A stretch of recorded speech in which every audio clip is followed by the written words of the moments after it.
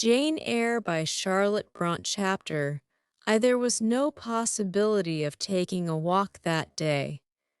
We had been wandering, indeed, in the leafless shrubbery an hour in the morning, but since dinner, Mrs. Reed, when there was no company, dined early, the cold winter wind had brought with it clouds so somber, and a rain so penetrating that further outdoor exercise was now out of the question.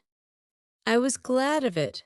I never liked long walks, especially on chilly afternoons.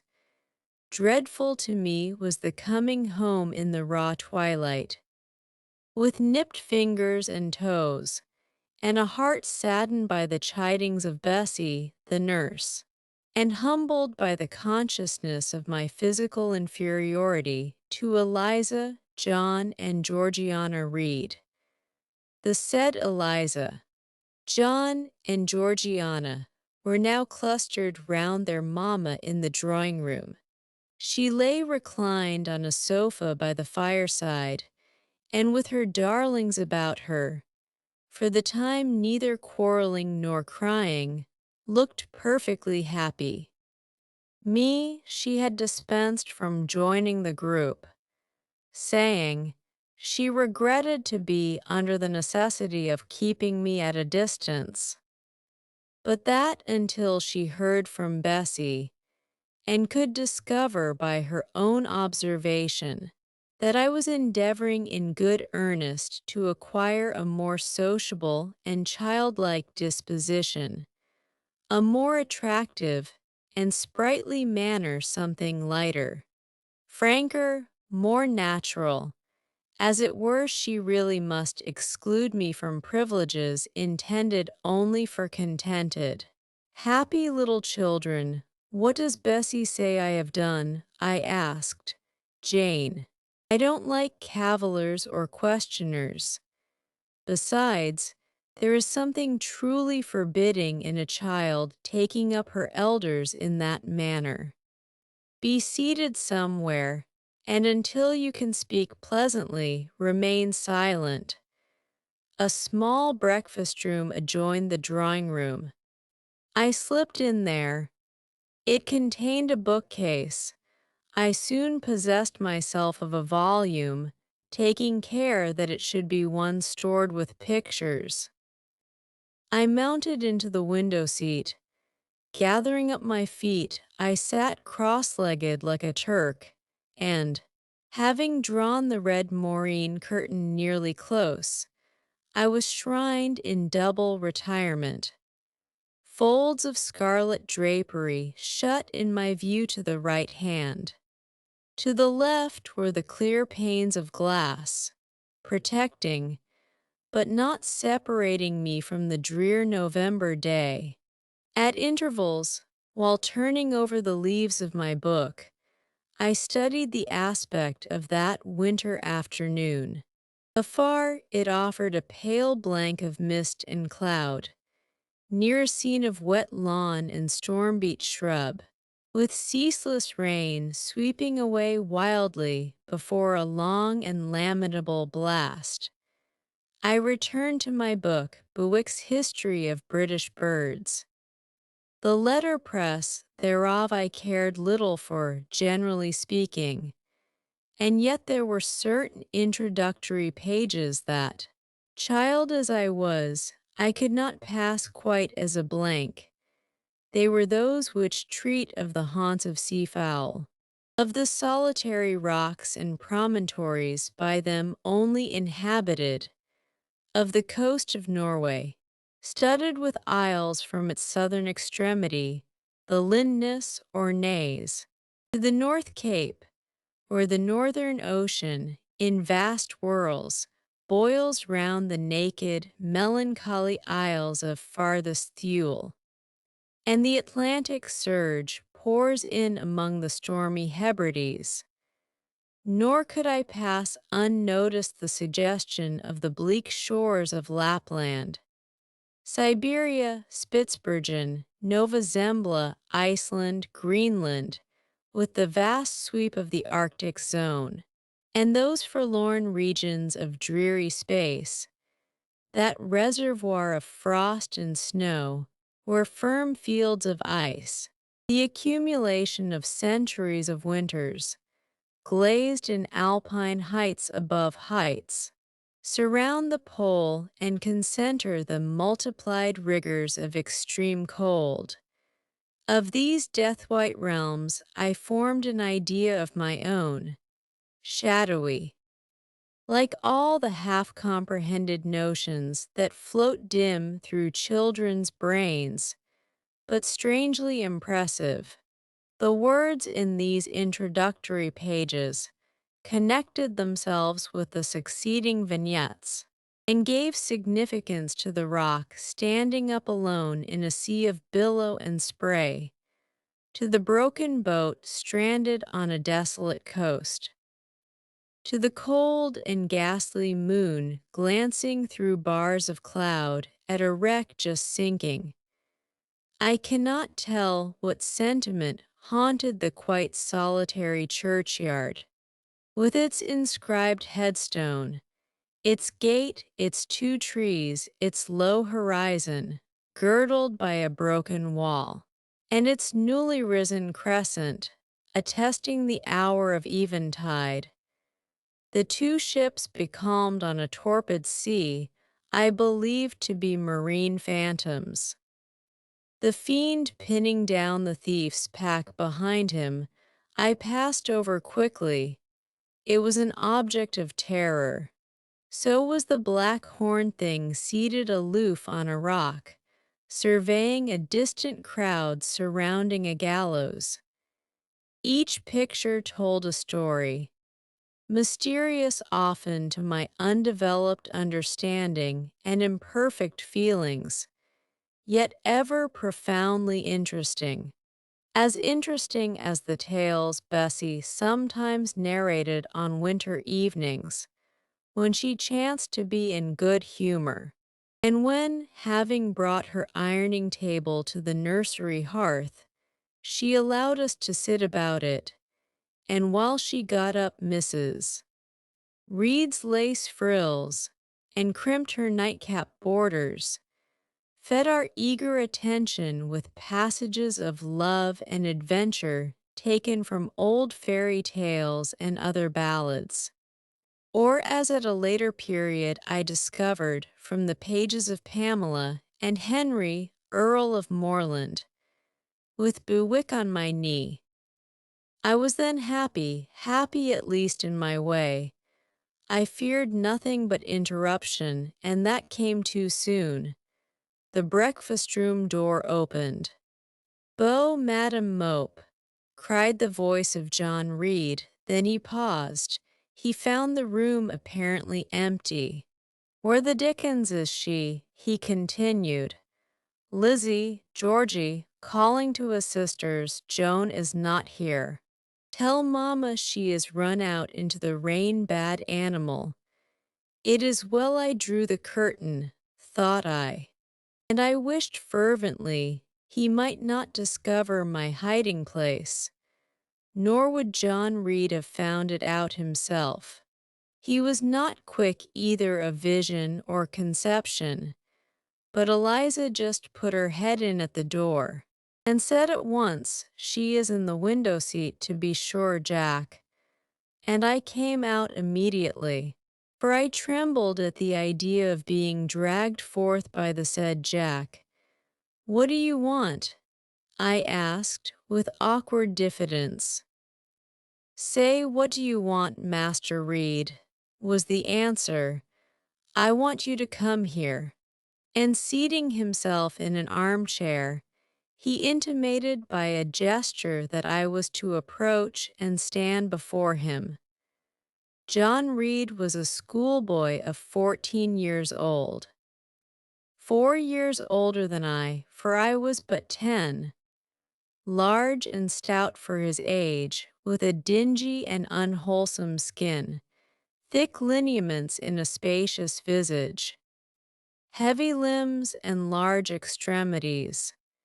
He gorged himself habitually at table, which made him bilious and gave him a dim and bleared eye and flabby cheeks. He ought now to have been at school, but his mamma had taken him home for a month or two on account of his delicate health. Mr. Miles, the master, affirmed that he would do very well if he had fewer cakes and sweetmeats sent him from home. But the mother's heart turned from an opinion so harsh, and inclined rather to the more refined idea that John's sallowness was owing to over-application, and, perhaps, to pining after home. John had not much affection for his mother and sisters, and an antipathy to me. He bullied and punished me, not 2 or 3 times in the week, nor once or twice in the day, but continually. Every nerve I had feared him, and every morsel of flesh in my bones shrank when he came near. There were moments when I was bewildered by the terror he inspired, because I had no appeal whatever against either his menaces or his inflictions. The servants did not like to offend their young master by taking my part against him, and Mrs. Reed was blind and deaf on the subject.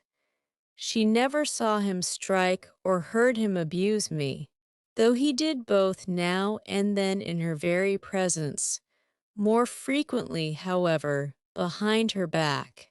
Habitually obedient to John, I came up to his chair. He spent some 3 minutes in thrusting out his tongue at me as far as he could without damaging the roots. I knew he would soon strike, and while dreading the blow, I mused on the disgusting and ugly appearance of him who would presently deal it. I wonder if he read that notion in my face, for all at once, without speaking, he struck suddenly and strongly. I tottered, and on regaining my equilibrium retired back a step or 2 from his chair. "That is for your impudence in answering mamma a while since," said he, "and for your sneaking way of getting behind curtains, and for the look you had in your eyes 2 minutes since, you rat." Accustomed to John Reed's abuse, I never had an idea of replying to it. My care was how to endure the blow which would certainly follow the insult. "What were you doing behind the curtain?" he asked. "I was reading. Show the book." I returned to the window and fetched it thence. "You have no business to take our books. You are a dependent, mamma says. You have no money. Your father left you none.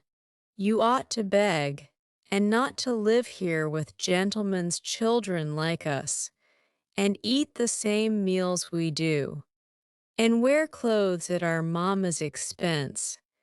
Now I'll teach you to rummage my bookshelves, for they are mine. All the house belongs to me, or will do in a few years. Go and stand by the door, out of the way of the mirror and the windows."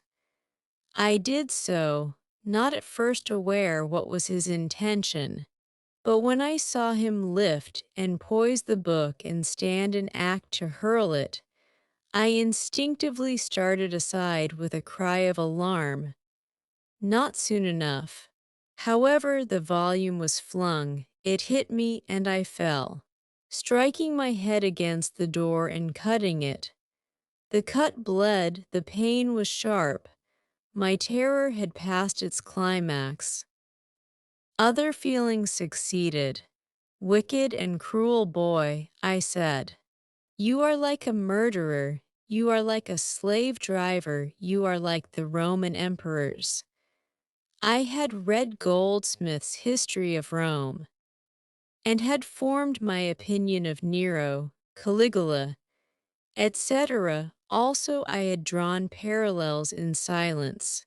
which I never thought thus to have declared aloud. What, he cried. Did she say that to me?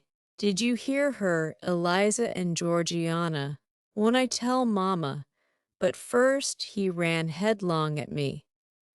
I felt him grasp my hair and my shoulder. He had closed with a desperate thing. I really saw in him a tyrant, a murderer. I felt a drop or two of blood from my head trickle down my neck, and was sensible of somewhat pungent suffering. These sensations for the time predominated over fear, and I received him in frantic sort. I don't very well know what I did with my hands, but he called me rat, rat, and bellowed out aloud. Aid was near him. Eliza and Georgiana had run for Mrs. Reed, who was gone upstairs. She now came upon the scene, followed by Bessie and her maid Abbot. We were parted. I heard the words, dear, dear. What a fury to fly at Master John. Did ever anybody see such a picture of passion? Then Mrs. Reed subjoined, take her away to the Red Room, and lock her in there. 4 hands were immediately laid upon me, and I was borne upstairs. Chapter I resisted all the way. A new thing for me, and a circumstance which greatly strengthened the bad opinion Bessie and Miss Abbot were disposed to entertain of me. The fact is, I was a trifle beside myself, or rather out of myself, as the French would say. I was conscious that a moment's mutiny had already rendered me liable to strange penalties, and like any other rebel slave, I felt resolved in my desperation to go all lengths.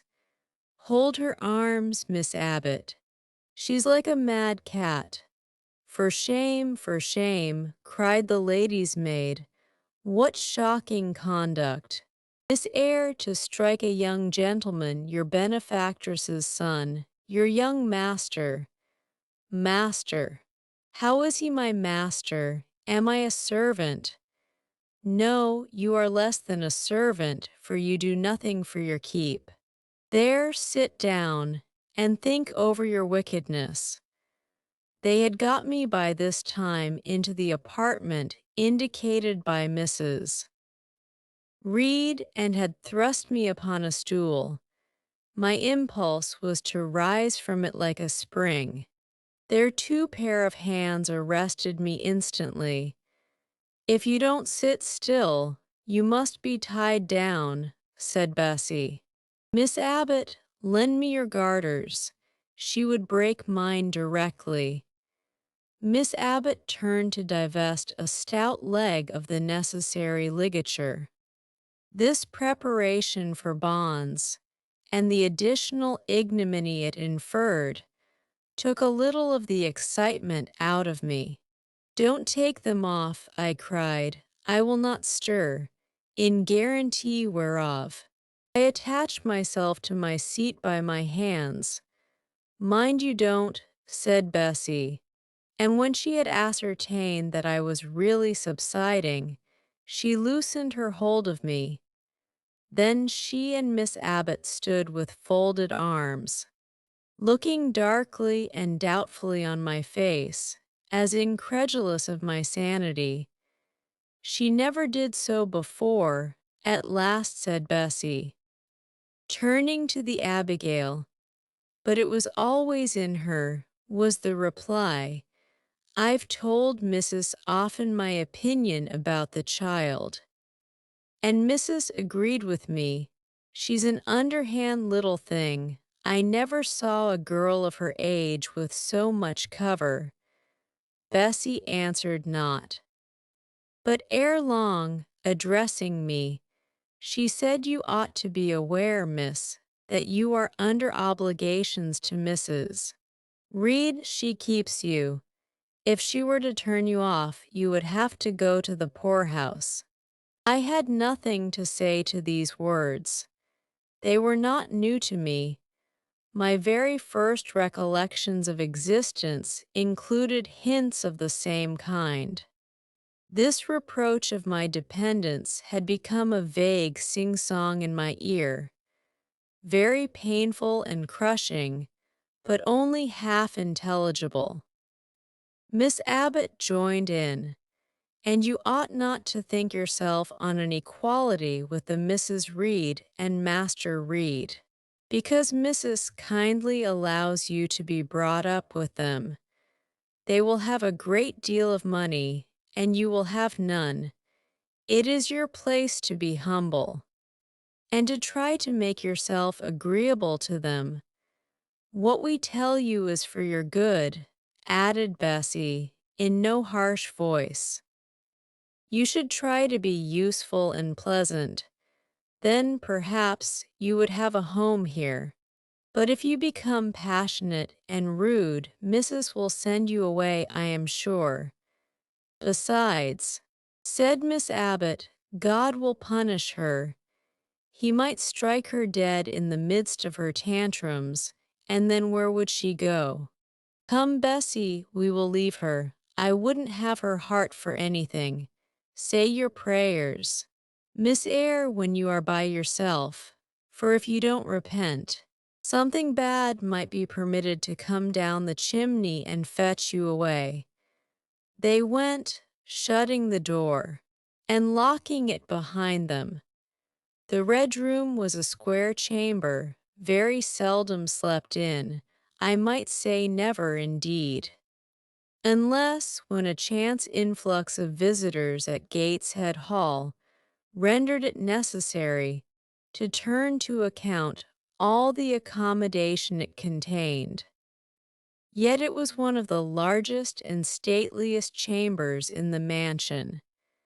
A bed supported on massive pillars of mahogany, hung with curtains of deep red damask, stood out like a tabernacle in the center. The two large windows, with their blinds always drawn down, were half shrouded in festoons and falls of similar drapery. The carpet was red.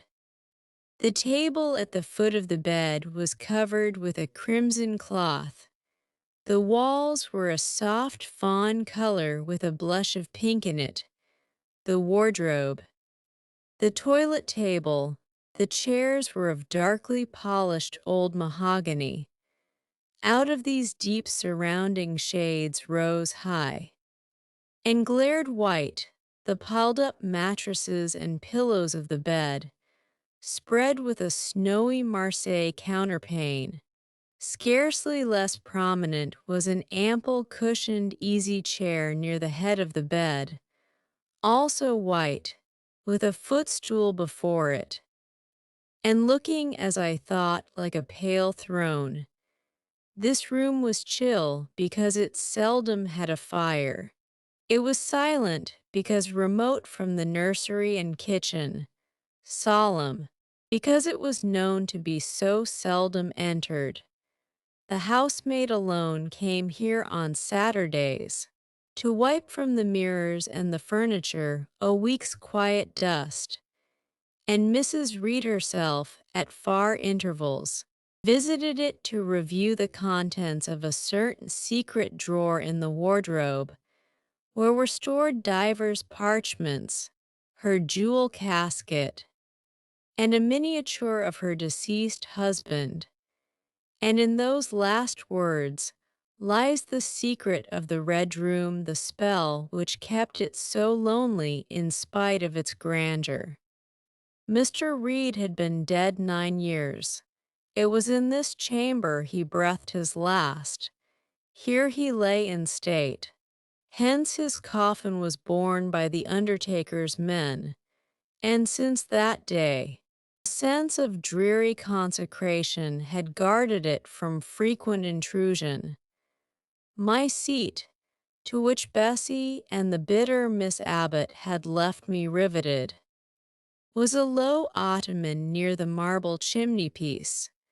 The bed rose before me, To my right hand there was the high, dark wardrobe, with subdued, broken reflections varying the gloss of its panels. To my left were the muffled windows. A great looking-glass between them repeated the vacant majesty of the bed and room. I was not quite sure whether they had locked the door. And when I dared move, I got up and went to see.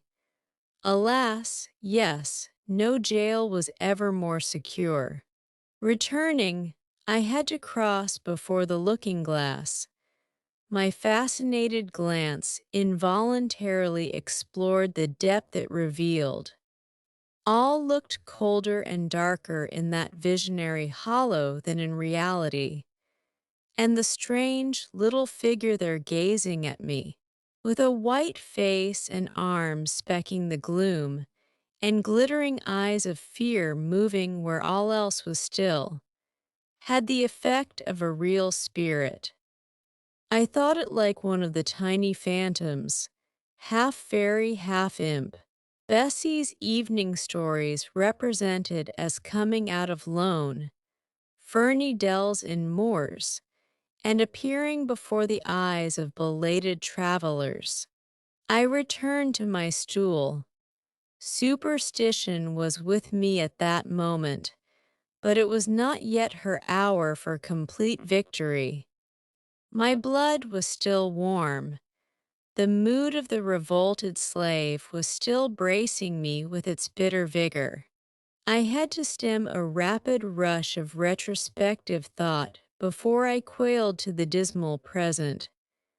All John Reed's violent tyrannies, all his sister's proud indifference, all his mother's aversion, all the servants' partiality, turned up in my disturbed mind like a dark deposit in a turbid well. Why was I always suffering, always browbeaten, always accused, forever condemned? Why could I never please? Why was it useless to try to win anyone's favor? Eliza, who was headstrong and selfish, was respected. Georgiana, who had a spoiled temper, a very acrid spite, a captious and insolent carriage, was universally indulged. Her beauty, her pink cheeks and golden curls, seemed to give delight to all who looked at her, and to purchase indemnity for every fault.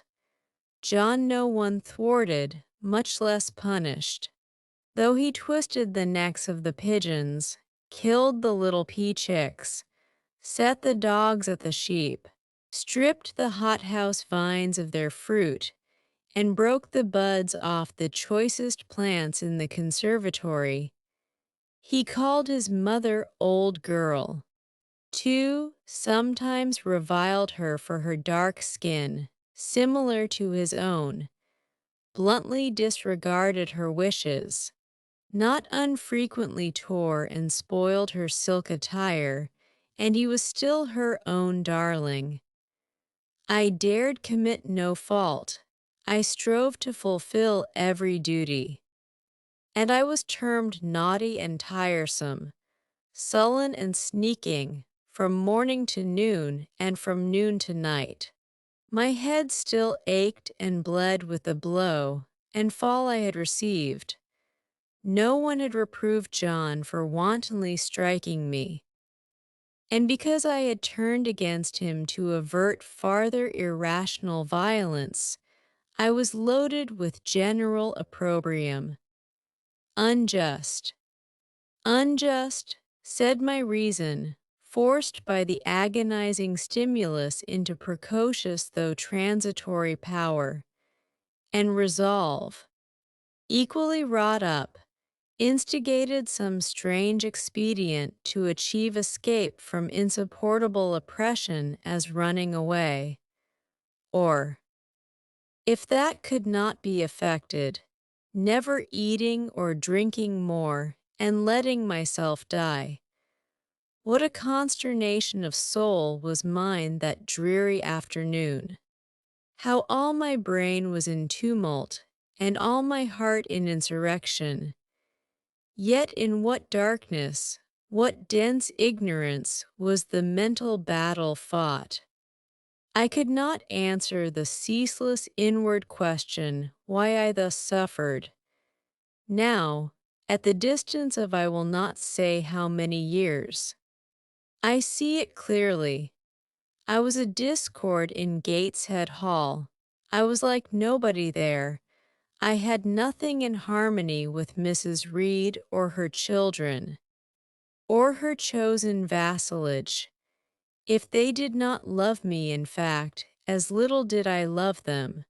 They were not bound to regard with affection a thing that could not sympathize with one amongst them, a heterogeneous thing, opposed to them in temperament, incapacity in propensities, a useless thing, incapable of serving their interest or adding to their pleasure, a noxious thing, cherishing the germs of indignation at their treatment, of contempt of their judgment. I know that had I been a sanguine, brilliant, careless, exacting, handsome, romping child, though equally dependent and friendless Mrs. Reed would have endured my presence more complacently. Her children would have entertained for me more of the cordiality of fellow feeling. The servants would have been less prone to make me the scapegoat of the nursery. Daylight began to forsake the Red Room. It was past 4 o'clock, and the beclouded afternoon was tending to drear twilight. I heard the rain still beating continuously on the staircase window, and the wind howling in the grove behind the hall. I grew by degrees cold as a stone, and then my courage sank. My habitual mood of humiliation, self-doubt, forlorn depression, fell damp on the embers of my decaying ire. All said I was wicked, and perhaps I might be so. What thought had I been but just conceiving of starving myself to death? That certainly was a crime. And was I fit to die? Or was the vault under the chancel of Gateshead Church an inviting bourne? In such vault, I had been told, did Mr. Reed lie buried. And led by this thought to recall his idea, I dwelt on it with gathering dread. I could not remember him, but I knew that he was my own uncle, my mother's brother, that he had taken me when a parentless infant to his house, and that in his last moments he had required a promise of Mrs. Reed, that she would rear and maintain me as one of her own children. Mrs. Reed probably considered she had kept this promise, and so she had, I dare say, as well as her nature would permit her. But how could she really like an interloper not of her race, and unconnected with her, after her husband's death, by any tie? It must have been most irksome to find herself bound by a hard-wrung pledge to stand in the stead of a parent to a strange child she could not love, and to see an uncongenial alien permanently intruded on her own family group. A singular notion dawned upon me. I doubted not, never doubted that if Mr. Reed had been alive, he would have treated me kindly. And now, as I sat looking at the white bed and overshadowed walls, occasionally also turning a fascinated eye towards the dimly gleaming mirror, I began to recall what I had heard of dead men, troubled in their graves by the violation of their last wishes, revisiting the earth to punish the perjured and avenge the oppressed. And I thought Mr. Reed's spirit, harassed by the wrongs of his sister's child, might quit its abode whether in the church vault or in the unknown world of the departed, and rise before me in this chamber. I wiped my tears and hushed my sobs, fearful lest any sign of violent grief might waken a preternatural voice to comfort me or elicit from the gloom some haloed face, bending over me with strange pity. This idea, consolatory in theory, I felt would be terrible if realized. With all my might I endeavored to stifle it, I endeavored to be firm. Shaking my hair from my eyes, I lifted my head and tried to look boldly round the dark room. At this moment a light gleamed on the wall. Was it, I asked myself, a ray from the moon penetrating some aperture in the blind? No, moonlight was still, and this stirred. While I gazed, it glided up to the ceiling and quivered over my head. I can now conjecture readily that this streak of light was, in all likelihood, a gleam from a lantern carried by someone across the lawn. But then, prepared as my mind was for horror, shaken as my nerves were by agitation, I thought the swift darting beam was a herald of some coming vision from another world. My heart beat thick, my head grew hot. A sound filled my ears which I deemed the rushing of wings. Something seemed near me. I was oppressed, suffocated. Endurance broke down. I rushed to the door and shook the lock in desperate effort. Steps came running along the outer passage. The key turned, Bessie and Abbott entered. "Miss Eyre, are you ill?" said Bessie. "What a dreadful noise! It went quite through me," exclaimed Abbott. "Take me out, let me go into the nursery," was my cry. "What for? Are you hurt? Have you seen something?" again demanded Bessie. "Oh, I saw a light, and I thought a ghost would come." I had now got hold of Bessie's hand, and she did not snatch it from me. "She has screamed out on purpose," declared Abbott in some disgust. And what a scream!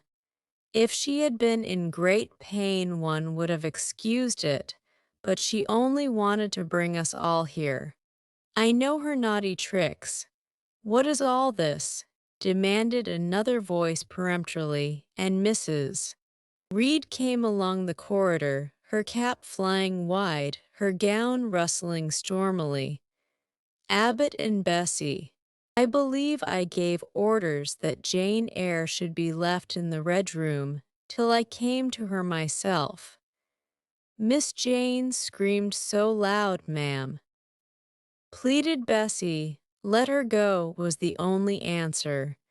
"Loose Bessie's hand, child. You cannot succeed in getting out by these means, be assured. I abhor artifice, particularly in children. It is my duty to show you that tricks will not answer. You will now stay here an hour longer, and it is only on condition of perfect submission and stillness that I shall liberate you then. Oh, aunt, have pity. Forgive me, I cannot endure it. Let me be punished some other way. I shall be killed if silence. This violence is almost repulsive." And so, no doubt, she felt it. I was a precocious actress in her eyes. She sincerely looked on me as a compound of virulent passions, mean spirit, and dangerous duplicity. Bessie and Abbott having retreated, Mrs. Reed, impatient of my now frantic anguish and wild sobs, abruptly thrust me back and locked me in without farther parley. I heard her sweeping away, and soon after she was gone, I suppose I had a species of fit. Unconsciousness closed the scene. Chapter III. The next thing I remember is waking up with a feeling as if I had had a frightful nightmare, and seeing before me a terrible red glare, crossed with thick black bars. I heard voices, too, speaking with a hollow sound, and as if muffled by a rush of wind or water. Agitation, uncertainty, and an all-predominating sense of terror confused my faculties. Ere long, I became aware that someone was handling me, lifting me up and supporting me in a sitting posture, and that more tenderly than I had ever been raised or upheld before. I rested my head against a pillow or an arm and felt easy. In 5 minutes more, the cloud of bewilderment dissolved. I knew quite well that I was in my own bed, and that the red glare was the nursery fire. It was night. A candle burnt on the table. Bessie stood at the bed foot with a basin in her hand, and a gentleman sat in a chair near my pillow, leaning over me. I felt an inexpressible relief, a soothing conviction of protection and security when I knew that there was a stranger in the room, an individual not belonging to Gateshead and not related to Mrs. Reed. Turning from Bessie, though her presence was far less obnoxious to me than that of Abbott, for instance, would have been, I scrutinized the face of the gentleman. I knew him. It was Mr. Lloyd, an apothecary, sometimes called in by Mrs. Reed when the servants were ailing. For herself and the children she employed a physician. "Well, who am I?" he asked. I pronounced his name, offering him at the same time my hand. He took it, smiling and saying, "We shall do very well by and by." Then he laid me down, and addressing Bessie, charged her to be very careful that I was not disturbed during the night. Having given some further directions, and intimated that he should call again the next day, he departed. To my grief, I felt so sheltered and befriended while he sat in the chair near my pillow, and as he closed the door after him, all the room darkened and my heart again sank. Inexpressible sadness weighed it down. "Do you feel as if you should sleep, Miss?" asked Bessie rather softly. Scarcely dared I answer her, for I feared the next sentence might be rough. "I will try. Would you like to drink, or could you eat anything?" "No, thank you, Bessie." "Then I think I shall go to bed, for it is past 12 o'clock. But you may call me if you want anything in the night." Wonderful civility this. It emboldened me to ask a question. "Bessie, what is the matter with me? Am I ill? You fell sick, I suppose, in the red room with crying. You'll be better soon, no doubt." Bessie went into the housemaid's apartment, which was near. I heard her say, "Sarah, come and sleep with me in the nursery. I daren't for my life be alone with that poor child tonight. She might die. It's such a strange thing she should have that fit. I wonder if she saw anything." Mrs. was rather too hard. Sarah came back with her. They both went to bed. They were whispering together for half an hour before they fell asleep. I caught scraps of their conversation, from which I was able only too distinctly to infer the main subject discussed. Something passed her, all dressed in white, and vanished a great black dog behind him, 3 loud raps on the chamber door, a light in the churchyard just over his grave, etc. etc. At last both slept. The fire and the candle went out. For me, the watches of that long night passed in ghastly wakefulness. Ear, eye, and mind were alike strained by dread, such dread as children only can feel. No severe or prolonged bodily illness followed this incident of the Red Room. It only gave my nerves a shock of which I feel the reverberation to this day. Yes, Mrs. Reed, to you I owe some fearful pangs of mental suffering, but I ought to forgive you, for you knew not what you did. While rending my heartstrings, you thought you were only uprooting my bad propensities.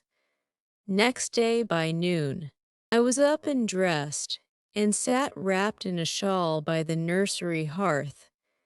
I felt physically weak and broken down, but my worst ailment was an unutterable wretchedness of mind, a wretchedness which kept drawing from me silent tears. No sooner had I wiped one salt drop from my cheek than another followed. Yet I thought I ought to have been happy, for none of the Reeds were there. They were all gone out in the carriage with their mamma. Abbott, too, was sewing in another room, and Bessie, as she moved hither and thither, putting away toys and arranging drawers, addressed to me every now and then a word of unwonted kindness. This state of things should have been to me a paradise of peace. Accustomed as I was to a life of ceaseless reprimand and thankless fagging, but in fact, my racked nerves were now in such a state that no calm could soothe, and no pleasure excite them agreeably. Bessie had been down into the kitchen, and she brought up with her a tart on a certain brightly painted china plate, whose bird of paradise, nestling in a wreath of convolvuli and rosebuds, had been wont to stir in me a most enthusiastic sense of admiration, and which plate I had often petitioned to be allowed to take in my hand in order to examine it more closely, but had always hitherto been deemed unworthy of such a privilege. This precious vessel was now placed on my knee, and I was cordially invited to eat the circlet of delicate pastry upon it. Vain favor! Coming, like most other favors long deferred and often wished for, too late, I could not eat the tart, and the plumage of the bird, the tints of the flowers, seemed strangely faded. I put both plate and tart away. Bessie asked if I would have a book. The word book acted as a transient stimulus, and I begged her to fetch Gulliver's Travels from the library. This book I had again and again perused with delight. I considered it a narrative of facts, and discovered in it a vein of interest deeper than what I found in fairy tales. For as to the elves, having sought them in vain among foxglove leaves and bells, under mushrooms, and beneath the ground ivy mantling old walnooks, I had at length made up my mind to the sad truth that they were all gone out of England to some savage country where the woods were wilder and thicker, and the population more scant, whereas Lilliput and Brobdingnag being, in my creed, solid parts of the earth's surface, I doubted not that I might one day, by taking a long voyage, see with my own eyes the little fields, houses, and trees, The diminutive people, the tiny cows, sheep, and birds of the one realm, and the cornfields, forest high, the mighty mastiffs, the monster cats, the tower-like men and women of the other. Yet, when this cherished volume was now placed in my hand, when I turned over its leaves, and sought in its marvelous pictures the charm I had, till now, never failed to find, all was eerie and dreary. The giants were gaunt goblins, the pygmies malevolent and fearful imps, Gulliver a most desolate wanderer in most dread and dangerous regions. I closed the book, which I dared no longer peruse, and put it on the table beside the untasted tart. Bessie had now finished dusting and tidying the room, and having washed her hands, she opened a certain little drawer, full of splendid shreds of silk and satin, and began making a new bonnet for Georgiana's doll. Meantime she sang. Her song was "In the Days When We Were Gypsying, a Long Time Ago." I had often heard the song before, and always with lively delight. For Bessie had a sweet voice, at least I thought so, but now, though her voice was still sweet, I found in its melody an indescribable sadness. Sometimes, preoccupied with her work, she sang the refrain very low. Very lingeringly, "A long time ago" came out like the saddest cadence of a funeral hymn. She passed into another ballad, this time a really doleful one. "My feet they are sore, and my limbs they are weary. Long is the way, and the mountains are wild. Soon will the twilight close moonless and dreary over the path of the poor orphan child. Why did they send me so far and so lonely? Up where the moors spread and gray rocks are piled. Men are hard-hearted, and kind angels only watch o'er the steps of a poor orphan child. Yet distant and soft the night breeze is blowing, clouds there are none, and clear stars beam mild God. In His mercy, protection is showing, comfort and hope to the poor orphan child. E'en should I fall o'er the broken bridge passing, or stray in the marshes, by false lights beguiled, still will my Father, with promise and blessing, take to His bosom the poor orphan child. There's a thought that for strength should avail me, though both of shelter and kindred despoiled. Heaven is a home, and a rest will not fail me. God is a friend to the poor orphan child. Come, Miss Jane, don't cry," said Bessie as she finished. She might as well have said to the fire, "Don't burn," but how could she divine the morbid suffering to which I was a prey? In the course of the morning Mr. Lloyd came again. "What, already up?" said he, as he entered the nursery. "Well, nurse, how is she?" Bessie answered that I was doing very well. Then she ought to look more cheerful. "Come here. Miss Jane, your name is Jane, is it not?" "Yes, sir." "Jane Eyre. Well, you have been crying, Miss Jane Eyre. Can you tell me what about? Have you any pain?" "No, sir." "Oh, I dare say she is crying because she could not go out with Missus in the carriage," interposed Bessie. "Surely not. Why, she is too old for such pettishness." I thought so too. And my self-esteem being wounded by the false charge, I answered promptly, "I never cried for such a thing in my life. I hate going out in the carriage. I cry because I am miserable." "Oh, fie, miss," said Bessie. The good apothecary appeared a little puzzled. I was standing before him. He fixed his eyes on me very steadily. His eyes were small and gray. Not very bright, but I dare say I should think them shrewd now.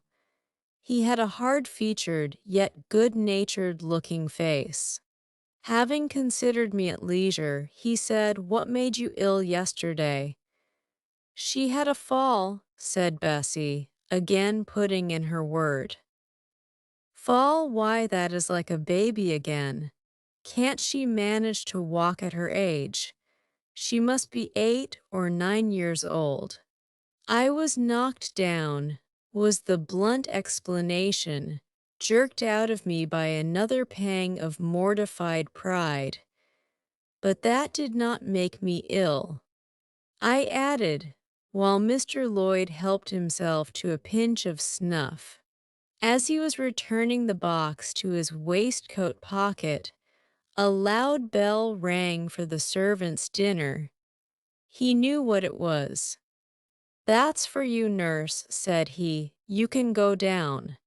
I'll give Miss Jane a lecture till you come back." Bessie would rather have stayed, but she was obliged to go, because punctuality at meals was rigidly enforced at Gateshead Hall. "The fall did not make you ill. What did then?" Pursued Mr. Lloyd when Bessie was gone. "I was shut up in a room where there is a ghost till after dark. I saw Mr. Lloyd smile and frown at the same time. Ghost, what, you are a baby after all. You are afraid of ghosts. Of Mr. Reed's ghost I am. He died in that room and was laid out there. Neither Bessie nor anyone else will go into it at night, if they can help it. And it was cruel to shut me up alone without a candle. So cruel that I think I shall never forget it." "Nonsense! And is it that makes you so miserable? Are you afraid now in daylight?" "No, but night will come again before long. And besides, I am unhappy, very unhappy. For other things—" "What other things? Can you tell me some of them?" How much I wished to reply fully to this question. How difficult it was to frame any answer. Children can feel, but they cannot analyze their feelings. And if the analysis is partially effected in thought, they know not how to express the result of the process in words. Fearful, however, of losing this first and only opportunity of relieving my grief by imparting it, I, after a disturbed pause, contrived to frame a meager, though as far as it went, true response. "For one thing, I have no father or mother, brothers or sisters. You have a kind aunt and cousins." Again I paused, then bunglingly announced, "But John Reed knocked me down, and my aunt shut me up in the Red Room." Mr. Lloyd a second time produced his snuff-box. "Don't you think Gateshead Hall a very beautiful house?" asked he. "Are you not very thankful to have such a fine place to live at?" "It is not my house, sir. And Abbot says I have less right to be here than a servant." "Pooh! You can't be silly enough to wish to leave such a splendid place." "If I had anywhere else to go, I should be glad to leave it, but I can never get away from Gateshead till I am a woman. Perhaps you may, who knows. Have you any relations besides Mrs. Reed?" "I think not, sir. None belonging to your father." "I don't know. I asked Aunt Reed once, and she said possibly I might have some poor, low relations called Eyre, but she knew nothing about them. If you had such, would you like to go to them?" I reflected. poverty looks grim to grown people, still more so to children. They have not much idea of industrious, working, respectable poverty. They think of the word only as connected with ragged clothes, scanty food, fireless grates, rude manners, and debasing vices. Poverty for me was synonymous with degradation. No, I should not like to belong to poor people, was my reply, not even if they were kind to you. I shook my head. I could not see how poor people had the means of being kind.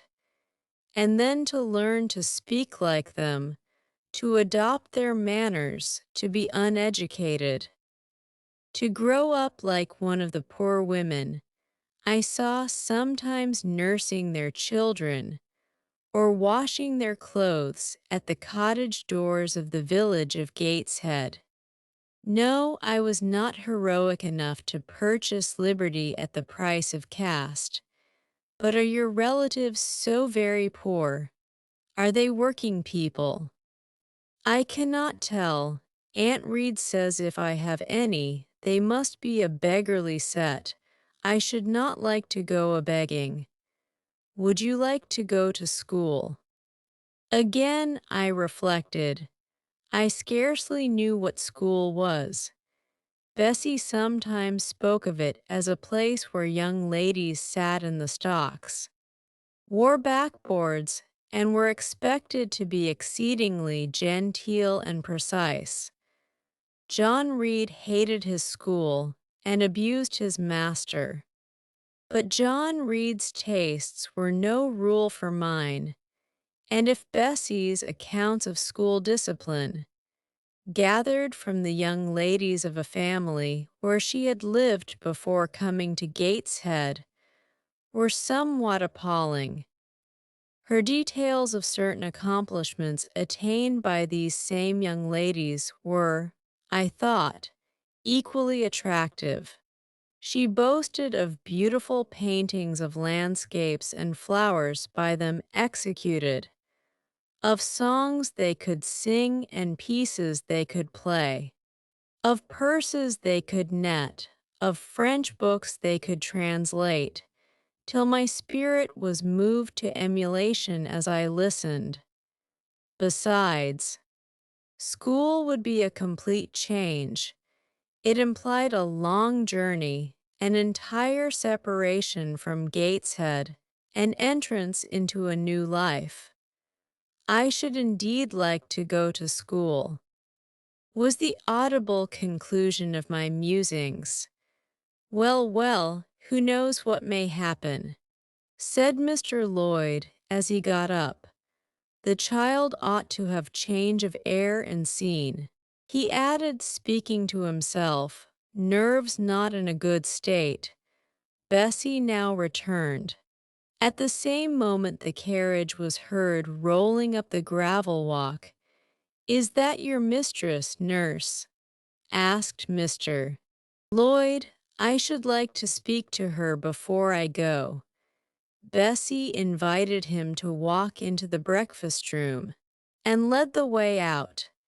In the interview which followed between him and Mrs. Reed, I presume, from after occurrences, that the apothecary ventured to recommend my being sent to school, and the recommendation was no doubt readily enough adopted.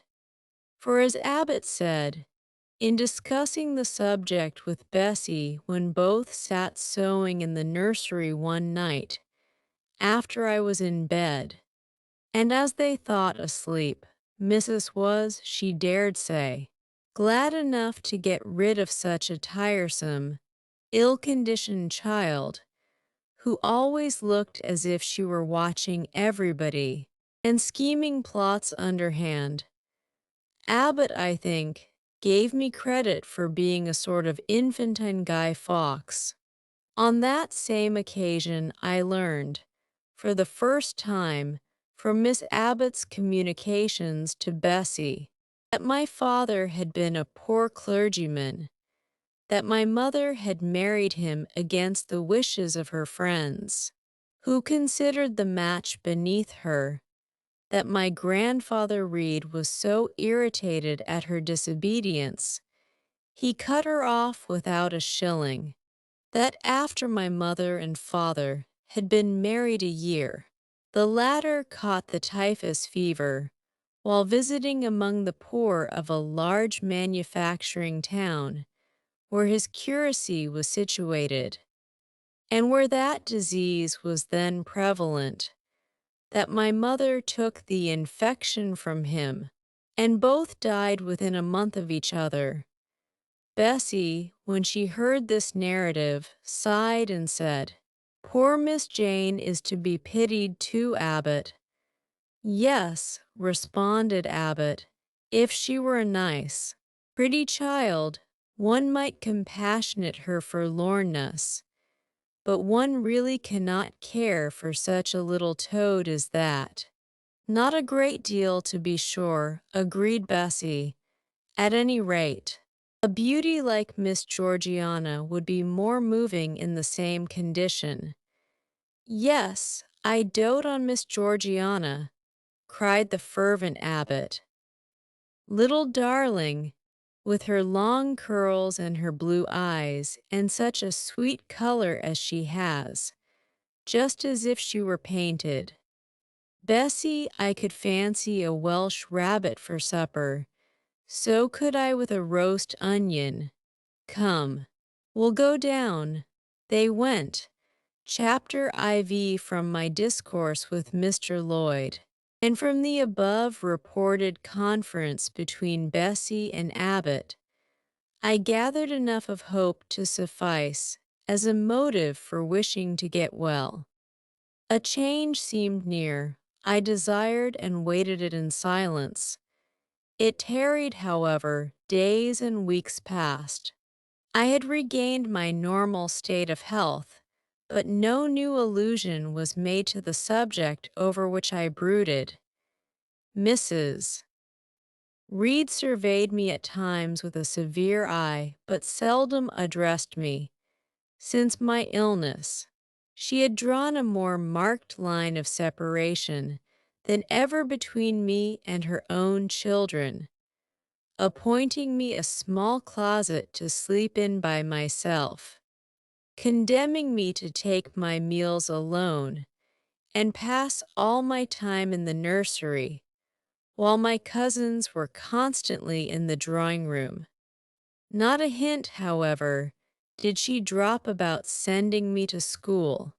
Still I felt an instinctive certainty that she would not long endure me under the same roof with her, for her glance, now more than ever, when turned on me, expressed an insuperable and rooted aversion. Eliza and Georgiana, evidently acting according to orders, spoke to me as little as possible. John thrust his tongue in his cheek whenever he saw me, and once attempted chastisement, but as I instantly turned against him, roused by the same sentiment of deep ire and desperate revolt which had stirred my corruption before, he thought it better to desist, and ran from me uttering execrations, and vowing I had burst his nose. I had indeed levelled at that prominent feature as hard a blow as my knuckles could inflict, and when I saw that either that or my look daunted him, I had the greatest inclination to follow up my advantage to purpose, but he was already with his mamma. I heard him in a blubbering tone commence the tale of how that nasty Jane Eyre had flown at him like a mad cat. He was stopped rather harshly. "Don't talk to me about her, John. I told you not to go near her. She is not worthy of notice. I do not choose that either you or your sisters should associate with her." Here, leaning over the banister, I cried out suddenly, and without at all deliberating on my words. They are not fit to associate with me. Mrs. Reed was rather a stout woman, but on hearing this strange and audacious declaration, she ran nimbly up the stair, swept me like a whirlwind into the nursery, and crushing me down on the edge of my crib, dared me in an emphatic voice to rise from that place, or utter one syllable during the remainder of the day. What would Uncle Reed say to you? If he were alive, was my scarcely voluntary demand. I say scarcely voluntary, for it seemed as if my tongue pronounced words.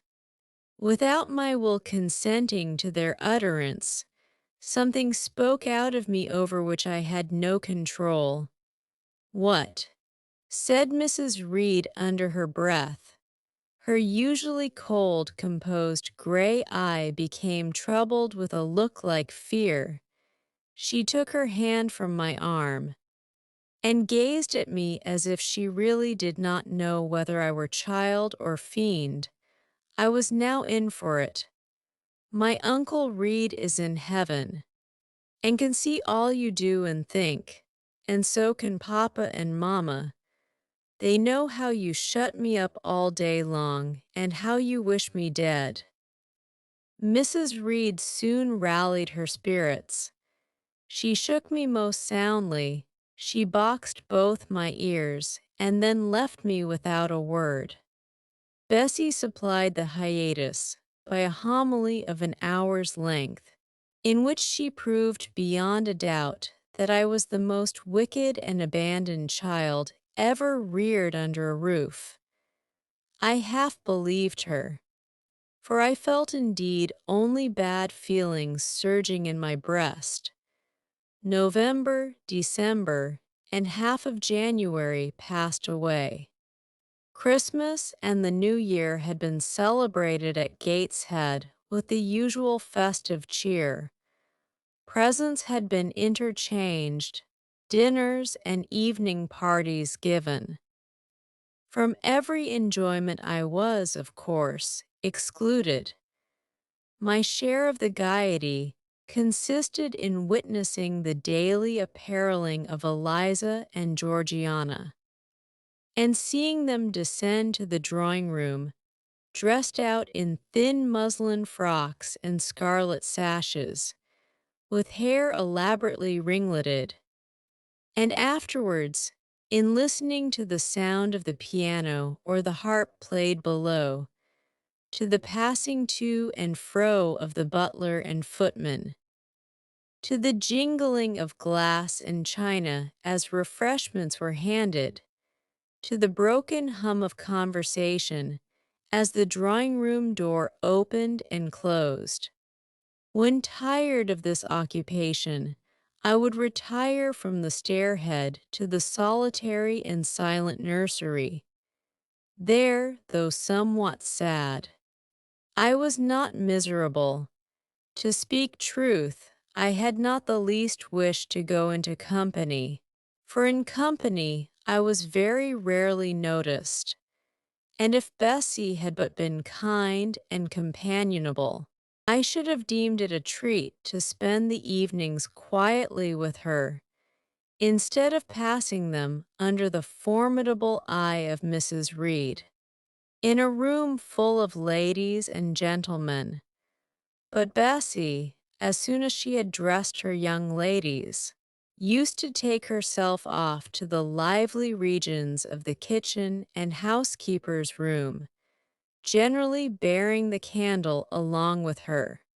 I then sat with my doll on my knee till the fire got low, glancing round occasionally to make sure that nothing worse than myself haunted the shadowy room. And when the embers sank to a dull red, I undressed hastily, tugging at knots and strings as I best might, and sought shelter from cold and darkness in my crib. To this crib I always took my doll. Human beings must love something, and, in the dearth of worthier objects of affection, I contrived to find a pleasure in loving and cherishing a faded graven image, shabby as a miniature scarecrow. It puzzles me now to remember with what absurd sincerity I doted on this little toy, half fancying it alive and capable of sensation. I could not sleep unless it was folded in my nightgown, and when it lay there safe and warm, I was comparatively happy, believing it to be happy likewise. Long did the hours seem, while I waited the departure of the company, and listened for the sound of Bessie's step on the stairs. Sometimes she would come up in the interval to seek her thimble or her scissors, or perhaps to bring me something by way of supper, a bun or a cheesecake. Then she would sit on the bed while I ate it, and when I had finished, she would tuck the clothes round me, and twice she kissed me and said, "Good night, Miss Jane." When thus gentle, Bessie seemed to me the best, prettiest, kindest being in the world, and I wished most intensely that she would always be so pleasant and amiable, and never push me about, or scold, or task me unreasonably, as she was too often wont to do. Bessie Lee must, I think, have been a girl of good natural capacity, for she was smart in all she did, and had a remarkable knack of narrative. So at least I judge from the impression made on me by her nursery tales. She was pretty too, if my recollections of her face and person are correct. I remember her as a slim young woman with black hair, dark eyes, very nice features, and good, clear complexion. But she had a capricious and hasty temper, and indifferent ideas of principle or justice. Still, such as she was, I preferred her to anyone else at Gateshead Hall. It was the 15th of January, about 9 o'clock in the morning. Bessie was gone down to breakfast. My cousins had not yet been summoned to their mamma. Eliza was putting on her bonnet and warm garden coat to go and feed her poultry, an occupation of which she was fond, and not less so of selling the eggs to the housekeeper and hoarding up the money she thus obtained. She had a turn for traffic, and a marked propensity for saving, shown not only in the vending of eggs and chickens, but also in driving hard bargains with the gardener about flower roots, seeds, and slips of plants, that functionary having orders from Mrs. Reed to buy of his young lady all the products of her parterre she wished to sell, and Eliza would have sold the hair off her head if she could have made a handsome profit thereby. As to her money, she first secreted it in odd corners, wrapped in a rag or an old curl paper, but some of these hoards having been discovered by the housemaid, Eliza, fearful of one day losing her valued treasure, consented to entrust it to her mother at a usurious rate of interest 50 or 60%, which interest she exacted every quarter, keeping her accounts in a little book with anxious accuracy. Georgiana sat on a high stool, dressing her hair at the glass, and interweaving her curls with artificial flowers and faded feathers, of which she had found a store in a drawer in the attic. I was making my bed, having received strict orders from Bessie to get it arranged before she returned. For Bessie now frequently employed me as a sort of under-nursery maid to tidy the room, dust the chairs, etc., having spread the quilt and folded my night dress. I went to the window seat to put in order some picture books and doll's house furniture scattered there. An abrupt command from Georgiana to let her playthings alone, for the tiny chairs and mirrors, the fairy plates and cups, were her property, stopped my proceedings, and then, for lack of other occupation, I fell to breathing on the frost flowers with which the window was fretted, and thus clearing a space in the glass through which I might look out on the grounds, where all was still and petrified under the influence of a hard frost. From this window were visible the porter's lodge and the carriage road, and just as I had dissolved so much of the silver-white foliage veiling the panes as left room to look out, I saw the gates thrown open and a carriage roll through. I watched it ascending the drive with indifference. Carriages often came to Gateshead, but none ever brought visitors in whom I was interested. It stopped in front of the house. The doorbell rang loudly. The newcomer was admitted. All this being nothing to me, my vacant attention soon found livelier attraction in the spectacle of a little hungry robin, which came and chirruped on the twigs of the leafless cherry tree nailed against the wall near the casement. The remains of my breakfast of bread and milk stood on the table, and having crumbled a morsel of roll, I was tugging at the sash to put out the crumbs on the window-sill when Bessie came running upstairs into the nursery. "Miss Jane, take off your pinafore. What are you doing there? Have you washed your hands and face this morning?" I gave another tug before I answered, for I wanted the bird to be secure of its bread. The sash yielded.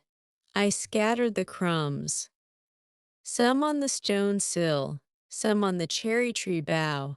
Then, closing the window, I replied, "No.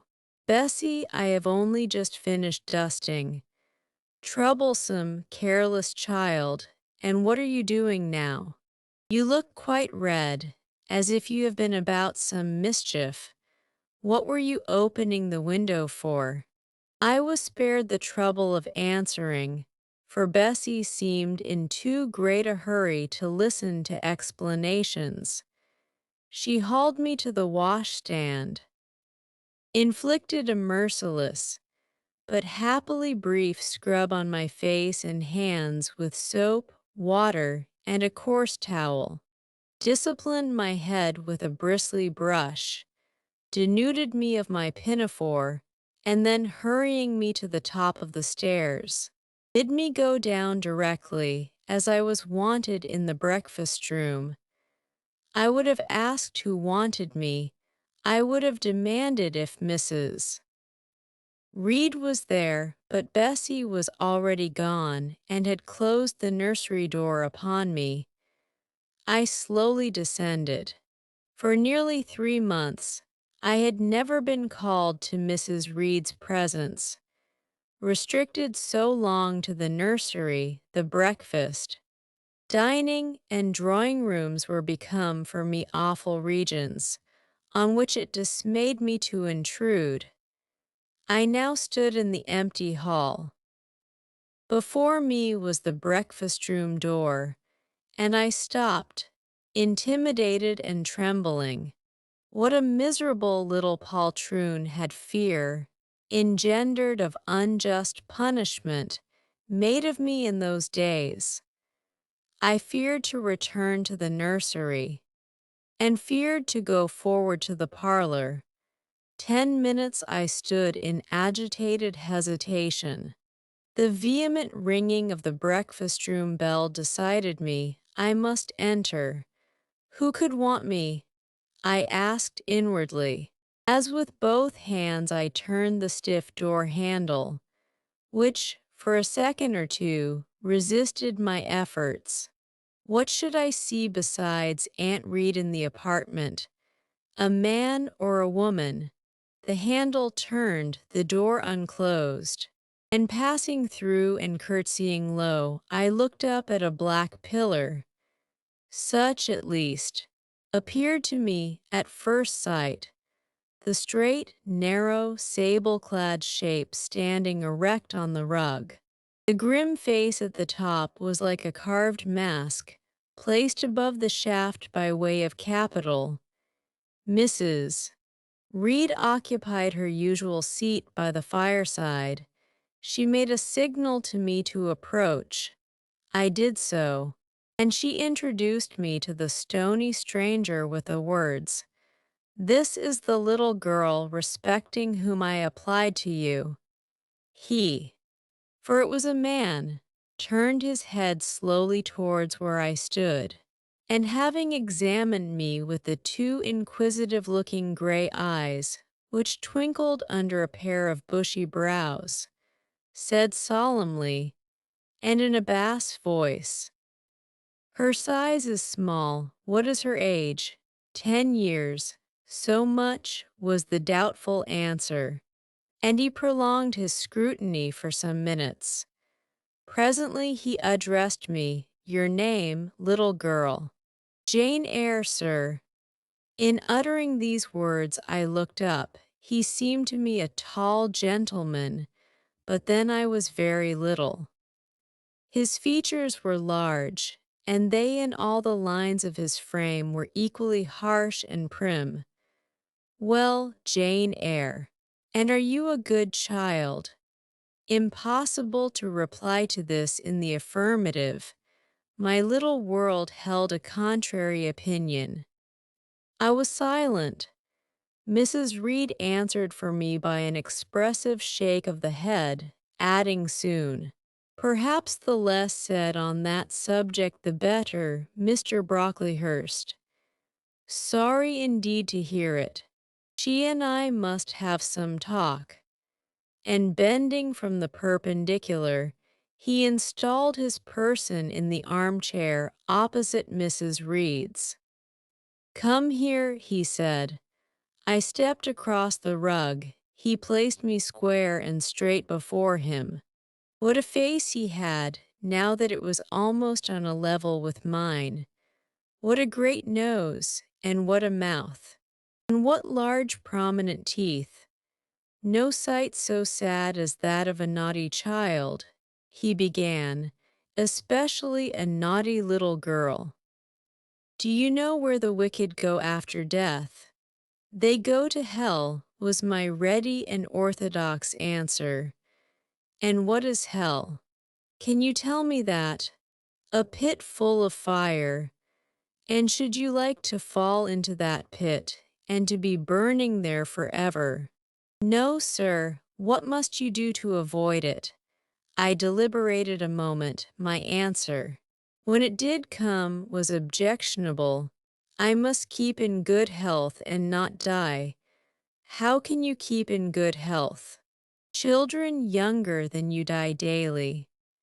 I buried a little child of 5 years old only a day or two since.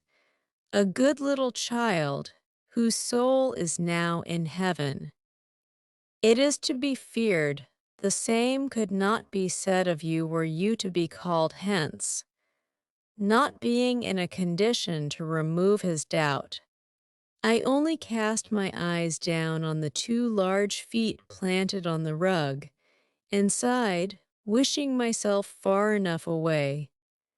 I hope that sigh is from the heart, and that you repent of ever having been the occasion of discomfort to your excellent benefactress. Benefactress, benefactress, said I inwardly. They all call Mrs. Reed my benefactress. If so, a benefactress is a disagreeable thing. Do you say your prayers night and morning? Continued my interrogator. Yes, sir. Do you read your Bible? Sometimes. With pleasure. Are you fond of it? I like Revelations, and the book of Daniel, and Genesis and Samuel, and a little bit of Exodus, and some parts of Kings and Chronicles, and Job and Jonah, and the Psalms. I hope you like them. No, sir. No, oh, shocking. I have a little boy younger than you, who knows 6 Psalms by heart, and when you ask him which he would rather have, a gingerbread nut to eat or a verse of a psalm to learn, he says, oh, the verse of a psalm. Angels sing psalms, says he. I wish to be a little angel here below. He then gets 2 nuts in recompense for his infant piety. Psalms are not interesting, I remarked. That proves you have a wicked heart, and you must pray to God to change it, to give you a new and clean one, to take away your heart of stone and give you a heart of flesh. I was about to propound a question touching the manner in which that operation of changing my heart was to be performed, when Mrs. Reed interposed. Telling me to sit down, she then proceeded to carry on the conversation herself. Mr. Brocklehurst, I believe I intimated in the letter which I wrote to you 3 weeks ago that this little girl has not quite the character and disposition I could wish.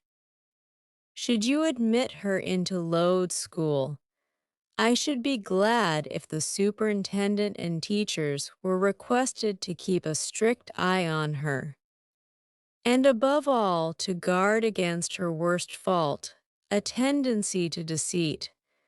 I mention this in your hearing, Jane, that you may not attempt to impose on Mr. Brocklehurst.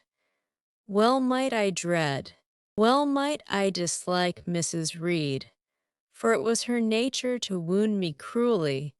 Never was I happy in her presence. However carefully I obeyed, however strenuously I strove to please her, my efforts were still repulsed and repaid by such sentences as the above, now uttered before a stranger. The accusation cut me to the heart. I dimly perceived that she was already obliterating hope from the new phase of existence which she destined me to enter. I felt, though I could not have expressed the feeling, that she was sowing aversion and unkindness along my future path. I saw myself transformed under Mr. Brocklehurst's eye into an artful, noxious child, and what could I do to remedy the injury? Nothing indeed, thought I, as I struggled to repress a sob and hastily wiped away some tears. The impotent evidences of my anguish. Deceit is indeed a sad fault in a child, said Mr. Brocklehurst. It is akin to falsehood, and all liars will have their portion in the lake burning with fire and brimstone. She shall, however, be watched, Mrs. Reed. I will speak to Miss Temple and the teachers. I should wish her to be brought up in a manner suiting her prospects, continued my benefactress, to be made useful, to be kept humble. As for the vacations, she will, with your permission, spend them always at Loud. Your decisions are perfectly judicious, madam, returned Mr. Brocklehurst. Humility is a Christian grace, and one peculiarly appropriate to the pupils of Loud. I therefore Direct that a special care shall be bestowed on its cultivation amongst them. I have studied how best to mortify in them the worldly sentiment of pride. And only the other day I had a pleasing proof of my success. My second daughter, Augusta, went with her mamma to visit the school, and on her return she exclaimed, "Oh, dear papa, how quiet and plain all the girls at Loud look, with their hair combed behind their ears, and their long pinafores, and those little holland pockets outside their frocks. They are almost like poor people's children." And, said she, they looked at my dress and mamma's as if they had never seen a silk gown before. This is the state of things I quite approve. Returned Mrs. Reed, had I sought all England over, I could scarcely have found a system more exactly fitting a child like Jane Eyre. Consistency, my dear Mr. Brocklehurst, I advocate consistency in all things. Consistency, madam, is the first of Christian duties, and it has been observed in every arrangement connected with the establishment of Load. Plain fare, simple attire, unsophisticated accommodations, hearty and active habits, such is the order of the day in the house and its inhabitants. Quite right. Sir, I may then depend upon this child being received as a pupil at Load, and their being trained in conformity to her position and prospects. Madam, you may. She shall be placed in that nursery of chosen plants, and I trust she will show herself grateful for the inestimable privilege of her election. I will send her, then, as soon as possible, Mr. Brocklehurst, for I assure you, I feel anxious to be relieved of a responsibility that was becoming too irksome. No doubt, no doubt. Madam, and now I wish you good morning. I shall return to Brocklehurst Hall in the course of a week or two, my good friend. The Archdeacon will not permit me to leave him sooner. I shall send Miss Temple notice that she is to expect a new girl, so that there will be no difficulty about receiving her. Goodbye, goodbye, Mr. Brocklehurst. Remember me to Mrs. and Miss Brocklehurst, and to Augusta and Theodore, and Master Broughton Brocklehurst. I will, madam. Little girl, here is a book entitled The Child's Guide. Read it with prayer, especially that part containing an addicted to falsehood and deceit. With these words, Mr. Brocklehurst put into my hand a thin pamphlet sewn in a cover, and having rung for his carriage, he departed. Mrs. Reed and I were left alone. Some minutes passed in silence. She was sewing, I was watching her. Mrs. Reed might be at that time some 6 or 7 and 30. She was a woman of robust frame, square-shouldered and strong-limbed, not tall, and though stout, not obese. She had a somewhat large face, the underjaw being much developed and very solid. Her brow was low, her chin large and prominent, mouth and nose sufficiently regular. Under her light eyebrows glimmered an eye devoid of ruth. Her skin was dark and opaque, her hair nearly flaxen. Her constitution was sound, as a bell illness never came near her. She was an exact, clever manager. Her household and tenantry were thoroughly under her control. Her children only at times defied her authority and laughed it to scorn. She dressed well, and had a presence and port calculated to set off handsome attire. Sitting on a low stool, a few yards from her armchair, I examined her figure. I perused her features. In my hand I held the tract containing the sudden death of the liar, to which narrative my attention had been pointed as to an appropriate warning. What had just passed? What Mrs. Reed had said concerning me to Mr. Brocklehurst. The whole tenor of their conversation was recent, raw, and stinging in my mind. I had felt every word as acutely as I had heard it plainly, and a passion of resentment fomented now within me. Mrs. Reed looked up from her work. Her eye settled on mine. Her fingers at the same time suspended their nimble movements. "Go out of the room, return to the nursery," was her mandate. My look or something else must have struck her as offensive, for she spoke with extreme though suppressed irritation. I got up, I went to the door, I came back again. I walked to the window, across the room, then close up to her.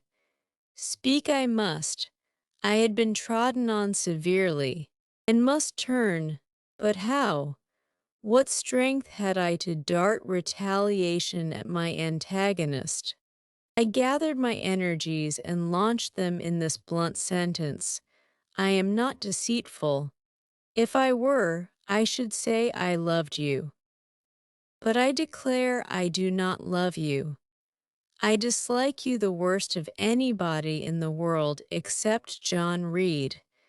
And this book about the liar you may give to your girl, Georgiana, for it is she who tells lies, and not I, Mrs. Reed's hand still lay on her work inactive. Her eye of ice continued to dwell freezingly on mine. "What more have you to say?" she asked, rather in the tone in which a person might address an opponent of adult age than such as is ordinarily used to a child. That eye of hers, that voice stirred every antipathy I had. Shaking from head to foot, thrilled with ungovernable excitement, I continued, "I am glad you are no relation of mine. I will never call you aunt again so long as I live. I will never come to see you when I am grown up. And if anyone asks me how I liked you, and how you treated me, I will say the very thought of you makes me sick, and that you treated me with miserable cruelty. How dare you affirm that, Jane Eyre? How dare I? Mrs. Reed, how dare I, because it is the truth. You think I have no feelings, and that I can do without one bit of love or kindness. But I cannot live so, and you have no pity. I shall remember how you thrust me back roughly, and violently thrust me back into the red room, and locked me up there to my dying day. Though I was in agony, though I cried out while suffocating with distress, "Have mercy, have mercy, Aunt Reed!" And that punishment you made me suffer because your wicked boy struck me, knocked me down for nothing. I will tell anybody who asks me questions this exact tale. People think you a good woman, but you are bad. Hard-hearted, you are deceitful. Ere I had finished this reply, my soul began to expand, to exult, with the strangest sense of freedom, of triumph, I ever felt. It seemed as if an invisible bond had burst, and that I had struggled out into unhoped-for liberty. Not without cause was this sentiment. Mrs. Reed looked frightened. Her work had slipped from her knee. She was lifting up her hands, rocking herself to and fro, and even twisting her face as if she would cry. "Jane, you are under a mistake. What is the matter with you? Why do you tremble so violently? Would you like to drink some water?" "No, Mrs. Reed. Is there anything else you wish for, Jane? I assure you I desire to be your friend." "Not you. You told Mr. Brocklehurst I had a bad character, a deceitful disposition, and I'll let everybody at Loud know what you are and what you have done. Jane, you don't understand these things. Children must be corrected for their faults. Deceit is not my fault," I cried out in a savage, high voice, "but you are passionate, Jane, that you must allow. And now return to the nursery, there's a dear, and lie down a little." "I am not your dear. I cannot lie down. Send me to school soon." "Mrs. Reed, for I hate to live here." "I will indeed send her to school soon," murmured Mrs. Reed sotto voce, and gathering up her work, she abruptly quitted the apartment. I was left there a lone winner of the field. It was the hardest battle I had fought, and the first victory I had gained. I stood a while on the rug, where Mr. Brocklehurst had stood, and I enjoyed my conqueror's solitude. First, I smiled to myself and felt elate, but this fierce pleasure subsided in me as fast as did the accelerated throb of my pulses. A child cannot quarrel with its elders, as I had done, cannot give its furious feelings uncontrolled play, as I had given mine, without experiencing afterwards the pang of remorse and the chill of reaction. A ridge of lighted heath, alive, glancing, devouring, would have been a meet emblem of my mind when I accused and menaced Mrs. Reed, the same ridge, black and blasted after the flames are dead, would have represented as meetly my subsequent condition, when half an hour's silence and reflection had shown me the madness of my conduct, and the dreariness of my hated and hating position. Something of vengeance I had tasted for the first time, as aromatic wine it seemed. On swallowing, warm and racy, its after flavor, metallic and corroding, gave me a sensation as if I had been poisoned.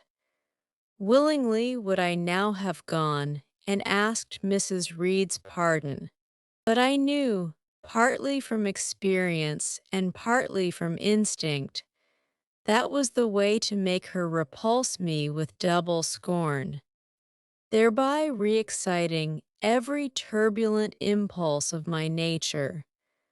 I would fain exercise some better faculty than that of fierce speaking, fain find nourishment for some less fiendish feeling than that of somber indignation.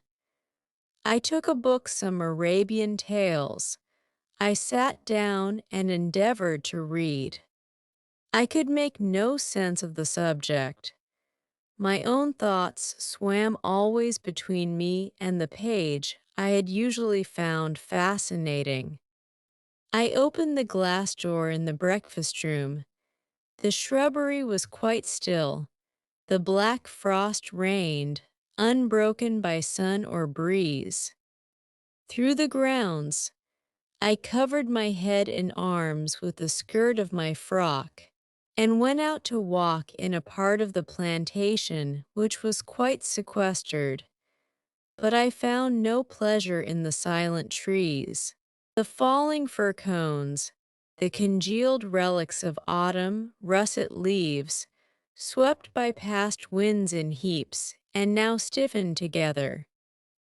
I leaned against a gate and looked into an empty field where no sheep were feeding, where the short grass was nipped and blanched. It was a very gray day, a most opaque sky, onding on snaw, canopied all. Thence flakes fell at intervals, which settled on the hard path and on the hoary lea without melting. I stood, a wretched child enough, whispering to myself over and over again, "What shall I do? What shall I do?" All at once I heard a clear voice call, "Miss Jane, where are you? Come to lunch." It was Bessie, I knew well enough. But I did not stir. Her light step came tripping down the path. "You naughty little thing," she said. "Why don't you come when you are called?" Bessie's presence, compared with the thoughts over which I had been brooding, seemed cheerful, even though as usual she was somewhat cross. The fact is, after my conflict with and victory over Mrs. Reed, I was not disposed to care much for the nursemaid's transitory anger, and I was disposed to bask in her youthful lightness of heart. I just put my 2 arms round her and said, "Come, Bessie, don't scold." The action was more frank and fearless than any I was habituated to indulge in. Somehow it pleased her. "You are a strange child, Miss Jane," she said, as she looked down at me. "A little roving, solitary thing, and you are going to school, I suppose." I nodded. "And won't you be sorry to leave poor Bessie?" "What does Bessie care for me? She is always scolding me, because you're such a queer, frightened, shy little thing. You should be bolder. What, to get more knocks?" "Nonsense, but you are rather put upon, that's certain. My mother said, when she came to see me last week, that she would not like a little one of her own to be in your place. Now, come in, and I've some good news for you." "I don't think you have, Bessie." "Child, what do you mean? What sorrowful eyes you fix on me." "Well, but Missus and the young ladies and Master John are going out to tea this afternoon, and you shall have tea with me. I'll ask cook to bake you a little cake, and then you shall help me to look over your drawers, for I am soon to pack your trunk. Missus intends you to leave Gateshead in a day or two, and you shall choose what toys you like to take with you. Bessie, you must promise not to scold me any more till I go." "Well, I will, but mind you are a very good girl. And don't be afraid of me. Don't start when I chance to speak rather sharply, it's so provoking. I don't think I shall ever be afraid of you again, Bessie, because I have got used to you, and I shall soon have another set of people to dread. If you dread them, they'll dislike you, as you do, Bessie." "I don't dislike you, miss. I believe I am fonder of you than of all the others. You don't show it. You little sharp thing, you've got quite a new way of talking. What makes you so venturesome and hearty?" "Why, I shall soon be away from you. And besides, I was going to say something about what had passed between me and Mrs. Reed. But on second thoughts, I considered it better to remain silent on that head. And so you're glad to leave me?" "Not at all, Bessie." "Indeed, just now I'm rather sorry." "Just now, and rather, how coolly my little lady says it. I dare say now if I were to ask you for a kiss you wouldn't give it me. You'd say you'd rather not." "I'll kiss you and welcome. Bend your head down." Bessie stooped. We mutually embraced, and I followed her into the house quite comforted. That afternoon lapsed in peace and harmony, and in the evening Bessie told me some of her most enchaining stories, and sang me some of her sweetest songs. Even for me life had its gleams of sunshine. Chapter V 5 o'clock had hardly struck on the morning of the 19th of January, when Bessie brought a candle into my closet and found me already up and nearly dressed. I had risen half an hour before her entrance, and had washed my face, and put on my clothes by the light of a half-moon just setting, whose rays streamed through the narrow window near my crib. I was to leave Gateshead that day by a coach, which passed the lodge gates at 6 a.m. Bessie was the only person yet risen. She had lit a fire in the nursery, where she now proceeded to make my breakfast. Few children can eat when excited with the thoughts of a journey. Nor could I, Bessie, having pressed me in vain to take a few spoonfuls of the boiled milk and bread she had prepared for me, wrapped up some biscuits in a paper and put them into my bag. Then she helped me on with my pelisse and bonnet, and wrapping herself in a shawl, she and I left the nursery. As we passed Mrs. Reed's bedroom, she said, "Will you go in and bid Mrs. Goodbye?" "No, Bessie. She came to my crib last night when you were gone down to supper, and said I need not disturb her in the morning, or my cousins either. And she told me to remember that she had always been my best friend, and to speak of her and be grateful to her accordingly." "What did you say?" "Miss, nothing. I covered my face with the bedclothes and turned from her to the wall." "That was wrong, Miss Jane." "It was quite right, Bessie. Your missus has not been my friend. She has been my foe." "Oh, Miss Jane, don't say so. Goodbye to Gateshead," cried I. As we passed through the hall and went out at the front door, the moon was set and it was very dark. Bessie carried a lantern, whose light glanced on wet steps and gravel road sodden by a recent thaw. Raw and chill was the winter morning. My teeth chattered as I hastened down the drive. There was a light in the porter's lodge. When we reached it, we found the porter's wife just kindling her fire. My trunk, which had been carried down the evening before, stood corded at the door. It wanted but a few minutes of 6, and shortly after that hour had struck, the distant roll of wheels announced the coming coach. I went to the door and watched its lamps approach rapidly through the gloom. "Is she going by herself?" asked the porter's wife. "Yes, and how far is it?" 50 miles. "What a long way. I wonder Mrs. Reed is not afraid to trust her so far alone." The coach drew up. There it was at the gates with its 4 horses, and its top laden with passengers. The guard and coachman loudly urged haste. My trunk was hoisted up. I was taken from Bessie's neck, to which I clung with kisses. "Be sure and take good care of her," cried she to the guard, as he lifted me into the inside. "Aye, aye," was the answer. The door was slapped to. A voice exclaimed, "All right," and on we drove.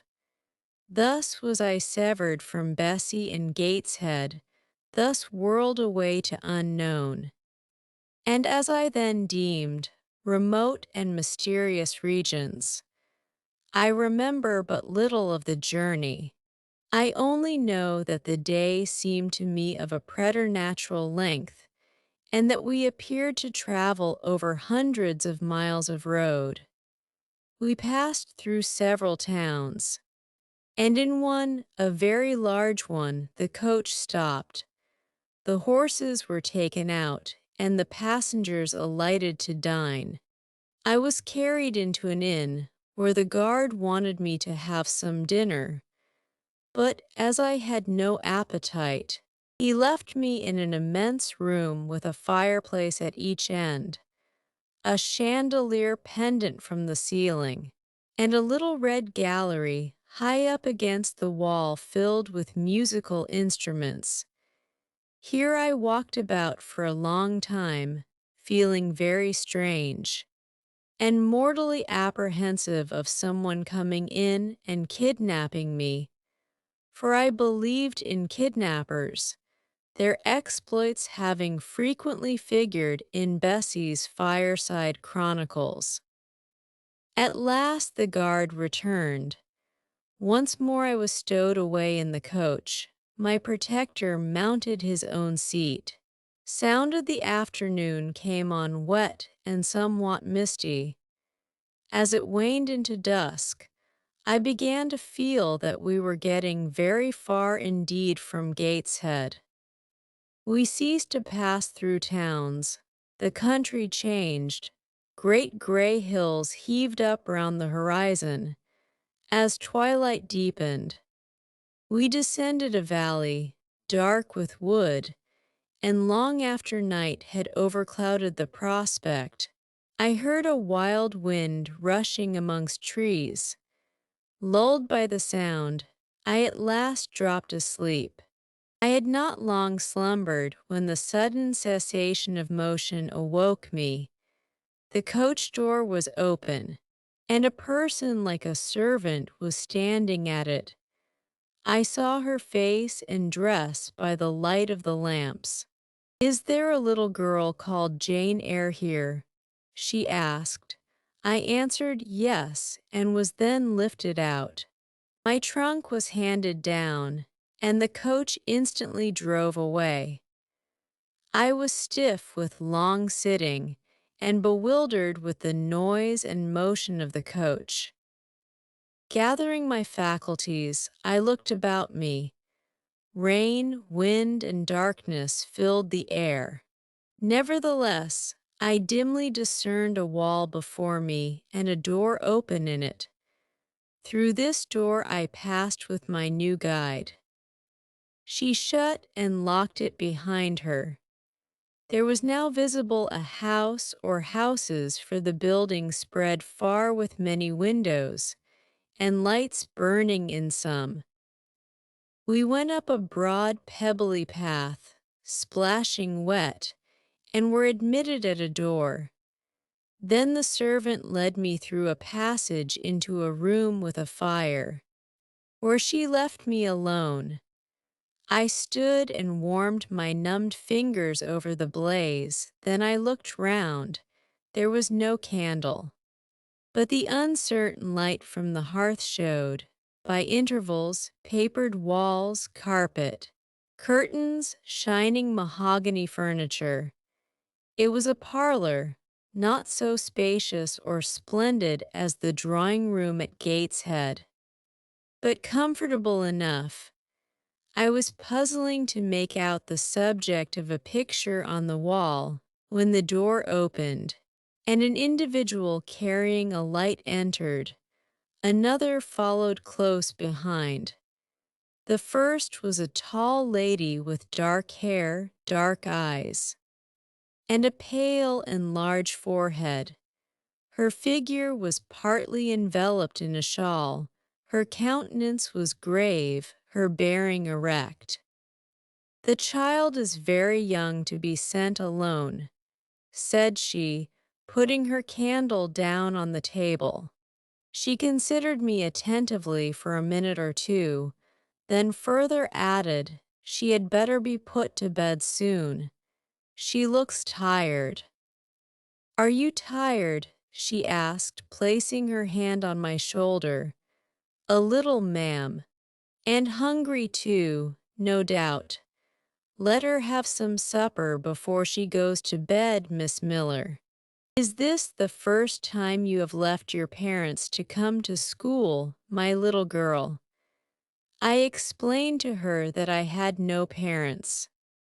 She inquired how long they had been dead, then how old I was, what was my name, whether I could read, write, and sew a little.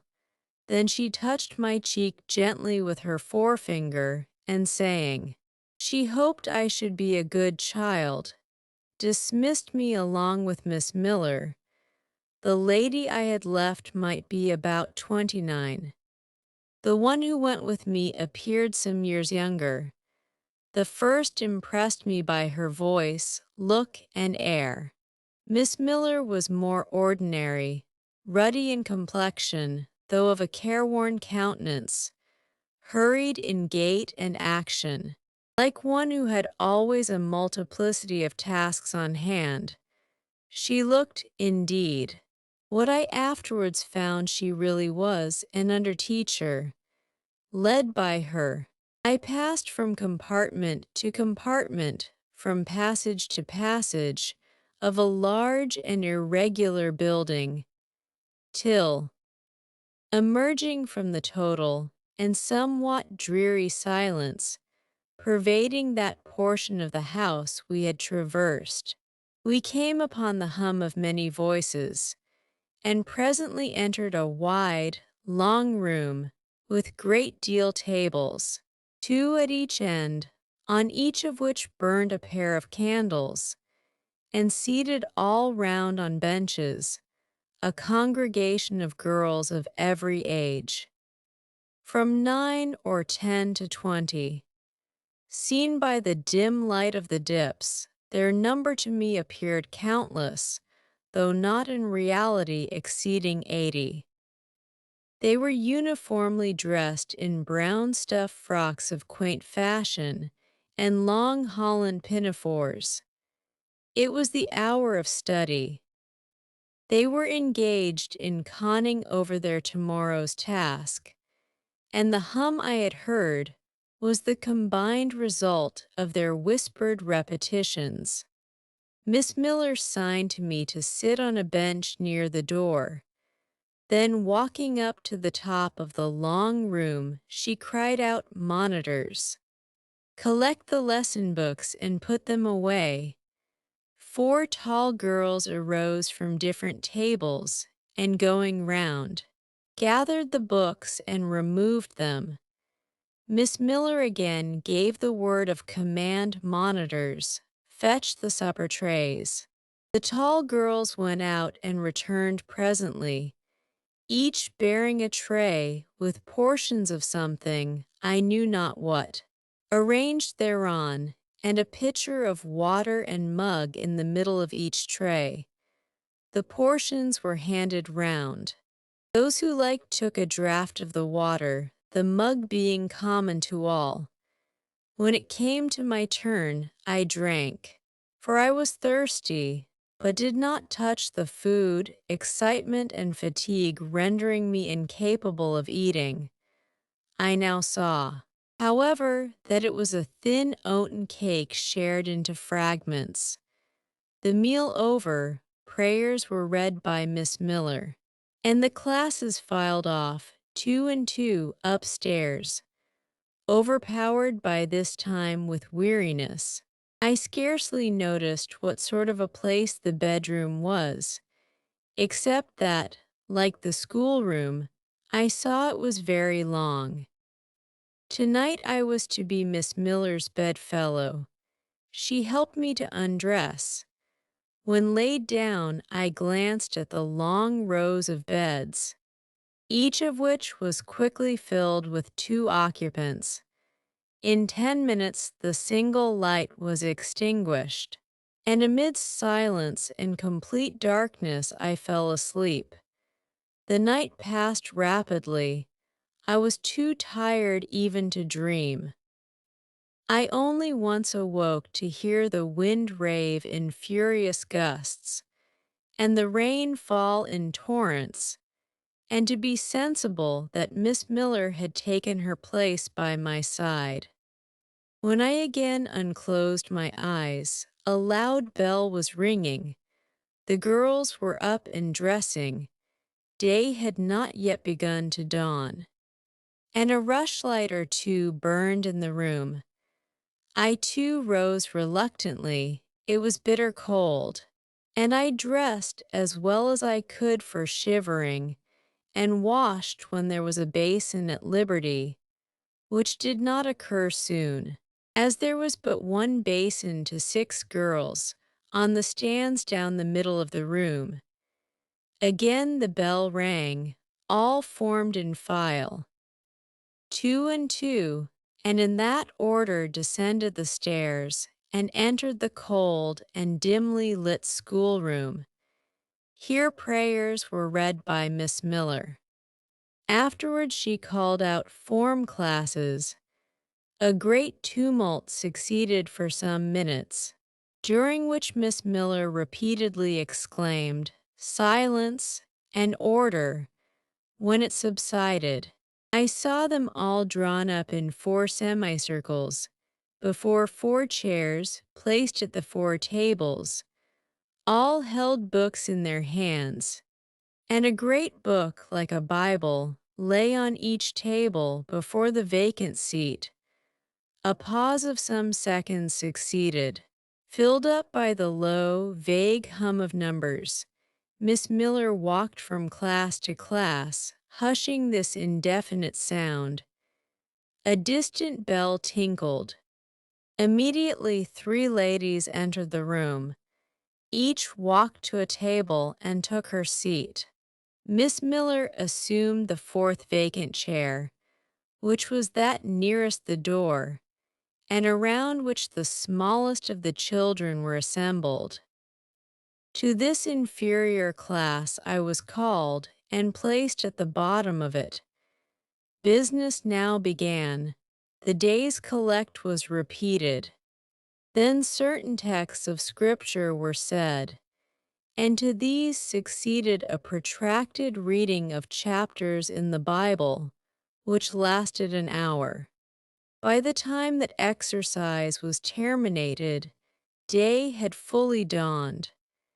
The indefatigable bell now sounded for the 4th time.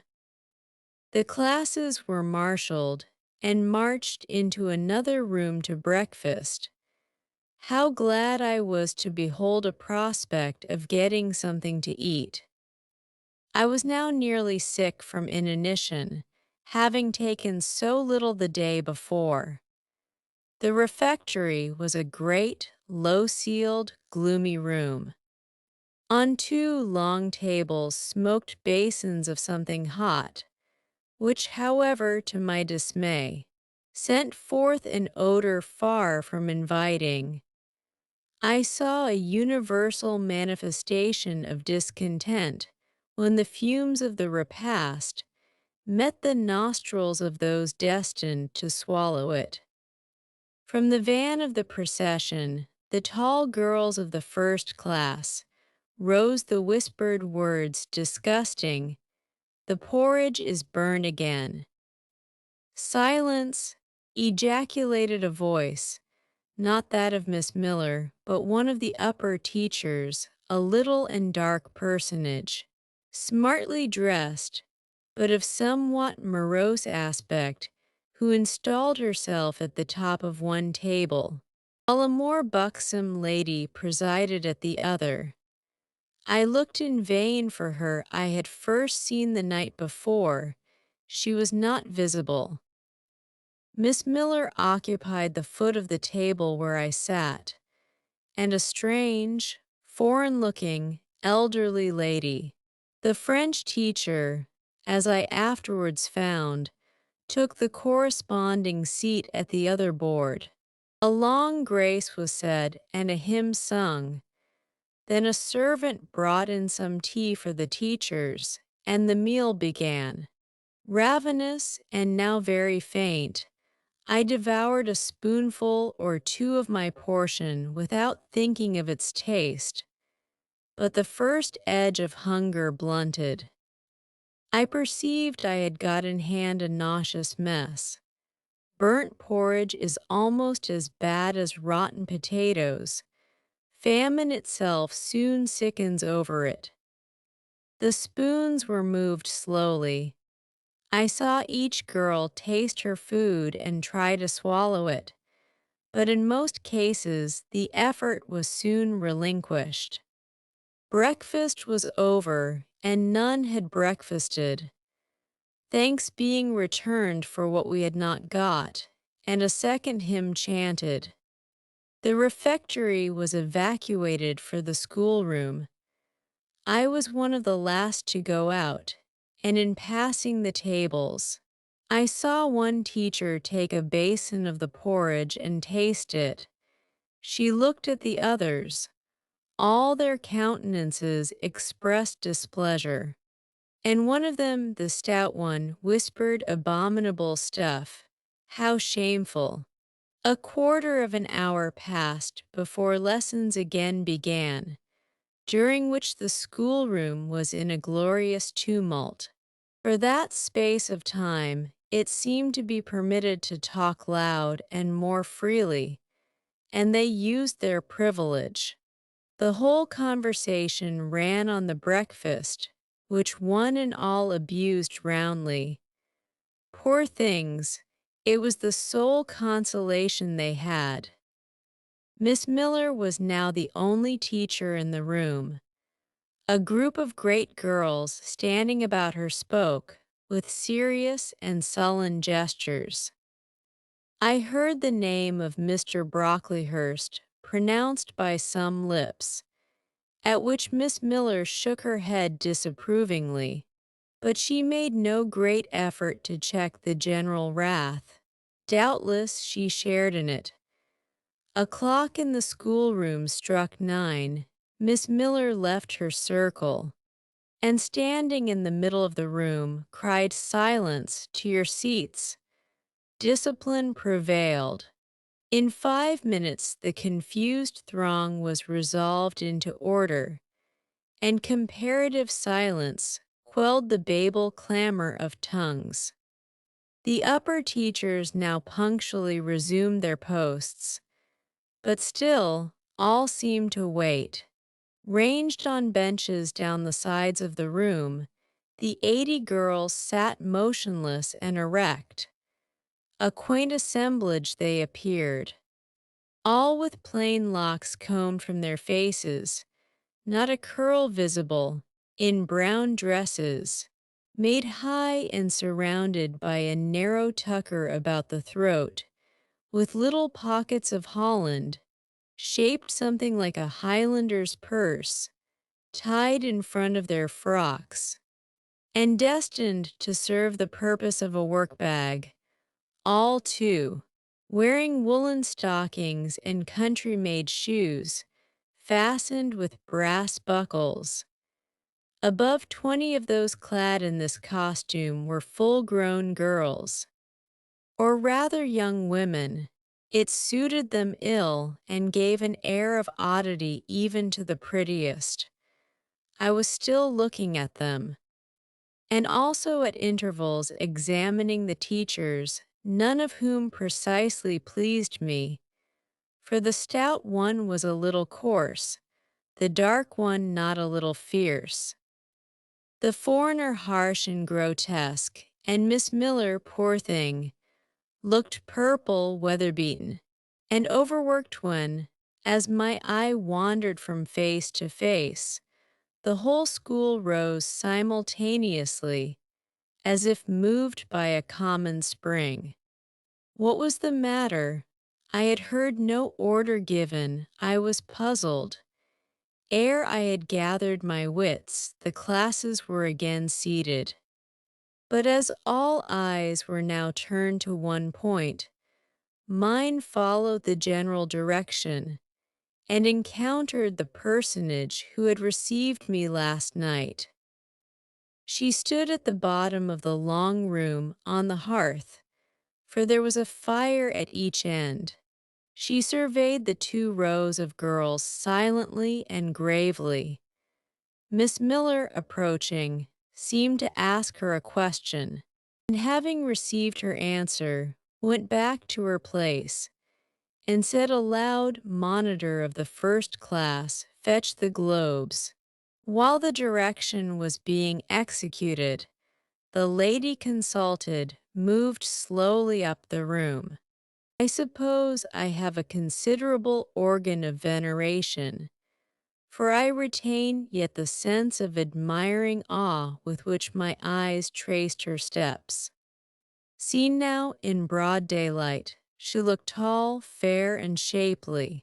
Brown eyes with a benignant light in their irids, and a fine penciling of long lashes round, relieved the whiteness of her large front. On each of her temples her hair, of a very dark brown, was clustered in round curls. According to the fashion of those times, when neither smooth bands nor long ringlets were in vogue, her dress, also in the mode of the day, was of purple cloth, relieved by a sort of Spanish trimming of black velvet. A gold watches were not so common then as now, shone at her girdle. Let the reader add, to complete the picture, refined features, a complexion if pale clear, and a stately air and carriage, and he will have, at least, as clearly as words can give it, a correct idea of the exterior of Miss Temple Maria Temple. As I afterwards saw the name written in a prayer book entrusted to me to carry to church, the superintendent of Load, for such was this lady, having taken her seat before a pair of globes placed on one of the tables, summoned the first class round her, and commenced giving a lesson on geography. The lower classes were called by the teachers repetitions in history. Grammar, etc., went on for an hour. Writing and arithmetic succeeded, and music lessons were given by Miss Temple to some of the elder girls. The duration of each lesson was measured by the clock, which at last struck 12. The superintendent rose. "I have a word to address to the pupils," said she. The tumult of cessation from lessons was already breaking forth, but it sank at her voice. She went on, "You had this morning a breakfast which you could not eat. You must be hungry. I have ordered that a lunch of bread and cheese shall be served to all." The teachers looked at her with a sort of surprise. "It is to be done on my responsibility," she added in an explanatory tone to them, and immediately afterwards left the room. The bread and cheese was presently brought in and distributed, to the high delight and refreshment of the whole school. The order was now given to the garden. Each put on a coarse straw bonnet, with strings of colored calico and a cloak of gray frieze.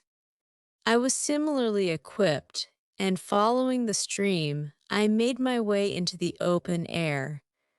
The garden was a wide enclosure, surrounded with walls so high as to exclude every glimpse of prospect. A covered veranda ran down one side, and broad walks bordered a middle space divided into scores of little beds. These beds were assigned as gardens for the pupils to cultivate, and each bed had an owner.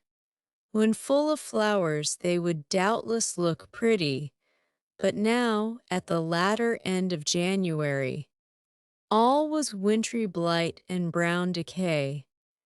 I shuddered as I stood and looked round me. It was an inclement day for outdoor exercise. Not positively rainy, but darkened by a drizzling yellow fog. All underfoot was still soaking wet with the floods of yesterday. The stronger among the girls ran about and engaged in active games, but sundry pale and thin ones herded together for shelter and warmth in the veranda. And amongst these, as the dense mist penetrated to their shivering frames, I heard frequently the sound of a hollow cough. As yet I had spoken to no one, nor did anybody seem to take notice of me. I stood lonely enough. But to that feeling of isolation I was accustomed, it did not oppress me much. I leant against a pillar of the veranda, drew my gray mantle close about me, and trying to forget the cold which nipped me without, and the unsatisfied hunger which gnawed me within, delivered myself up to the employment of watching and thinking. My reflections were too undefined and fragmentary to merit record. I hardly yet knew where I was. Gateshead and my past life seemed floated away to an immeasurable distance. The present was vague and strange, and of the future I could form no conjecture. I looked round the convent-like garden, and then up at the house, a large building, half of which seemed gray and old, the other half quite new. The new part, containing the schoolroom and dormitory, was lit by mullioned and latticed windows, which gave it a church-like aspect. A stone tablet over the door bore this inscription: Brocklehurst, of Brocklehurst Hall in this county. Let your light so shine before men, that they may see your good works, and glorify your Father which is in heaven. St. Matt, v. 16. I read these words over and over again.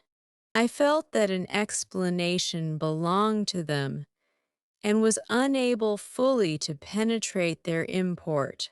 I was still pondering the signification of institution, and endeavoring to make out a connection between the first words and the verse of Scripture, when the sound of a cough close behind me made me turn my head. I saw a girl sitting on a stone bench near. She was bent over a book, on the perusal of which she seemed intent. From where I stood, I could see the title. It was Rasselas, a name that struck me as strange, and consequently attractive. In turning a leaf, she happened to look up, and I said to her directly, "Is your book interesting?" I had already formed the intention of asking her to lend it to me some day.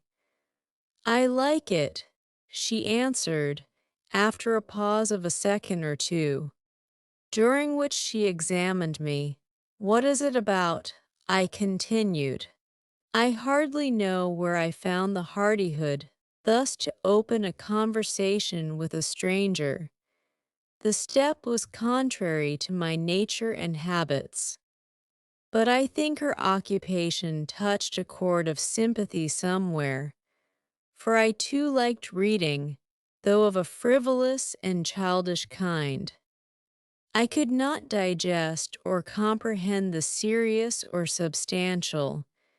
"You may look at it," replied the girl, offering me the book. I did so. A brief examination convinced me that the contents were less taking than the title. Rasselas looked dull to my trifling taste. I saw nothing about fairies, nothing about genii. No bright variety seemed spread over the closely printed pages. I returned it to her. She received it quietly, and without saying anything, she was about to relapse into her former studious mood. Again I ventured to disturb her. can you tell me what the writing on that stone over the door means? What is Load Institution? This house where you are come to live. And why do they call it institution? Is it in any way different from other schools? It is partly a charity school. You and I and all the rest of us are charity children. I suppose you are an orphan. Are not either your father or your mother dead? Both died before I can remember. Well, all the girls here have lost either one or both parents, and this is called an institution for educating orphans. Do we pay no money? Do they keep us for nothing? We pay, or our friends pay, £15 a year for each. Then why do they call us charity children? Because £15 is not enough for board and teaching, and the deficiency is supplied by subscription. Who subscribes? Different benevolent-minded ladies and gentlemen in this neighborhood and in London. Who was Naomi Brocklehurst? The lady who built the new part of this house as that tablet records, and whose son overlooks and directs everything here. Why? Because he is treasurer and manager of the establishment. Then this house does not belong to that tall lady who wears a watch, and who said we were to have some bread and cheese. To Miss Temple, oh no. I wish it did. She has to answer to Mr. Brocklehurst for all she does. Mr. Brocklehurst buys all our food and all our clothes. Does he live here? No, 2 miles off at a large hall. Is he a good man? He is a clergyman and is said to do a great deal of good. Did you say that tall lady was called Miss Temple? Yes, and what are the other teachers called?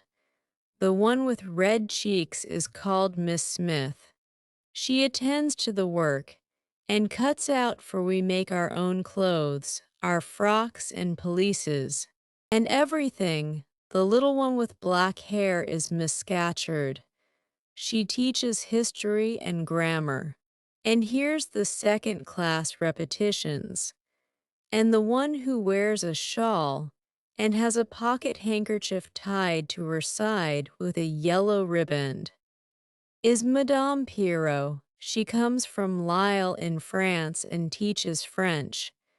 Do you like the teachers? Well enough. Do you like the little black one and the Madame? I cannot pronounce her name as you do. Miss Scatcherd is hasty. You must take care not to offend her. Madame Pierrot is not a bad sort of person. But Miss Temple is the best, isn't she? Miss Temple is very good and very clever. She is above the rest, because she knows far more than they do. Have you been long here? 2 years. Are you an orphan? My mother is dead. Are you happy here? You ask rather too many questions. I have given you answers enough for the present. Now I want to read. But at that moment the summons sounded for dinner. All re-entered the house. The odor which now filled the refectory was scarcely more appetizing than that which had regaled our nostrils at breakfast. The dinner was served in 2 huge tin-plated vessels, whence rose a strong steam redolent of rancid fat. I found the mess to consist of indifferent potatoes and strange shreds of rusty meat, mixed and cooked together. Of this preparation, a tolerably abundant plateful was apportioned to each pupil. I ate what I could, and wondered within myself whether every day's fare would be like this. After dinner, We immediately adjourned to the schoolroom. Lessons recommenced and were continued till 5 o'clock. The only marked event of the afternoon was that I saw the girl with whom I had conversed in the veranda dismissed, in disgrace, by Miss Scatcherd from a history class, and sent to stand in the middle of the large schoolroom. The punishment seemed to me in a high degree ignominious, especially for so great a girl. She looked 13 or upwards. I expected she would show signs of great distress and shame, but to my surprise she neither wept nor blushed. Composed though grave she stood, the central mark of all eyes. How can she bear it so quietly, so firmly? I asked of myself, were I in her place.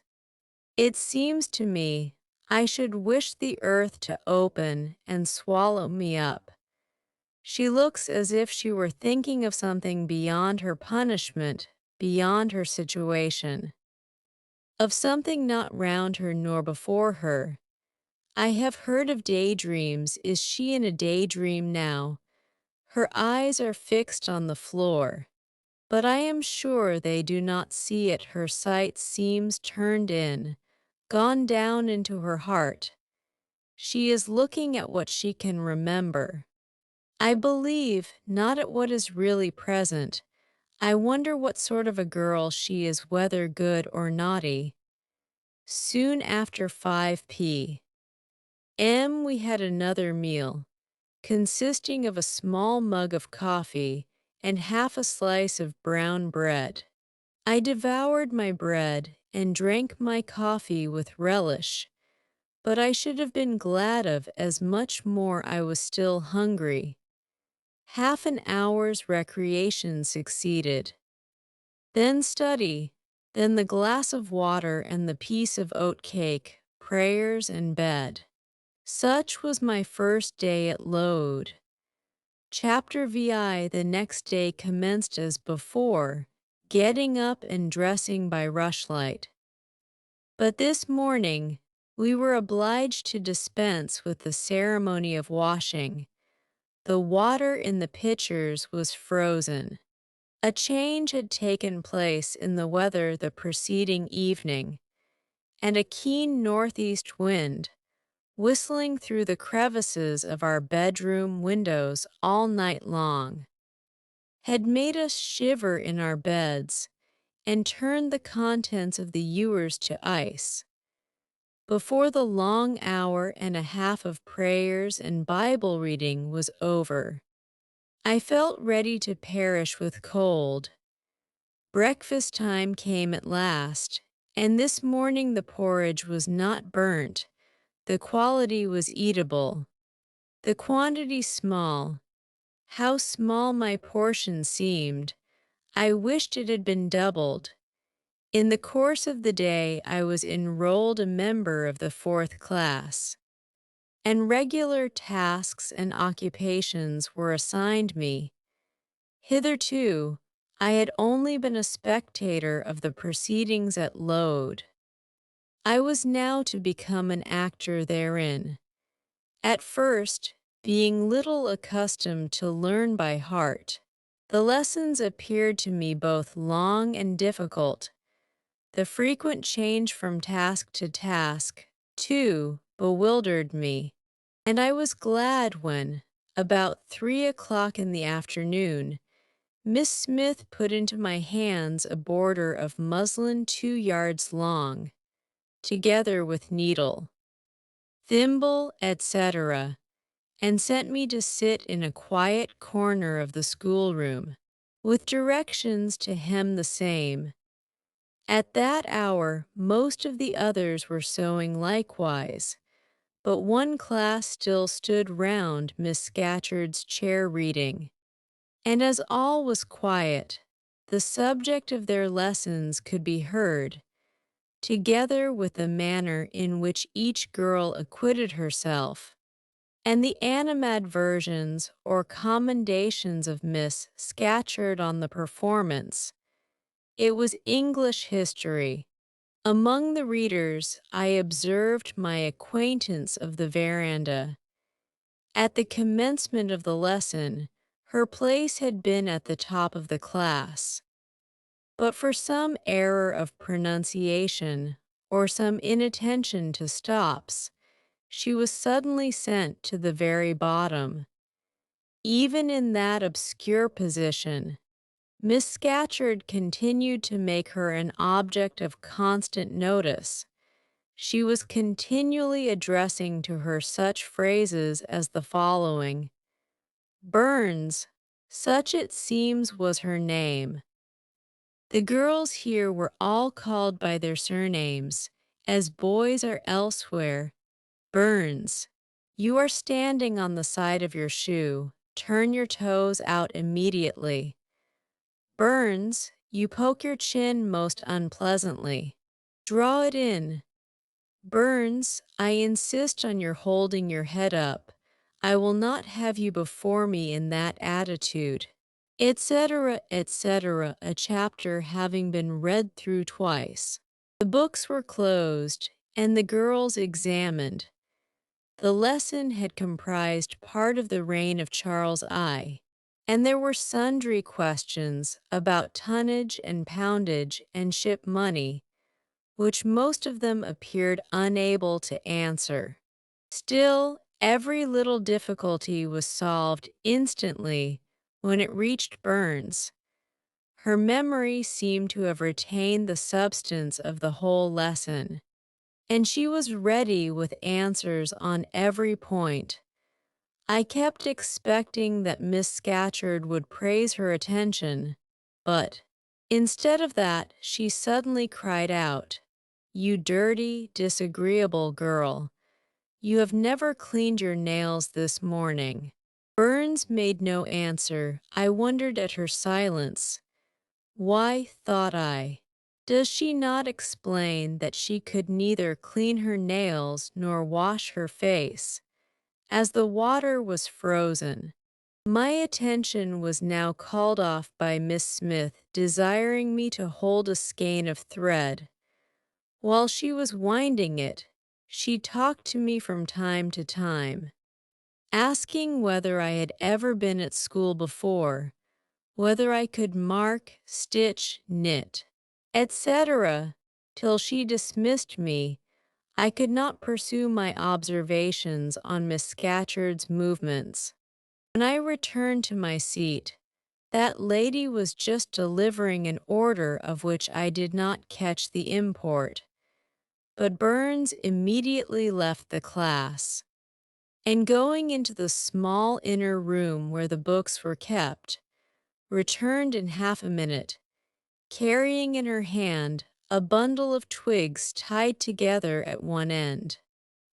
This ominous tool she presented to Miss Scatcherd with a respectful curtsy. Then she quietly, and without being told, unloosed her pinafore, and the teacher instantly and sharply inflicted on her neck a dozen strokes with the bunch of twigs. Not a tear rose to Burns's eye, and while I paused from my sewing, because my fingers quivered at this spectacle with a sentiment of unavailing and impotent anger, not a feature of her pensive face altered its ordinary expression. "Hardened girl," exclaimed Miss Scatcherd, "nothing can correct you of your slatternly habits. Carry the rod away."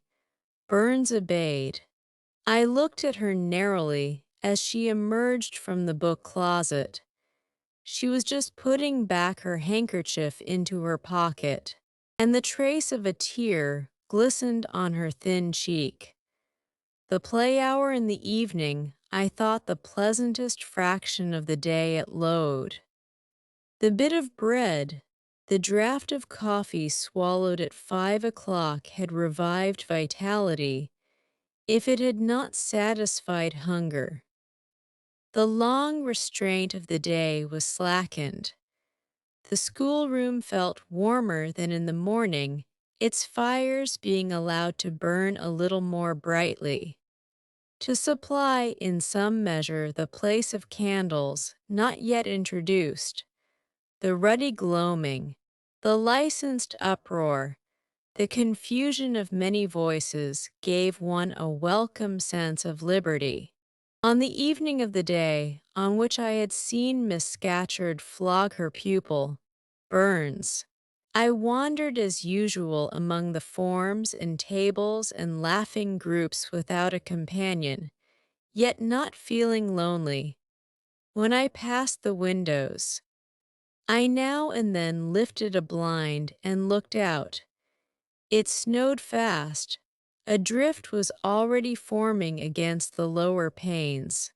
Putting my ear close to the window, I could distinguish from the gleeful tumult within the disconsolate moan of the wind outside.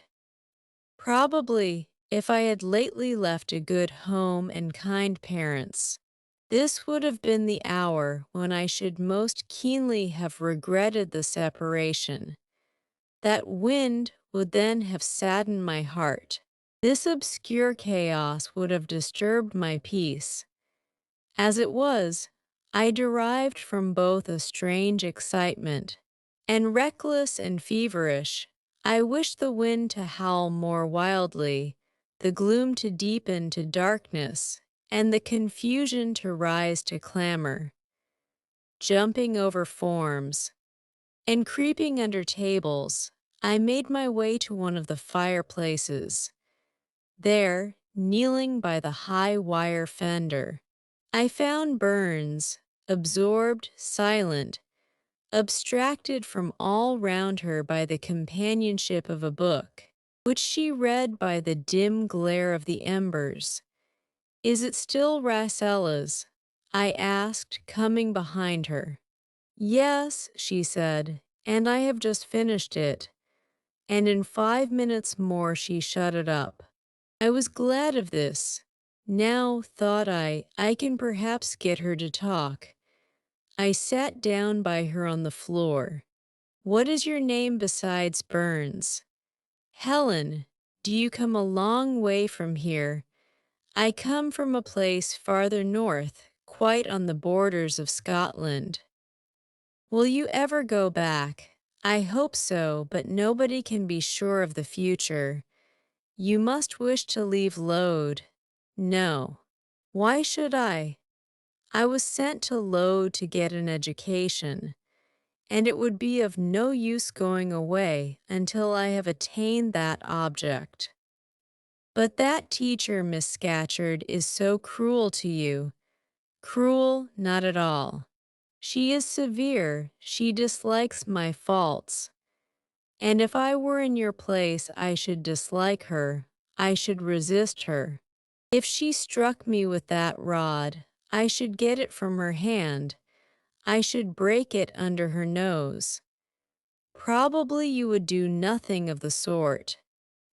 But if you did, Mr. Brocklehurst would expel you from the school. That would be a great grief to your relations.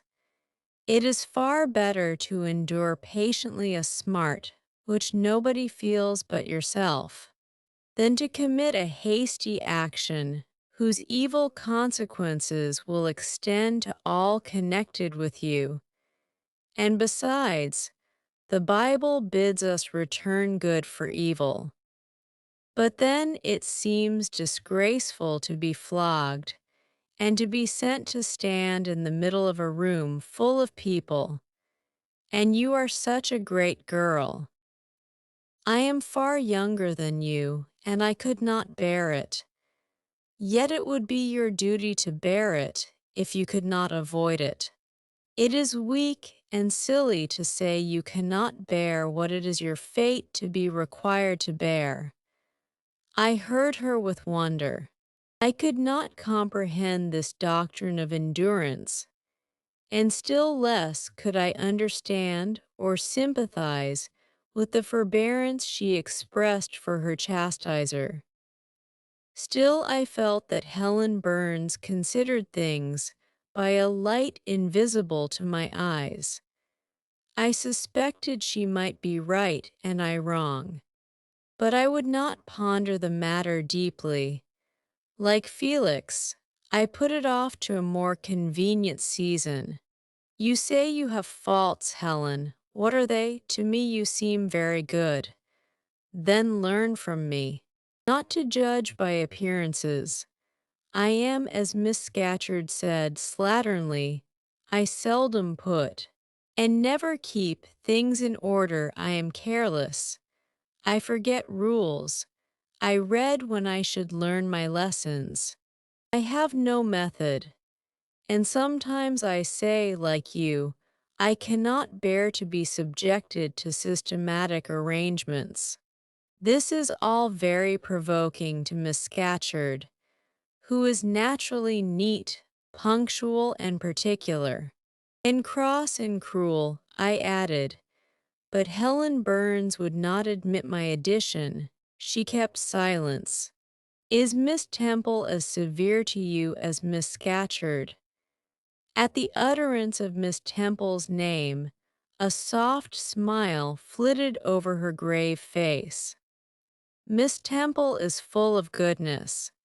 It pains her to be severe to anyone, even the worst in the school. She sees my errors and tells me of them gently. And if I do anything worthy of praise, she gives me my meed liberally.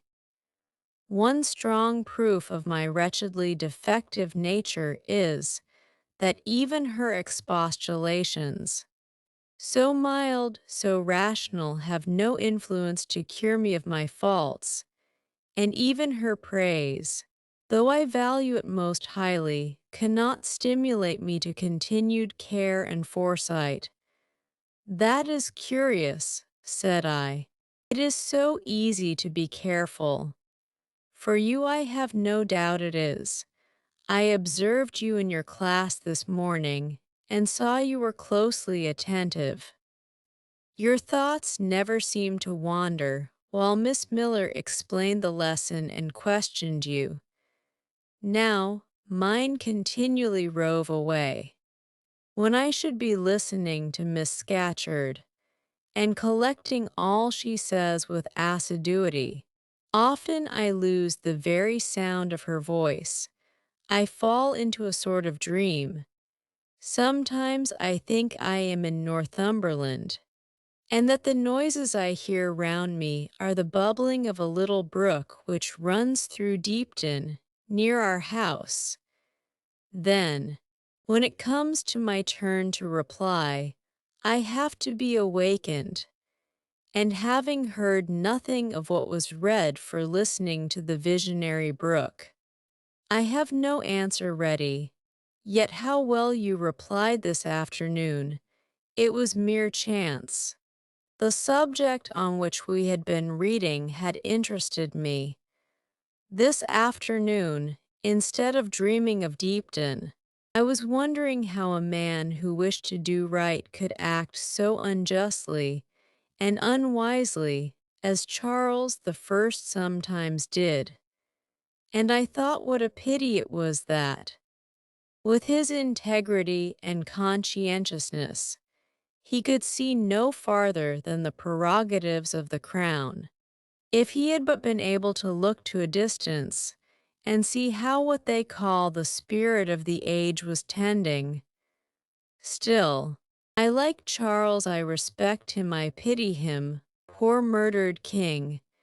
Yes, his enemies were the worst. They shed blood they had no right to shed. How dared they kill him? Helen was talking to herself now. She had forgotten I could not very well understand her, that I was ignorant, or nearly so, of the subject she discussed. I recalled her to my level. And when Miss Temple teaches you, do your thoughts wander then? No, certainly, not often. Because Miss Temple has generally something to say which is newer than my own reflections. Her language is singularly agreeable to me, and the information she communicates is often just what I wish to gain. Well, then, with Miss Temple you are good. Yes, in a passive way. I make no effort. I follow as inclination guides me. There is no merit in such goodness. A great deal. You are good to those who are good to you. It is all I ever desire to be. If people were always kind and obedient to those who are cruel and unjust, the wicked people would have it all their own way. They would never feel afraid, and so they would never alter, but would grow worse and worse. When we are struck at without a reason, we should strike back again very hard. I am sure we should so hard as to teach the person who struck us never to do it again. You will change your mind. I hope when you grow older, as yet you are but a little untaught girl. But I feel this. Helen, I must dislike those who, whatever I do to please them, persist in disliking me. I must resist those who punish me unjustly. It is as natural as that I should love those who show me affection, or submit to punishment when I feel it is deserved. Heathens and savage tribes hold that doctrine, but Christians and civilized nations disown it. How? I don't understand. It is not violence that best overcomes hate, nor vengeance that most certainly heals injury. What then? Read the New Testament, and observe what Christ says and how he acts. Make his word your rule and his conduct your example. What does he say? Love your enemies, bless them that curse you, do good to them that hate you and despitefully use you. Then I should love Mrs. Reed, which I cannot do. I should bless her son John, which is impossible. In her turn, Helen Burns asked me to explain, and I proceeded forthwith to pour out, in my own way, the tale of my sufferings and resentments. Bitter and truculent when excited, I spoke as I felt, without reserve or softening. Helen heard me patiently to the end.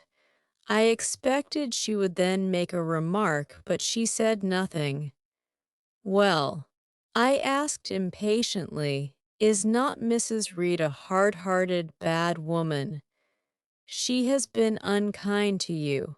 No doubt, because you see, she dislikes your cast of character, as Miss Scatcherd does mine. But how minutely you remember all she has done, and said to you. What a singularly deep impression her injustice seems to have made on your heart. No ill usage so brands its record on my feelings. Would you not be happier if you tried to forget her severity, together with the passionate emotions it excited? Life appears to me too short to be spent in nursing animosity or registering wrongs.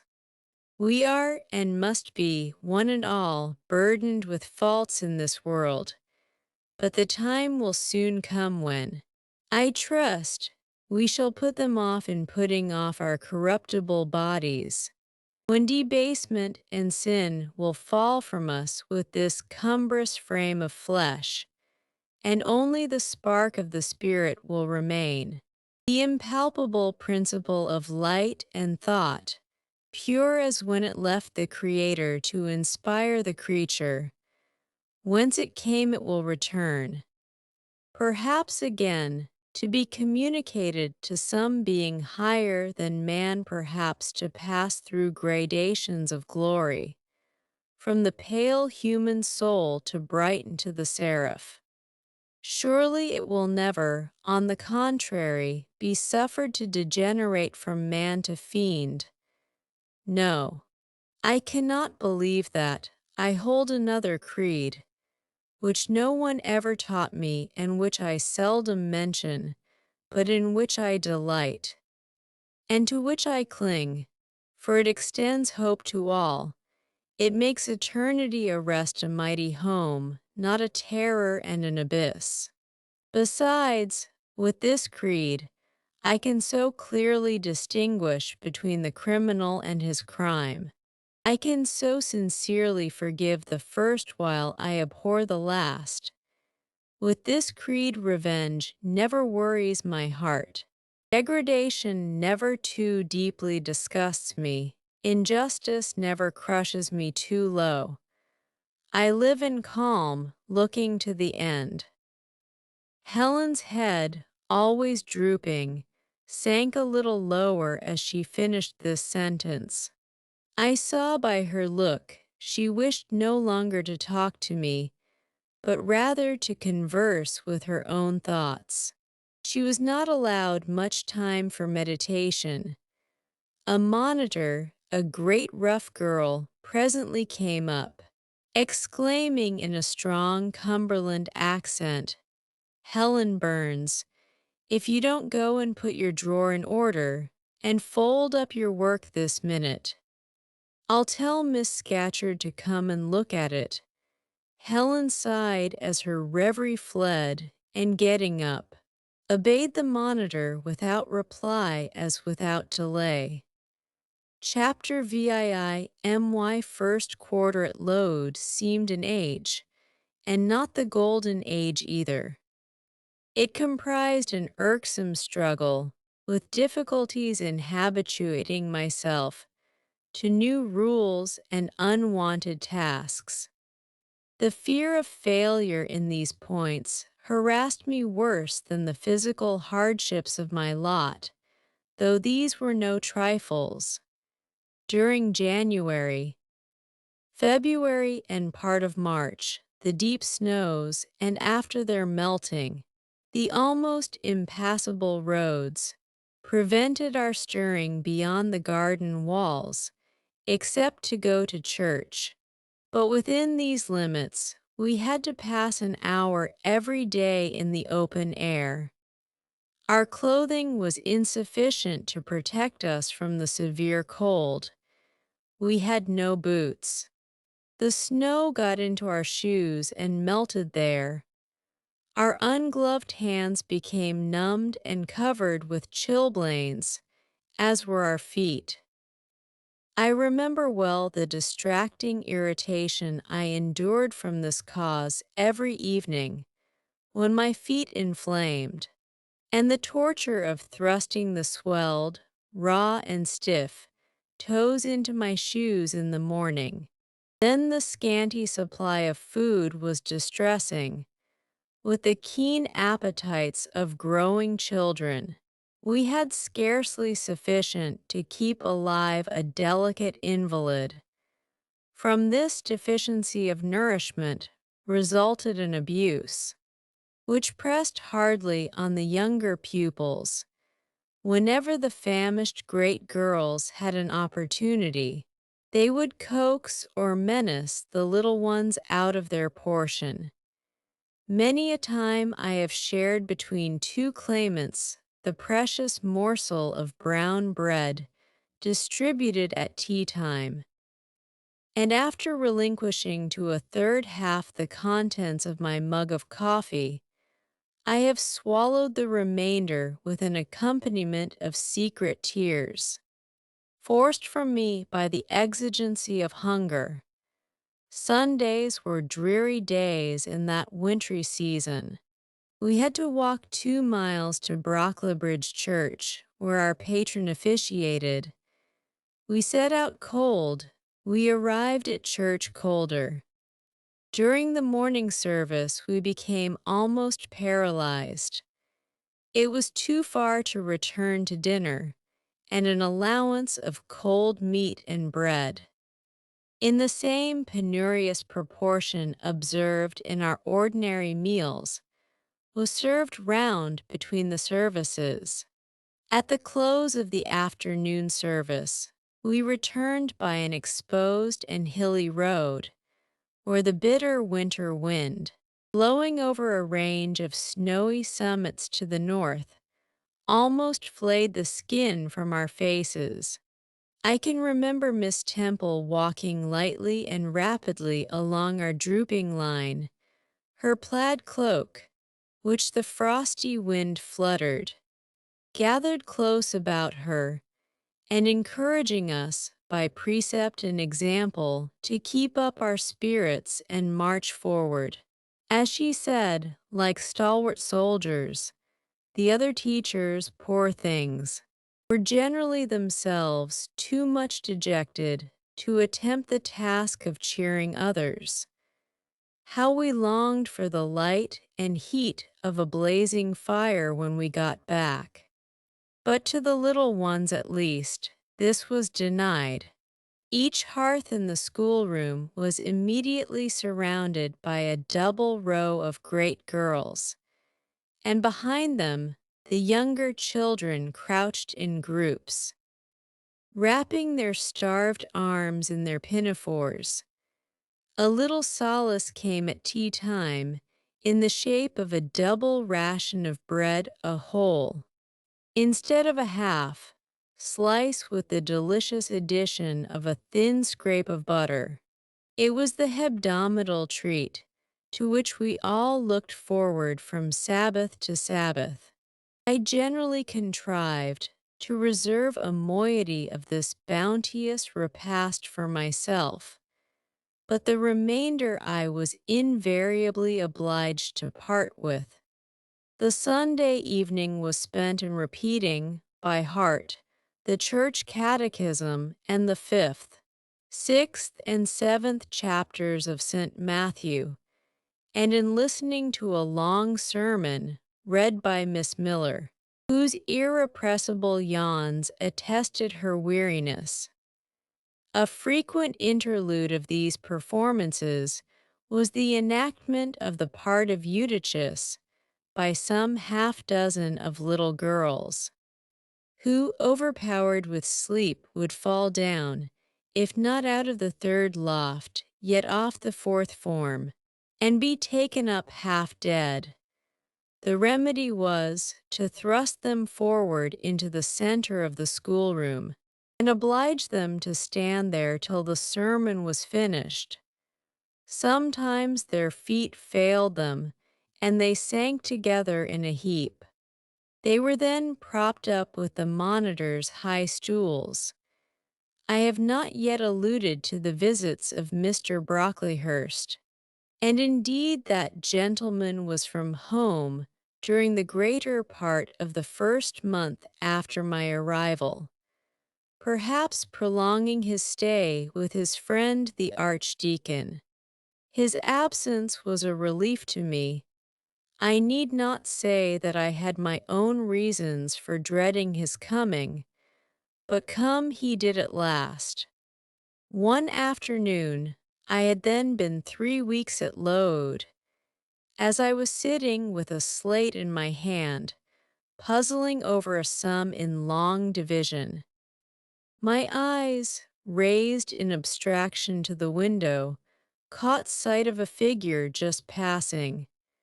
I recognized almost instinctively that gaunt outline. And when 2 minutes after, all the school, teachers included, rose en masse, it was not necessary for me to look up in order to ascertain whose entrance they thus greeted. A long stride measured the schoolroom, and presently beside Miss Temple, who herself had risen, stood the same black column which had frowned on me so ominously from the hearthrug of Gateshead. I now glanced sideways at this piece of architecture. Yes, I was right. It was Mr. Brocklehurst, buttoned up in a surtout, and looking longer, narrower, and more rigid than ever. I had my own reasons for being dismayed at this apparition. Too well I remembered the perfidious hints given by Mrs. Reed about my disposition, etc., the promise pledged by Mr. Brocklehurst to apprise Miss Temple and the teachers of my vicious nature. All along I had been dreading the fulfillment of this promise. I had been looking out daily for the coming man, whose information respecting my past life and conversation was to brand me as a bad child forever. Now there he was. He stood at Miss Temple's side. He was speaking low in her ear. I did not doubt he was making disclosures of my villainy, and I watched her eye with painful anxiety, expecting every moment to see its dark orb turn on me a glance of repugnance and contempt.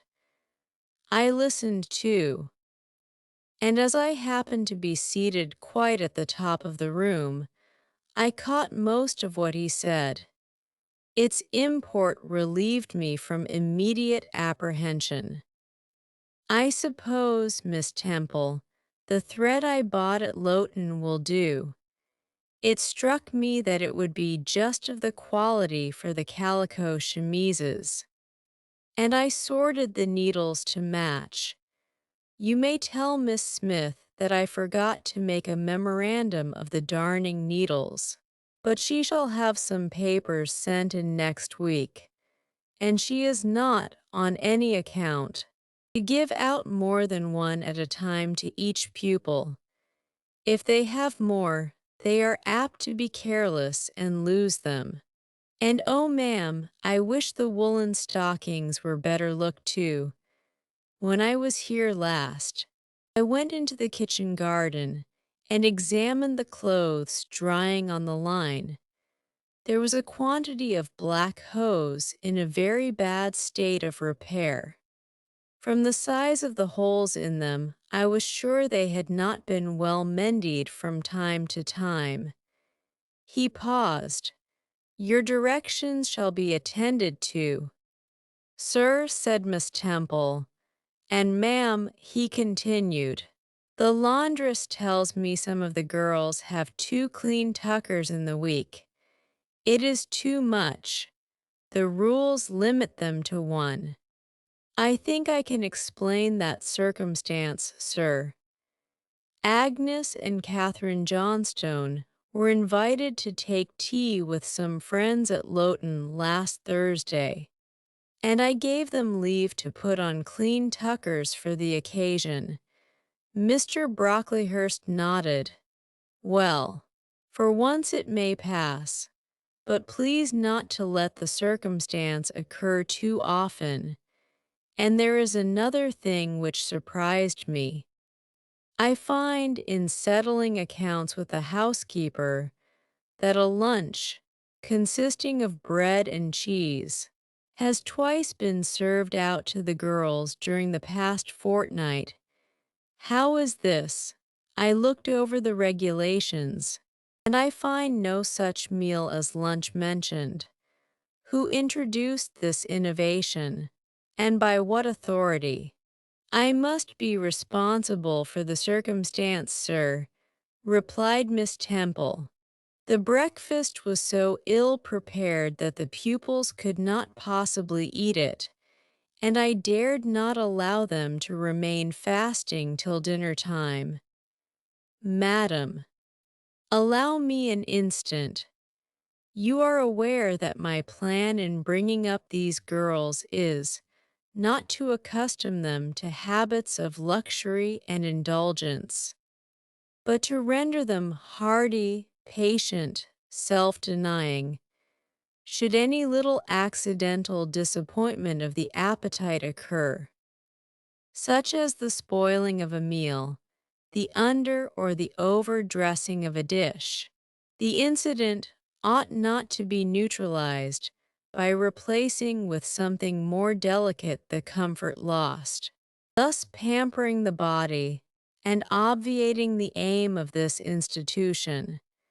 It ought to be improved to the spiritual edification of the pupils, by encouraging them to evince fortitude under the temporary privation.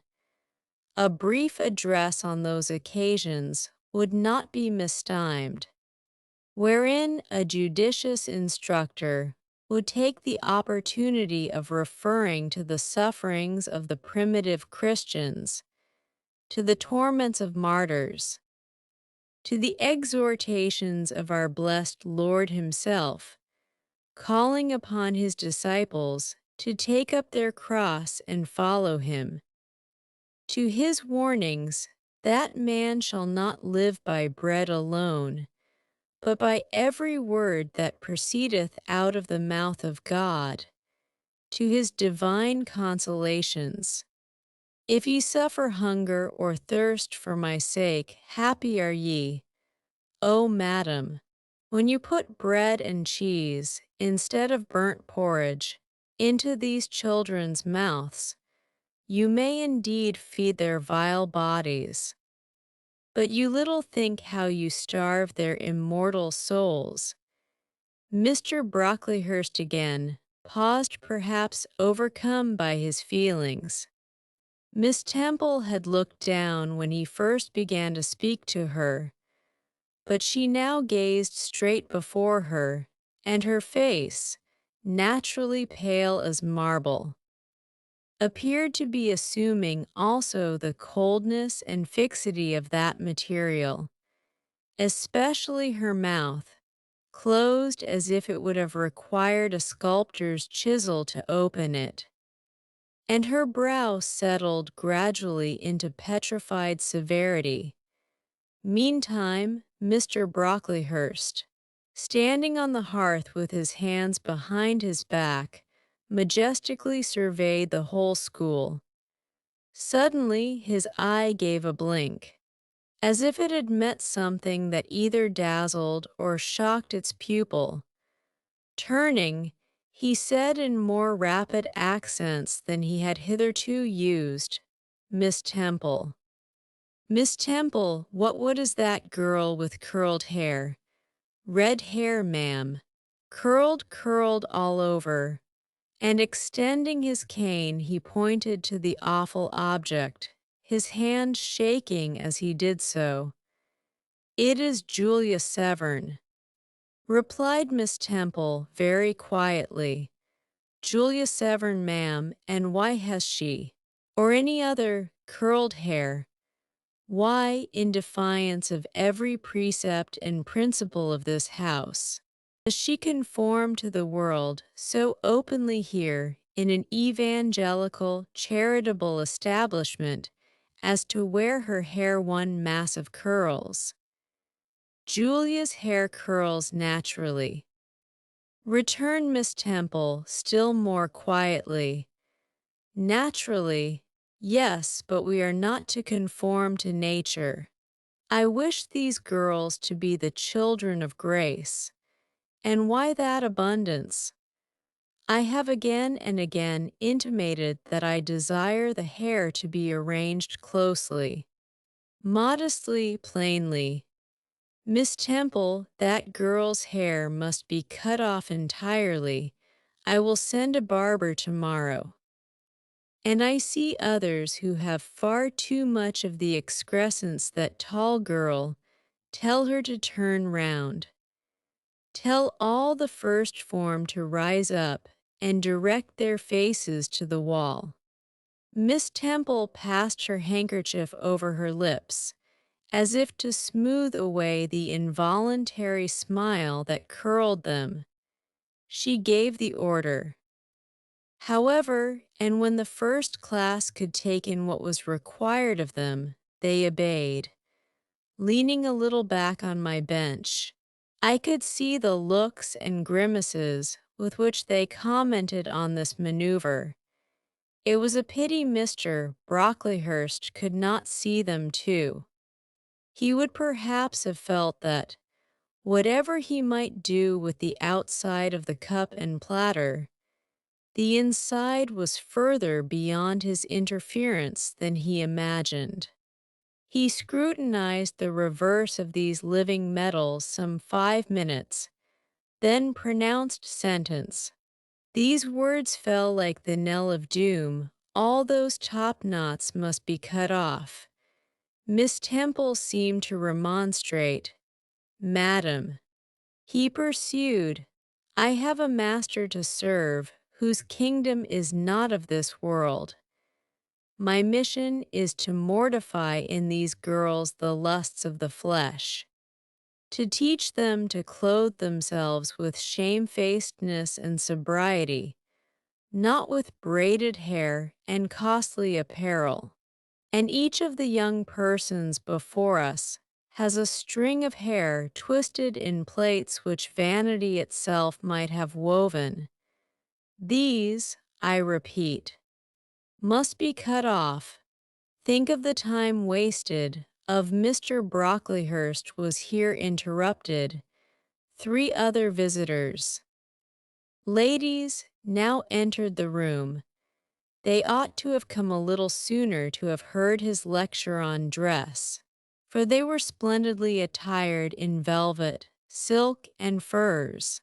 The 2 younger of the trio, fine girls of 16 and 17, had gray beaver hats, then in fashion, shaded with ostrich plumes. And from under the brim of this graceful headdress fell a profusion of light tresses, elaborately curled. The elder lady was enveloped in a costly velvet shawl, trimmed with ermine, and she wore a false front of French curls. These ladies were deferentially received by Miss Temple as Mrs. and the Misses Brocklehurst, and conducted to seats of honor at the top of the room. It seems they had come in the carriage with their reverend relative, and had been conducting a rummaging scrutiny of the room upstairs, while he transacted business with the housekeeper, questioned the laundress, and lectured the superintendent.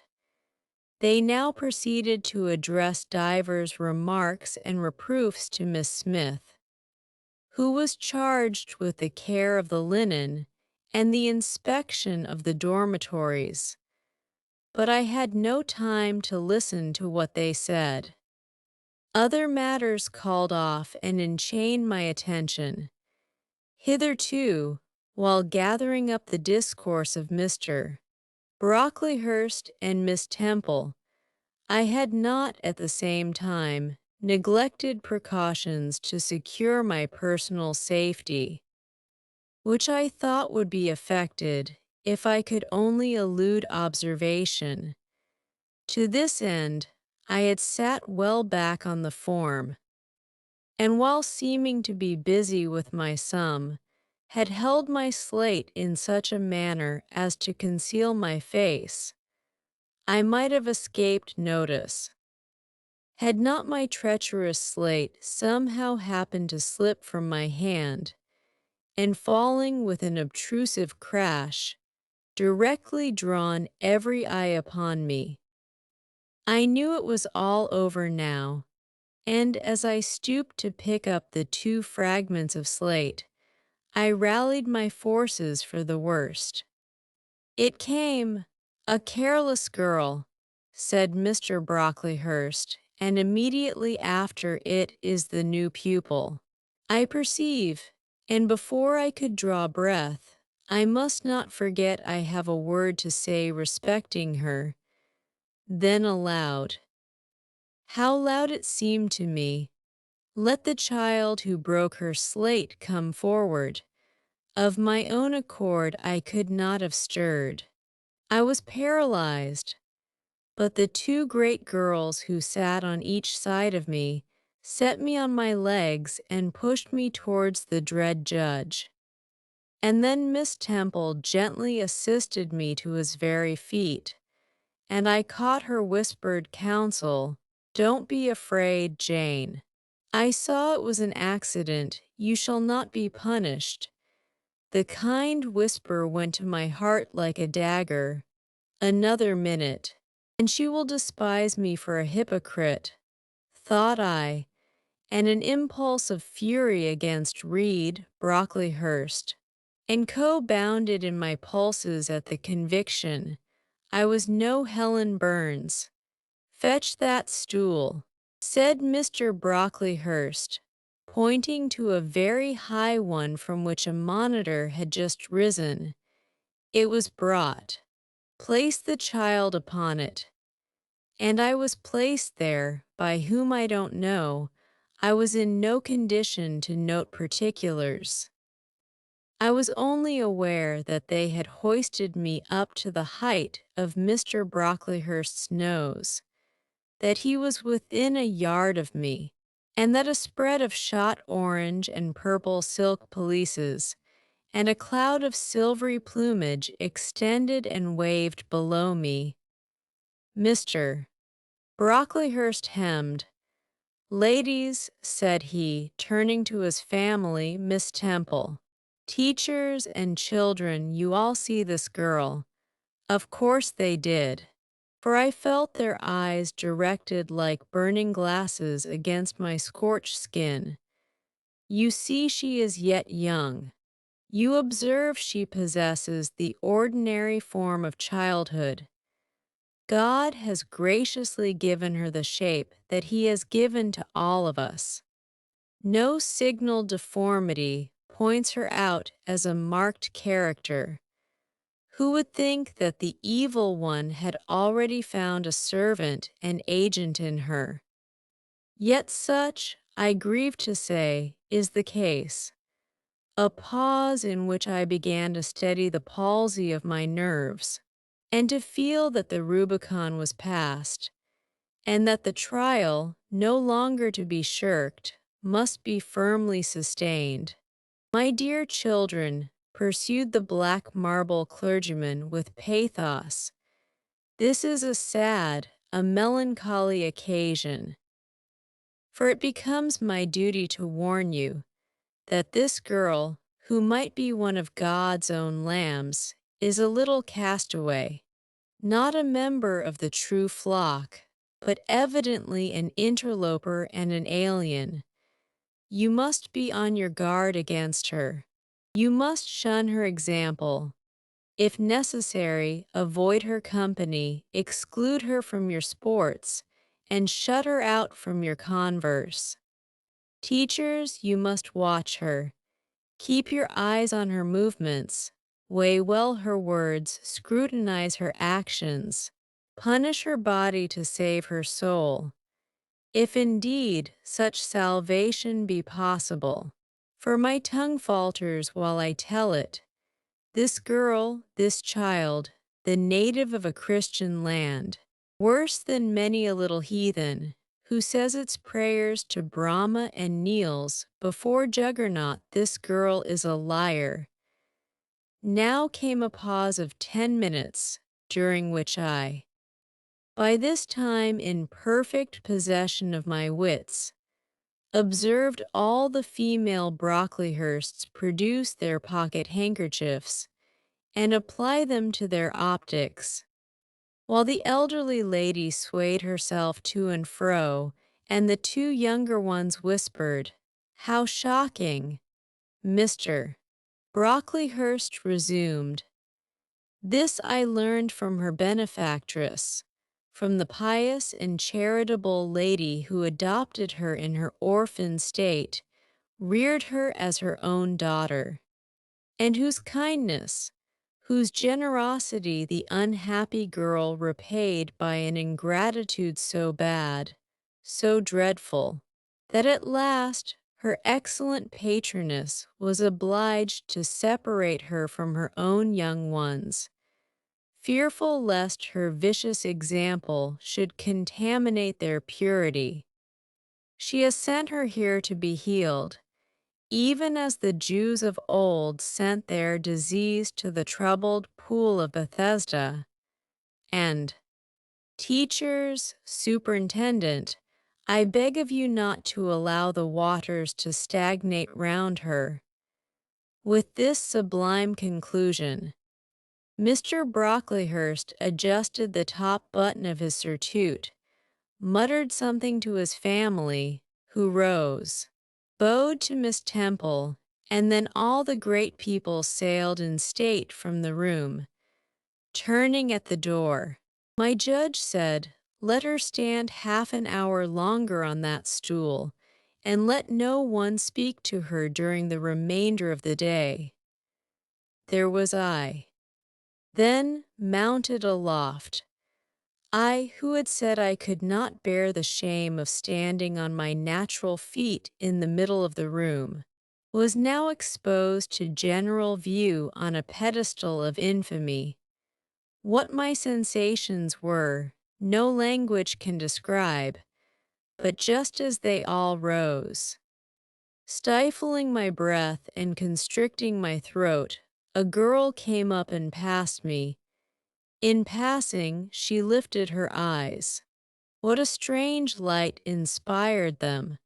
What an extraordinary sensation that ray sent through me! How the new feeling bore me up! It was as if a martyr, a hero, had passed a slave or victim and imparted strength in the transit.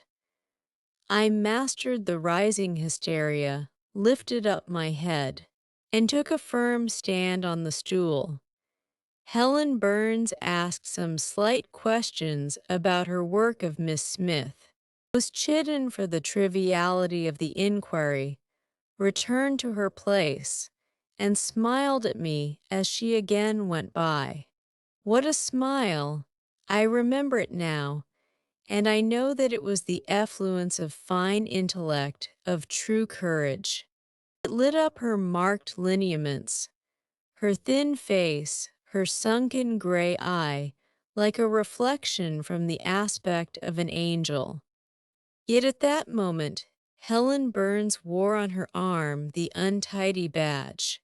Scarcely an hour ago, I had heard her condemned by Miss Scatcherd to a dinner of bread and water on the morrow, because she had blotted an exercise in copying it out. Such is the imperfect nature of man. Such spots are there on the disk of the clearest planet, and eyes like Miss Scatcherd's can only see those minute defects, and are blind to the full brightness of the orb. Chapter VII ere the half-hour ended, 5 o'clock struck. School was dismissed, and all were gone into the refectory to tea. I now ventured to descend. It was deep dusk. I retired into a corner and sat down on the floor. The spell by which I had been so far supported began to dissolve. Reaction took place. And soon, so overwhelming was the grief that seized me, I sank prostrate with my face to the ground. Now I wept. Helen Burns was not here. Nothing sustained me. Left to myself, I abandoned myself, and my tears watered the boards. I had meant to be so good, and to do so much at Load, to make so many friends, to earn respect and win affection. Already I had made visible progress. That very morning I had reached the head of my class. Miss Miller had praised me warmly. Miss Temple had smiled approbation. She had promised to teach me drawing, and to let me learn French if I continued to make similar improvement 2 months longer. And then I was well received by my fellow pupils, treated as an equal by those of my own age, and not molested by any. Now here I lay again crushed and trodden on, and could I ever rise more? Never. I thought, and ardently I wished to die. While sobbing out this wish in broken accents, someone approached. I started up again. Helen Burns was near me. The fading fires just showed her coming up the long, vacant room. She brought my coffee and bread. "Come, eat something," she said, but I put both away from me, feeling as if a drop or a crumb would have choked me in my present condition. Helen regarded me, probably with surprise. I could not now abate my agitation, though I tried hard. I continued to weep aloud. She sat down on the ground near me, embraced her knees with her arms, and rested her head upon them. In that attitude she remained silent as an Indian. I was the first who spoke. "Helen, why do you stay with a girl whom everybody believes to be a liar? Everybody, Jane. Why? There are only 80 people who have heard you called so, and the world contains hundreds of millions. But what have I to do with millions? The 80, I know, despise me. Jane, you are mistaken.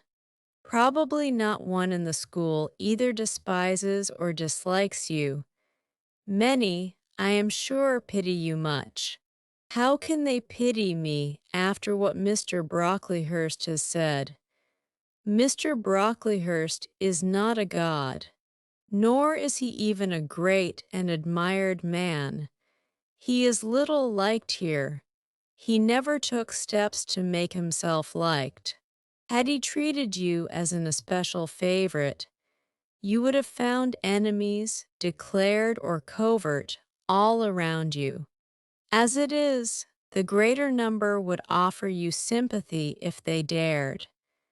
Teachers and pupils may look coldly on you for a day or two, but friendly feelings are concealed in their hearts, and if you persevere in doing well, these feelings will ere long appear so much the more evidently for their temporary suppression. Besides, Jane, she paused. "Well, Helen," said I, putting my hand into hers. She chafed my fingers gently to warm them, and went on, "If all the world hated you, and believed you wicked, while your own conscience approved you, and absolved you from guilt, you would not be without friends. No, I know I should think well of myself, but that is not enough. If others don't love me, I would rather die than live. I cannot bear to be solitary and hated. Helen, look here.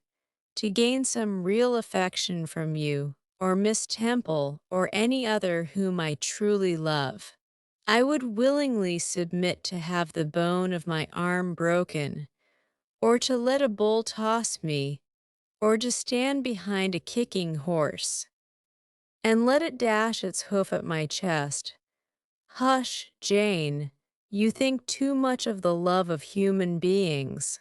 You are too impulsive, too vehement. The sovereign hand that created your frame and put life into it has provided you with other resources than your feeble self, or than creatures feeble as you. Besides this earth, and besides the race of men, there is an invisible world and a kingdom of spirits. That world is round us, for it is everywhere, and those spirits watch us, for they are commissioned to guard us. And if we were dying in pain and shame, if scorn smote us on all sides, and hatred crushed us, angels see our tortures, recognize our innocence, if innocent we be. As I know you are of this charge, which Mr. Brocklehurst has weakly and pompously repeated at second hand from Mrs. Read, for I read a sincere nature in your ardent eyes, and on your clear front. And God waits only the separation of spirit from flesh to crown us with a full reward. Why then, should we ever sink overwhelmed with distress, when life is so soon over, and death is so certain an entrance to happiness to glory? I was silent. Helen had calmed me, but in the tranquility she imparted there was an alloy of inexpressible sadness. I felt the impression of woe as she spoke, but I could not tell whence it came, and when, having done speaking, she breathed a little fast and coughed a short cough, I momentarily forgot my own sorrows to yield to a vague concern for her. Resting my head on Helen's shoulder, I put my arms round her waist.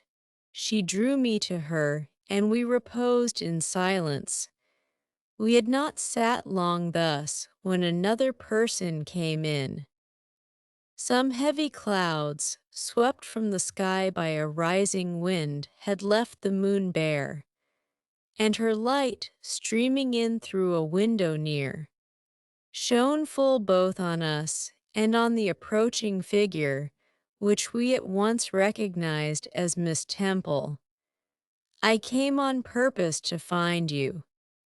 Jane Eyre," said she, "I want you in my room, and as Helen Burns is with you, she may come too." We went.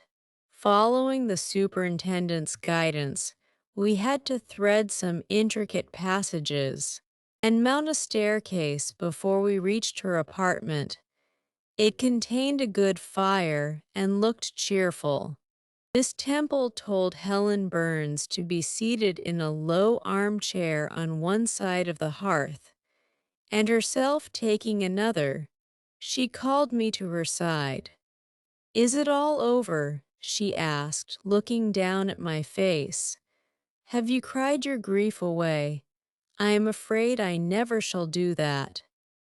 "Why, because I have been wrongly accused, and you, ma'am, and everybody else, will now think me wicked. We shall think you what you prove yourself to be, my child. Continue to act as a good girl, and you will satisfy us.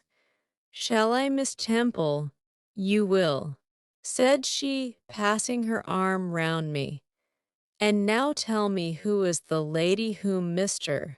Brocklehurst called your benefactress?" "Mrs. Reed, my uncle's wife.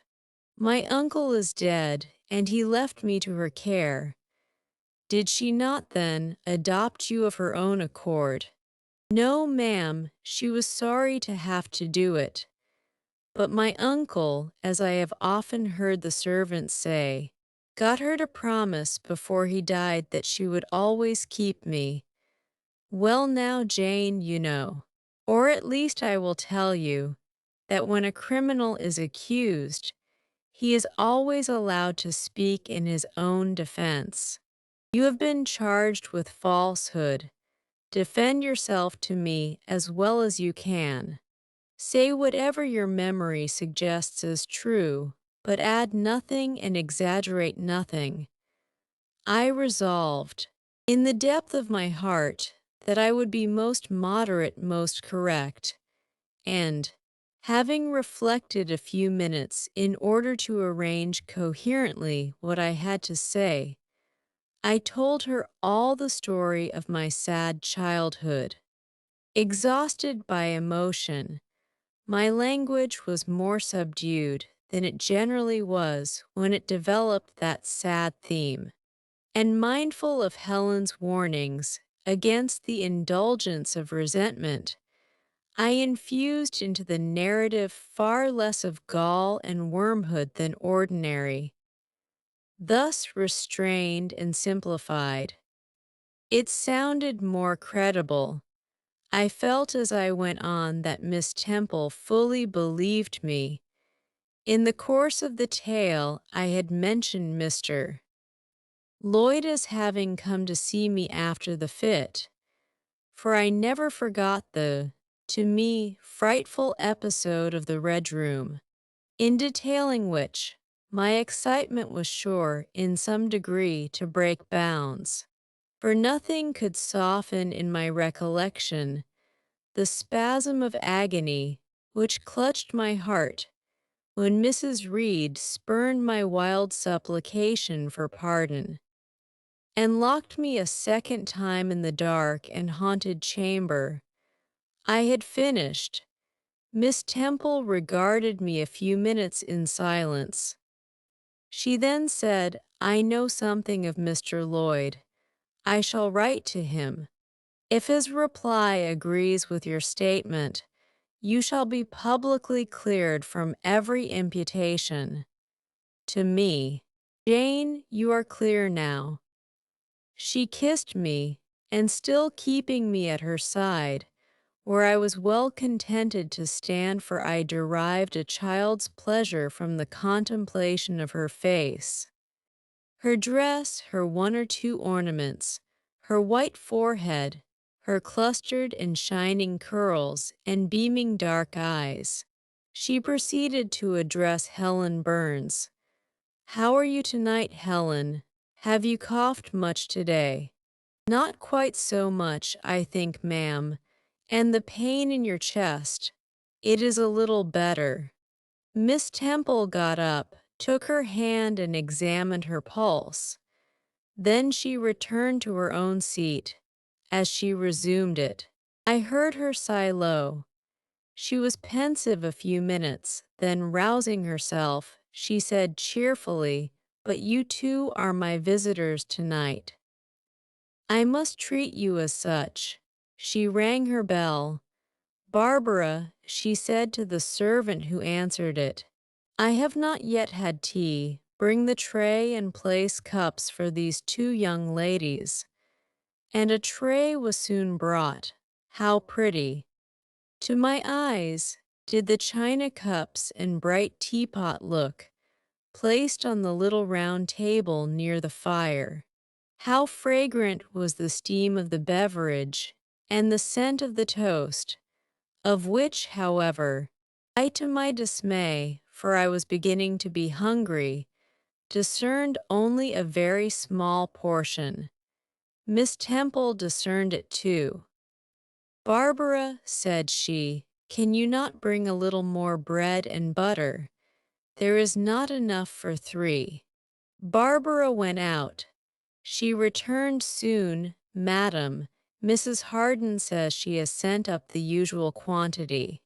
Mrs. Harden, be it observed, was the housekeeper, a woman after Mr. Brocklehurst's own heart, made up of equal parts of whalebone and iron. "Oh, very well," returned Miss Temple. "We must make it do, Barbara, I suppose." And as the girl withdrew, she added, smiling, "Fortunately, I have it in my power to supply deficiencies for this once."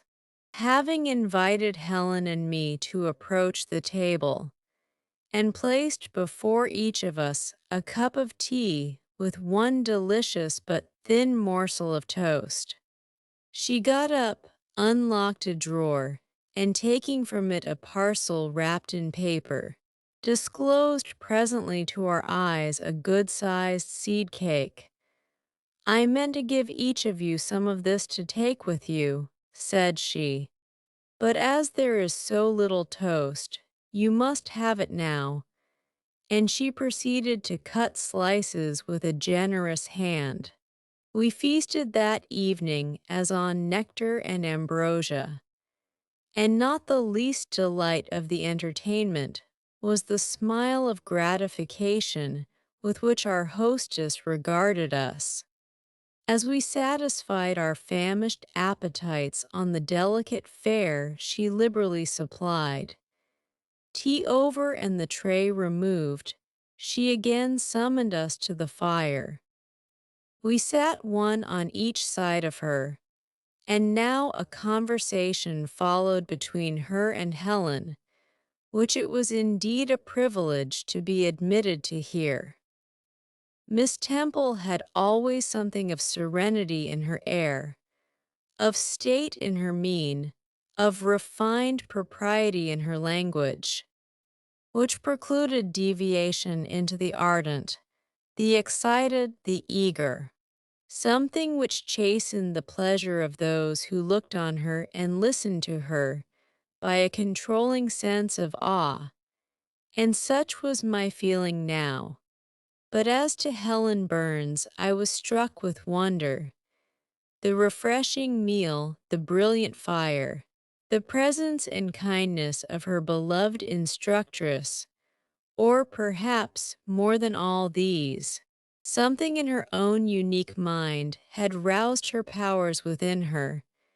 They woke, they kindled, first. They glowed in the bright tint of her cheek, which till this hour I had never seen but pale and bloodless.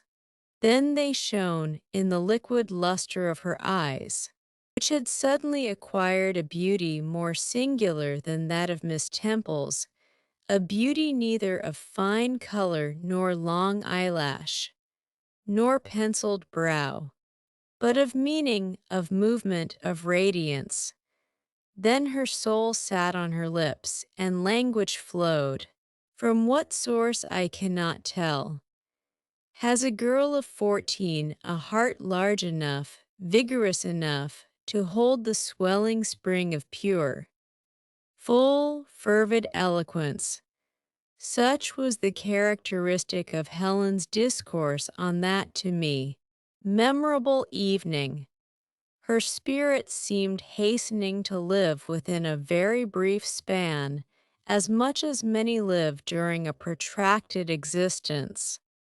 They conversed of things I had never heard of nations and times past, of countries far away, of secrets of nature discovered or guessed at. They spoke of books, how many they had read, what stores of knowledge they possessed.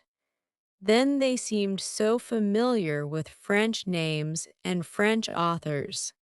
But my amazement reached its climax when Miss Temple asked Helen if she sometimes snatched a moment to recall the Latin her father had taught her, and taking a book from a shelf, bade her read and construe a page of Virgil, and Helen obeyed, my organ of veneration expanding at every sounding line.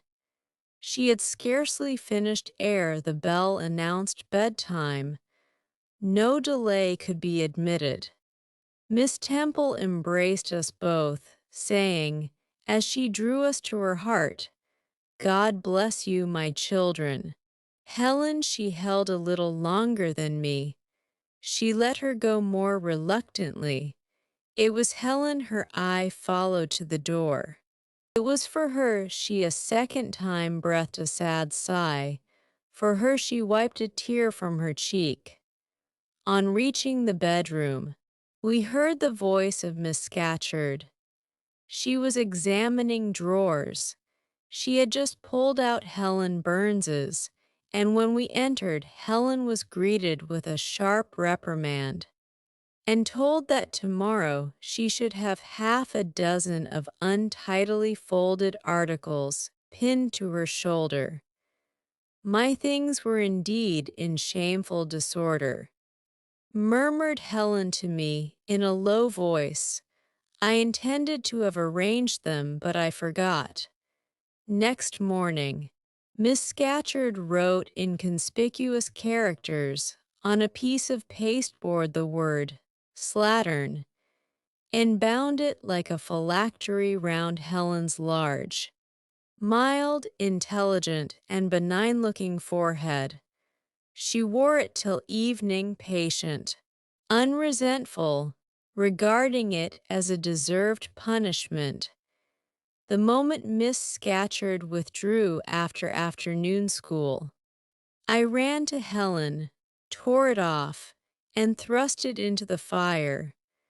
The fury of which she was incapable had been burning in my soul all day, and tears, hot and large, had continually been scalding my cheek, for the spectacle of her sad resignation gave me an intolerable pain at the heart.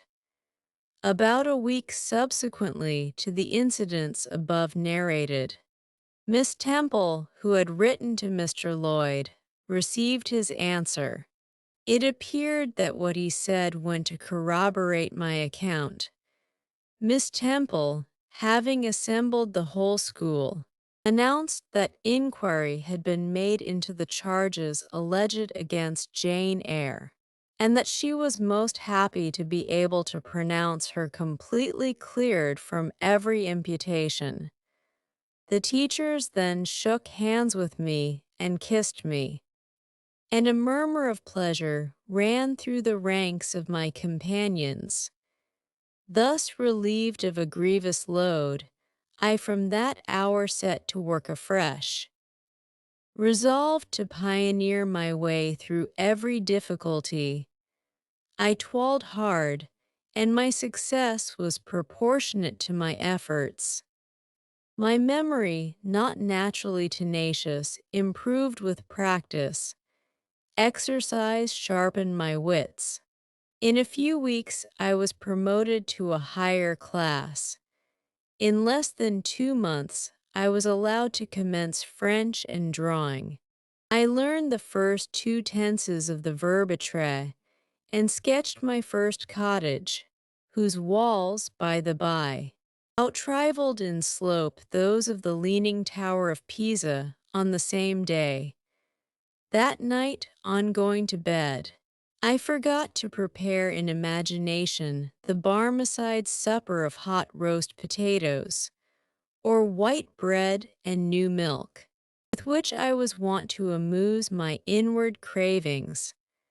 I feasted instead on the spectacle of ideal drawings, which I saw in the dark, all the work of my own hands, freely penciled houses and trees, picturesque rocks and ruins, cape-like groups of cattle, sweet paintings of butterflies hovering over unblown roses, of birds picking at ripe cherries, of wrens' nests enclosing pearl-like eggs.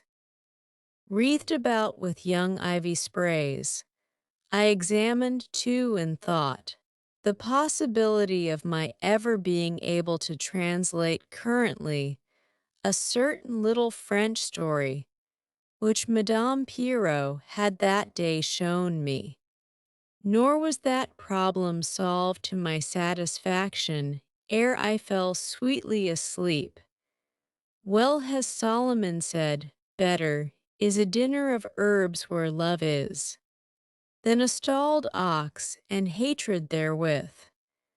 I would not now have exchanged load with all its privations for Gateshead and its daily luxuries. Chapter IX but the privations, or rather the hardships of load lessened. Spring drew on. She was indeed already come. The frosts of winter had ceased. Its snows were melted, its cutting winds ameliorated.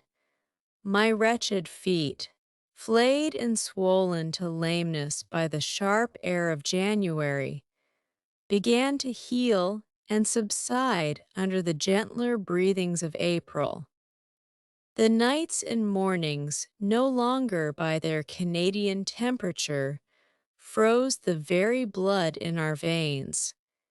We could now endure the play hour passed in the garden. Sometimes on a sunny day it began even to be pleasant and genial, and a greenness grew over those brown beds, which, freshening daily, suggested the thought that hope traversed them at night and left each morning brighter traces of her steps. Flowers peeped out amongst the leaves, snowdrops, crocuses, purple auriculas, and golden-eyed pansies. On Thursday afternoons, half-holidays, we now took walks and found still sweeter flowers opening by the wayside. Under the hedges, I discovered, too, that a great pleasure, an enjoyment which the horizon only bounded, lay all outside the high and spike-guarded walls of our garden. This pleasure consisted in prospect of noble summits girdling a great hill hollow, rich in verdure and shadow, in a bright beck, full of dark stones and sparkling eddies. How different had this scene looked when I viewed it laid out beneath the iron sky of winter, stiffened in frost, shrouded with snow, when mists as chill as death wandered to the impulse of east winds along those purple peaks, and rolled down Ing and home till they blended with the frozen fog of the beck. That beck itself was then a torrent, turbid and curbless. It tore asunder the wood, and sent a raving sound through the air, often thickened with wild rain or whirling sleet. And for the forest on its banks, that showed only ranks of skeletons. April advanced to May. A bright, serene May it was. Days of blue sky, placid sunshine, and soft western or southern gales filled up its duration. And now vegetation matured with vigor. Load shook loose its tresses. It became all green, all flowery. Its great elm, ash, and oak skeletons were restored to majestic life. Woodland plants sprang up profusely in its recesses. Unnumbered varieties of moss filled its hollows, and it made a strange ground sunshine out of the wealth of its wild primrose plants. I have seen their pale gold gleam in overshadowed spots like scatterings of the sweetest luster. All this I enjoyed often and fully, free, unwatched, and almost alone. For this unwanted liberty and pleasure there was a cause, to which it now becomes my task to advert. Have I not described a pleasant site for a dwelling, when I speak of it as bosomed in hill and wood, and rising from the verge of a stream? Assuredly pleasant enough, but whether healthy or not is another question. That forest-dell where Aloud lay was the cradle of fog and fog-bred pestilence, which, quickening with the quickening spring, crept into the orphan asylum, breathed typhus through its crowded schoolroom and dormitory, and ere May arrived, transformed the seminary into an hospital. Semi-starvation and neglected colds had predisposed most of the pupils to receive infection. 45 out of the 80 girls lay ill at one time. Classes were broken up, rules relaxed. The few who continued well were allowed almost unlimited license, because the medical attendant insisted on the necessity of frequent exercise to keep them in health. And had it been otherwise, no one had leisure to watch or restrain them. Miss Temple's whole attention was absorbed by the patients. She lived in the sick room, never quitting it except to snatch a few hours' rest at night. The teachers were fully occupied with packing up and making other necessary preparations for the departure of those girls, who were fortunate enough to have friends and relations able and willing to remove them from the seat of contagion. Many, already smitten, went home only to die. Some died at the school and were buried quietly and quickly, the nature of the malady forbidding delay.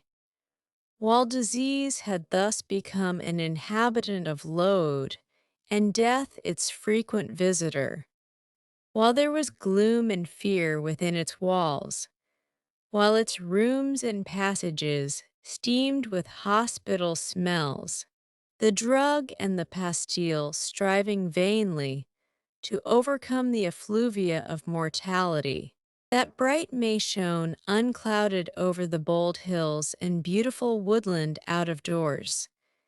Its garden, too, glowed with flowers, Hollyhocks had sprung up tall as trees, lilies had opened, tulips and roses were in bloom. The borders of the little beds were gay with pink thrift and crimson double daisies. The sweetbriers gave out, morning and evening, their scent of spice and apples, and these fragrant treasures were all useless for most of the inmates of Load, except to furnish now and then a handful of herbs and blossoms to put in a coffin. But I and the rest who continued well enjoyed fully the beauties of the scene and season. They let us ramble in the wood like gypsies from morning till night. We did what we liked, went where we liked. We lived better too. Mr. Brocklehurst and his family never came near Load now. Household matters were not scrutinized into. The cross housekeeper was gone, driven away by the fear of infection. Her successor, who had been matron at the Lowton dispensary, unused to the ways of her new abode, provided with comparative liberality. Besides, there were fewer to feed. The sick could eat little. Our breakfast basins were better filled. When there was no time to prepare a regular dinner, which often happened, she would give us a large piece of cold pie or a thick slice of bread and cheese, and this we carried away with us to the wood, where we each chose the spot we liked best and dined sumptuously. My favorite seat was a smooth and broad stone, rising white and dry from the very middle of the beck, and only to be got at by wading through the water, a feat I accomplished barefoot. The stone was just broad enough to accommodate, comfortably, another girl and me.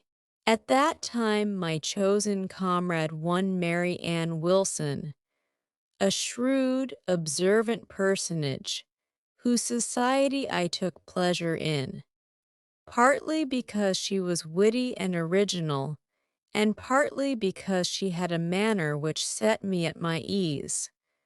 Some years older than I, she knew more of the world, and could tell me many things I liked to hear. With her my curiosity found gratification. To my faults also she gave ample indulgence, never imposing curb or rein on anything I said. She had a turn for narrative, I for analysis. She liked to inform, I to question, so we got on swimmingly together, deriving much entertainment, if not much improvement, from our mutual intercourse. And where, meantime, was Helen Burns? Why did I not spend these sweet days of liberty with her? Had I forgotten her, or was I so worthless as to have grown tired of her pure society? Surely the Mary Ann Wilson I have mentioned was inferior to my first acquaintance. She could only tell me amusing stories, and reciprocate any racy and pungent gossip I chose to indulge in, while, if I have spoken truth of Helen, she was qualified to give those who enjoyed the privilege of her converse a taste of far higher things. True, reader, and I knew and felt this. And though I am a defective being, with many faults and few redeeming points, yet I never tired of Helen Burns, nor ever ceased to cherish for her a sentiment of attachment as strong, tender, and respectful as any that ever animated my heart. How could it be otherwise when Helen, at all times and under all circumstances, evinced for me a quiet and faithful friendship, which ill humor never soured? nor irritation never troubled. But Helen was ill at present. For some weeks she had been removed from my sight to I knew not what room upstairs. She was not, I was told, in the hospital portion of the house with the fever patients, for her complaint was consumption, not typhus, and by consumption I in my ignorance understood something mild, which time and care would be sure to alleviate. I was confirmed in this idea by the fact of her once or twice coming downstairs on very warm sunny afternoons, and being taken by Miss Temple into the garden, but on these occasions I was not allowed to go and speak to her. I only saw her from the schoolroom window, and then not distinctly, for she was much wrapped up, and sat at a distance under the veranda. One evening in the beginning of June, I had stayed out very late with Mary Ann in the wood. We had, as usual, separated ourselves from the others, and had wandered far, so far that we lost our way, and had to ask it at a lonely cottage where a man and woman lived, who looked after a herd of half-wild swine that fed on the mast in the wood. When we got back, it was after moonrise. A pony, which we knew to be the surgeon's, was standing at the garden door. Mary Ann remarked that she supposed someone must be very ill. As Mr. Bates had been sent for at that time of the evening, she went into the house. I stayed behind a few minutes to plant in my garden a handful of roots I had dug up in the forest, and which I feared would wither if I left them till the morning. This done, I lingered yet a little longer. The flowers smelt so sweet as the dew fell. It was such a pleasant evening, so serene, so warm. The still glowing west promised so fairly another fine day on the morrow. The moon rose with such majesty in the grave east. I was noting these things and enjoying them as a child might, when it entered my mind as it had never done before. How sad to be lying now on a sick bed and to be in danger of dying. This world is pleasant, it would be dreary to be called from it, and to have to go who knows where. And then my mind made its first earnest effort to comprehend what had been infused into it concerning heaven and hell. And for the first time it recoiled, baffled, and for the first time glancing behind on each side, and before it, it saw all round an unfathomed gulf. It felt the one point where it stood the present. All the rest was formless cloud and vacant depth, and it shuddered at the thought of tottering and plunging amid that chaos. While pondering this new idea, I heard the front door open. Mr. Bates came out, and with him was a nurse. After she had seen him mount his horse and depart, she was about to close the door, but I ran up to her. "How is Helen Burns?" "Very poorly," was the answer.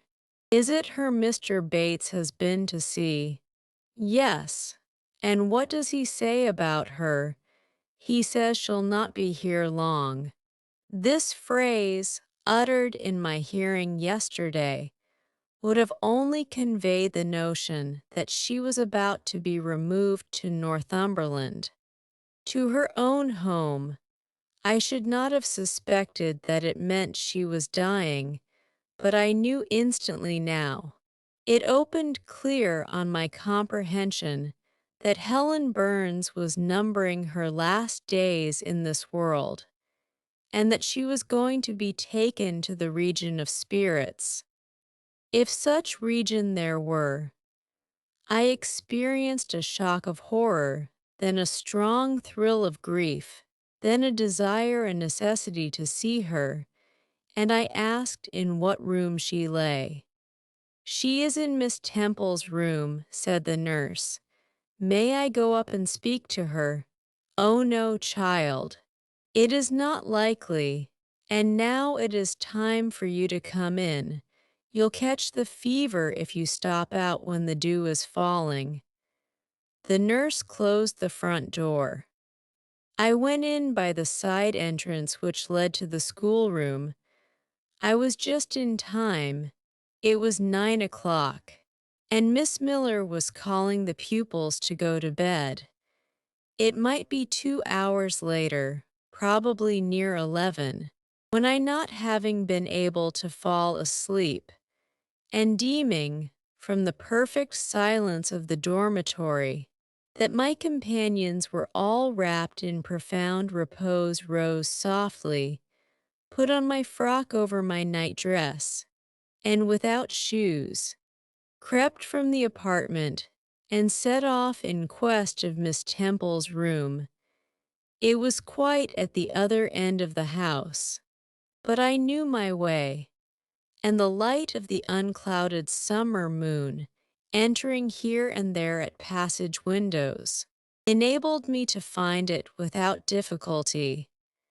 An odor of camphor and burnt vinegar warned me when I came near the fever room, and I passed its door quickly, fearful lest the nurse who sat up all night should hear me. I dreaded being discovered and sent back. For I must see Helen, I must embrace her before she died, I must give her one last kiss, exchange with her one last word.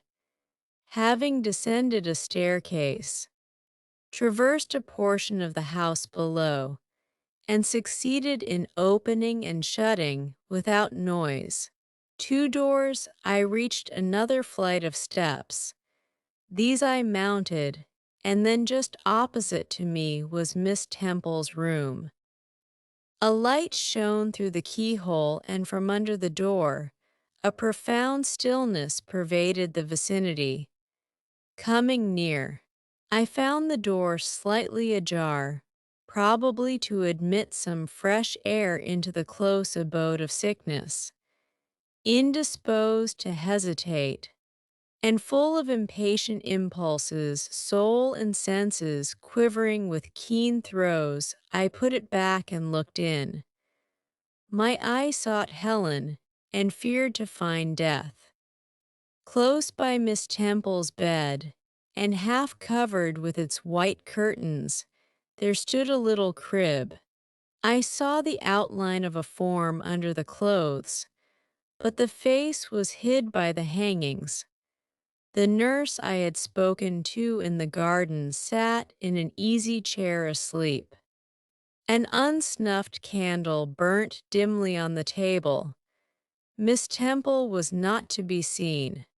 I knew afterwards that she had been called to a delirious patient in the fever room. I advanced, then paused by the crib side.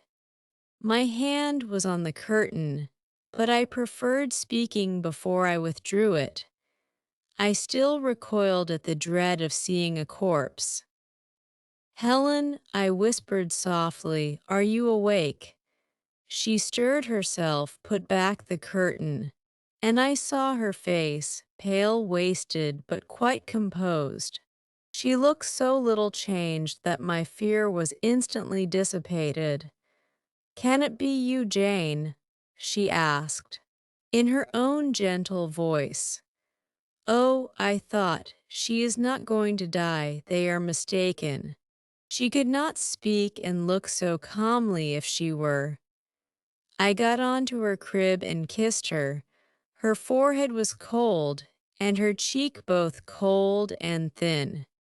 And so were her hand and wrist, but she smiled as of old. "Why are you come here, Jane? It is past 11 o'clock." I heard it strike some minutes since. I came to see you, Helen. I heard you were very ill, and I could not sleep till I had spoken to you. You came to bid me good-bye then. You are just in time, probably. Are you going somewhere, Helen? Are you going home? Yes, to my long home, my last home.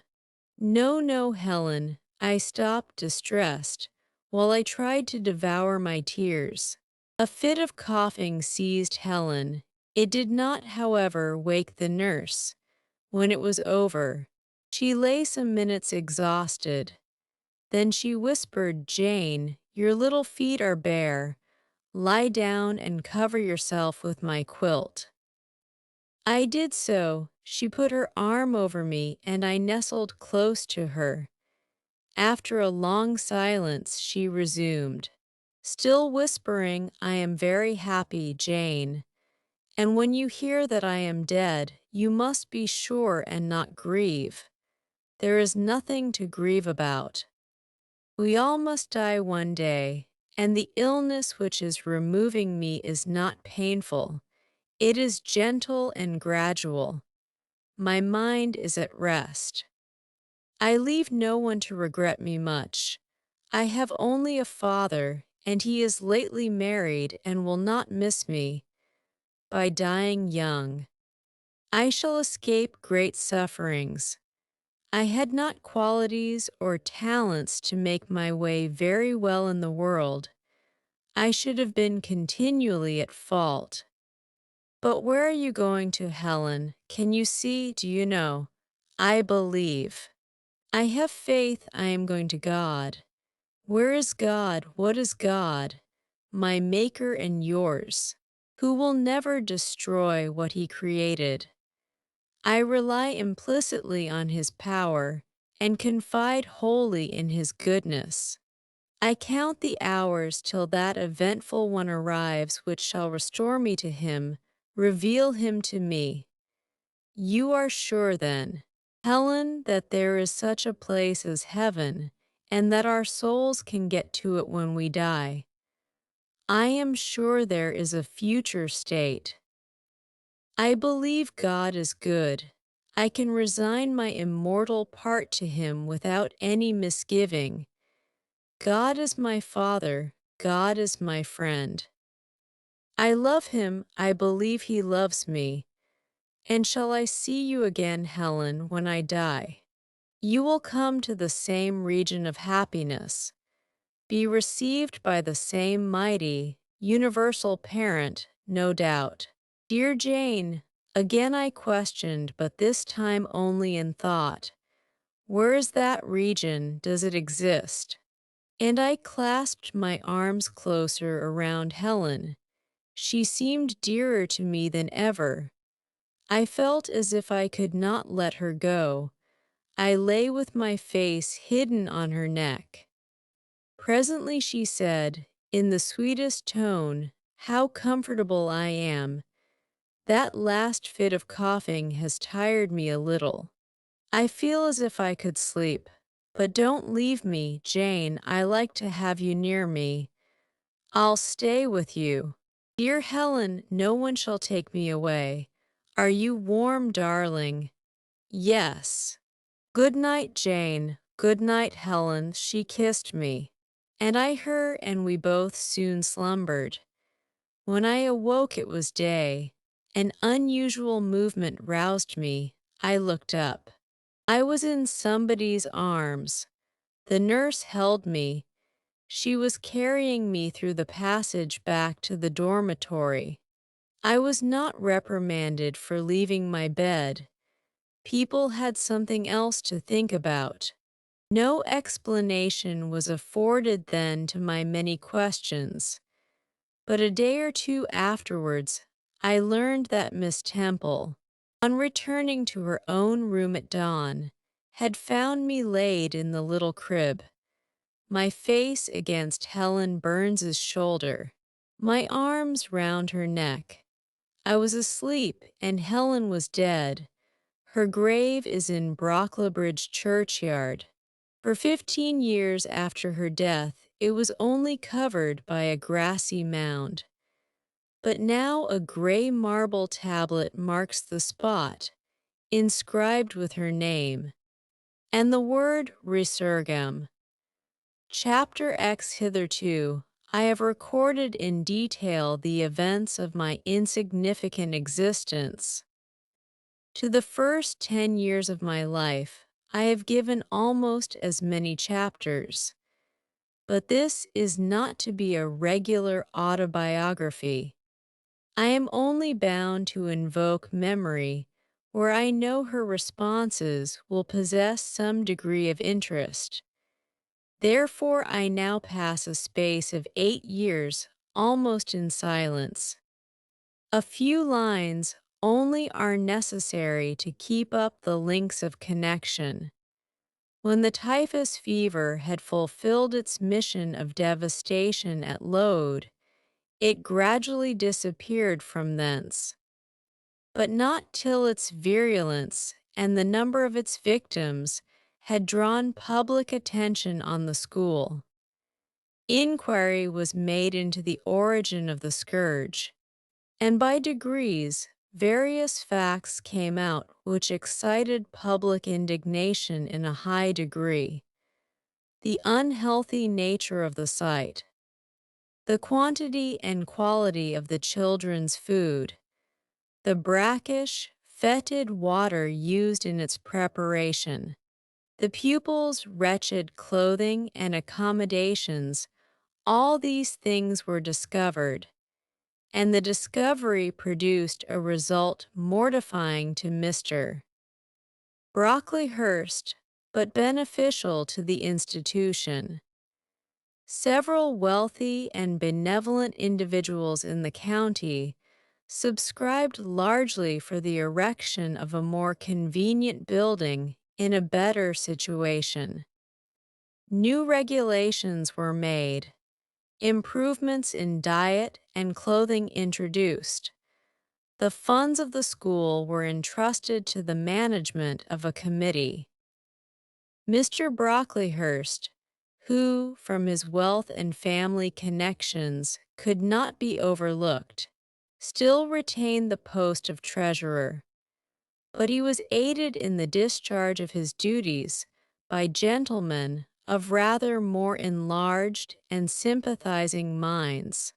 His office of inspector, too, was shared by those who knew how to combine reason with strictness, comfort with economy, compassion with uprightness. The school, thus improved, became in time a truly useful and noble institution. I remained an inmate of its walls after its regeneration for 8 years, 6 as pupil and 2 as teacher. And in both capacities I bear my testimony to its value and importance. During these 8 years my life was uniform, but not unhappy, because it was not inactive.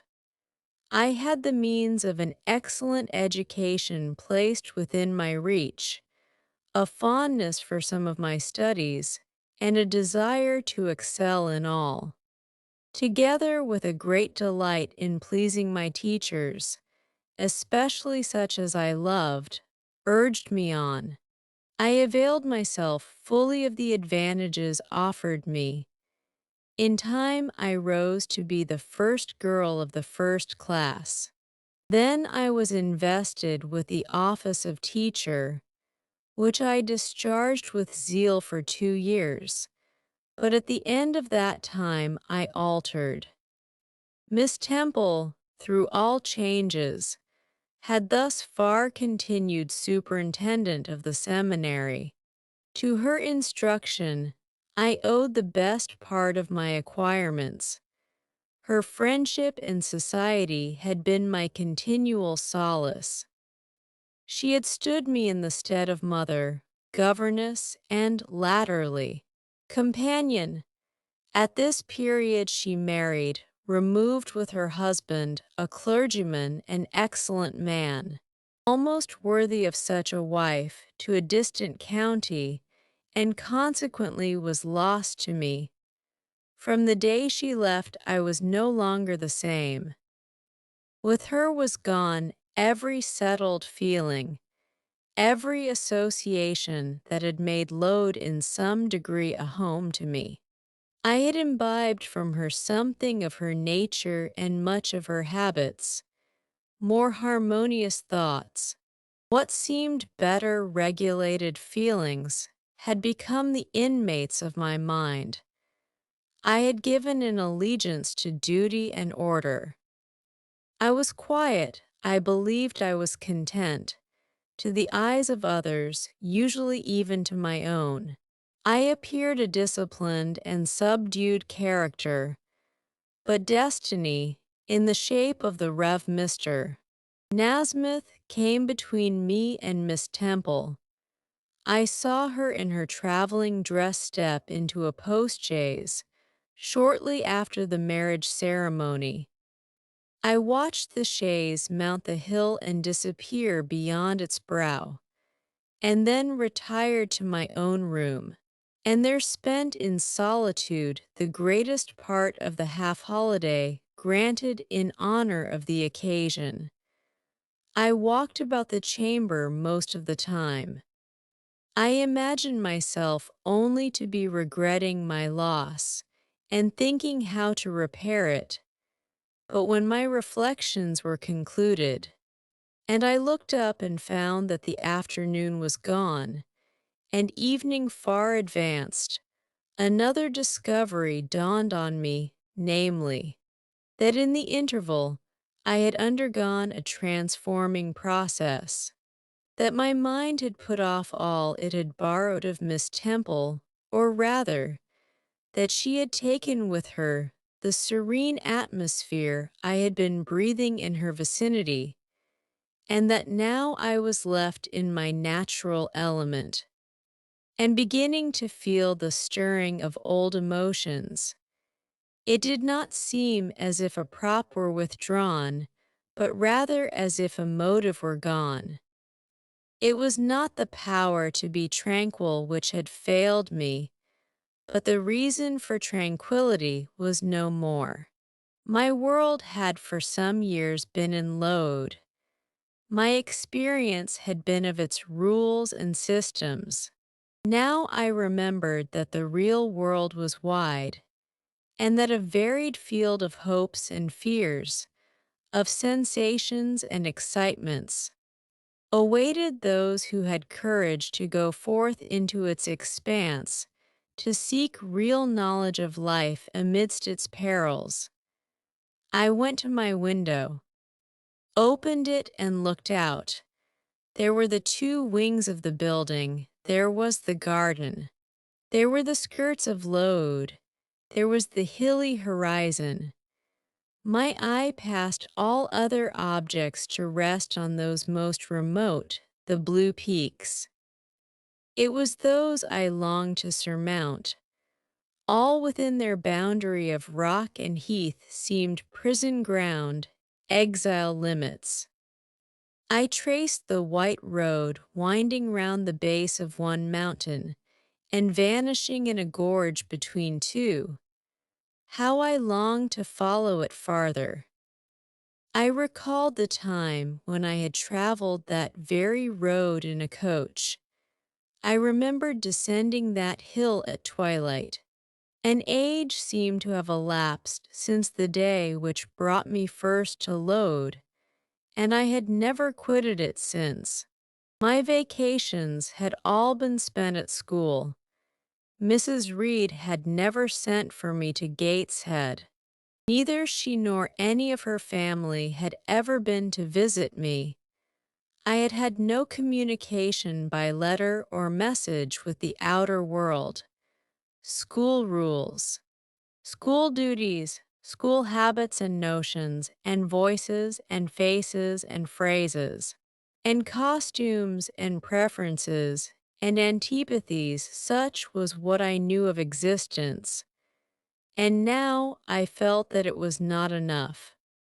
I tired of the routine of 8 years in one afternoon. I desired liberty. For liberty I gasped. For liberty I uttered a prayer. It seemed scattered on the wind, then faintly blowing. I abandoned it and framed a humbler supplication for change.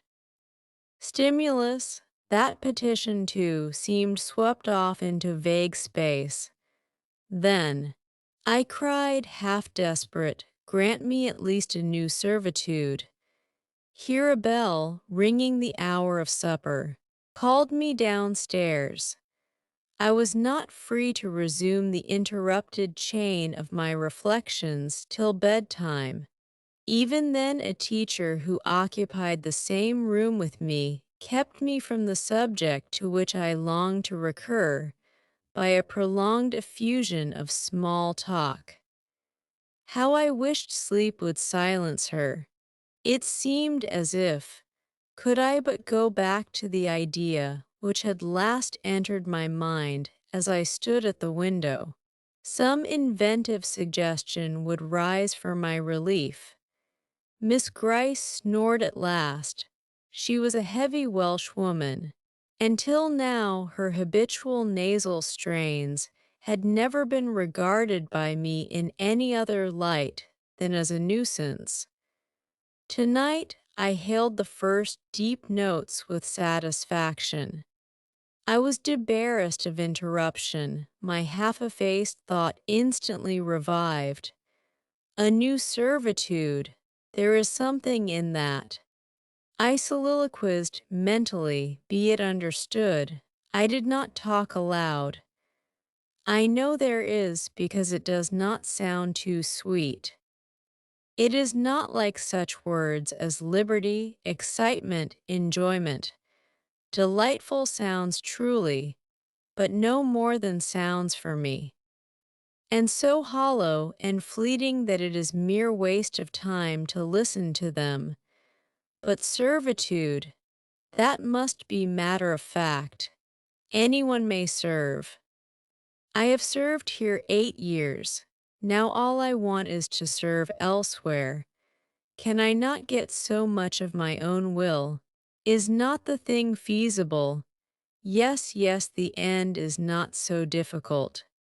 If I had only a brain active enough to ferret out the means of attaining it.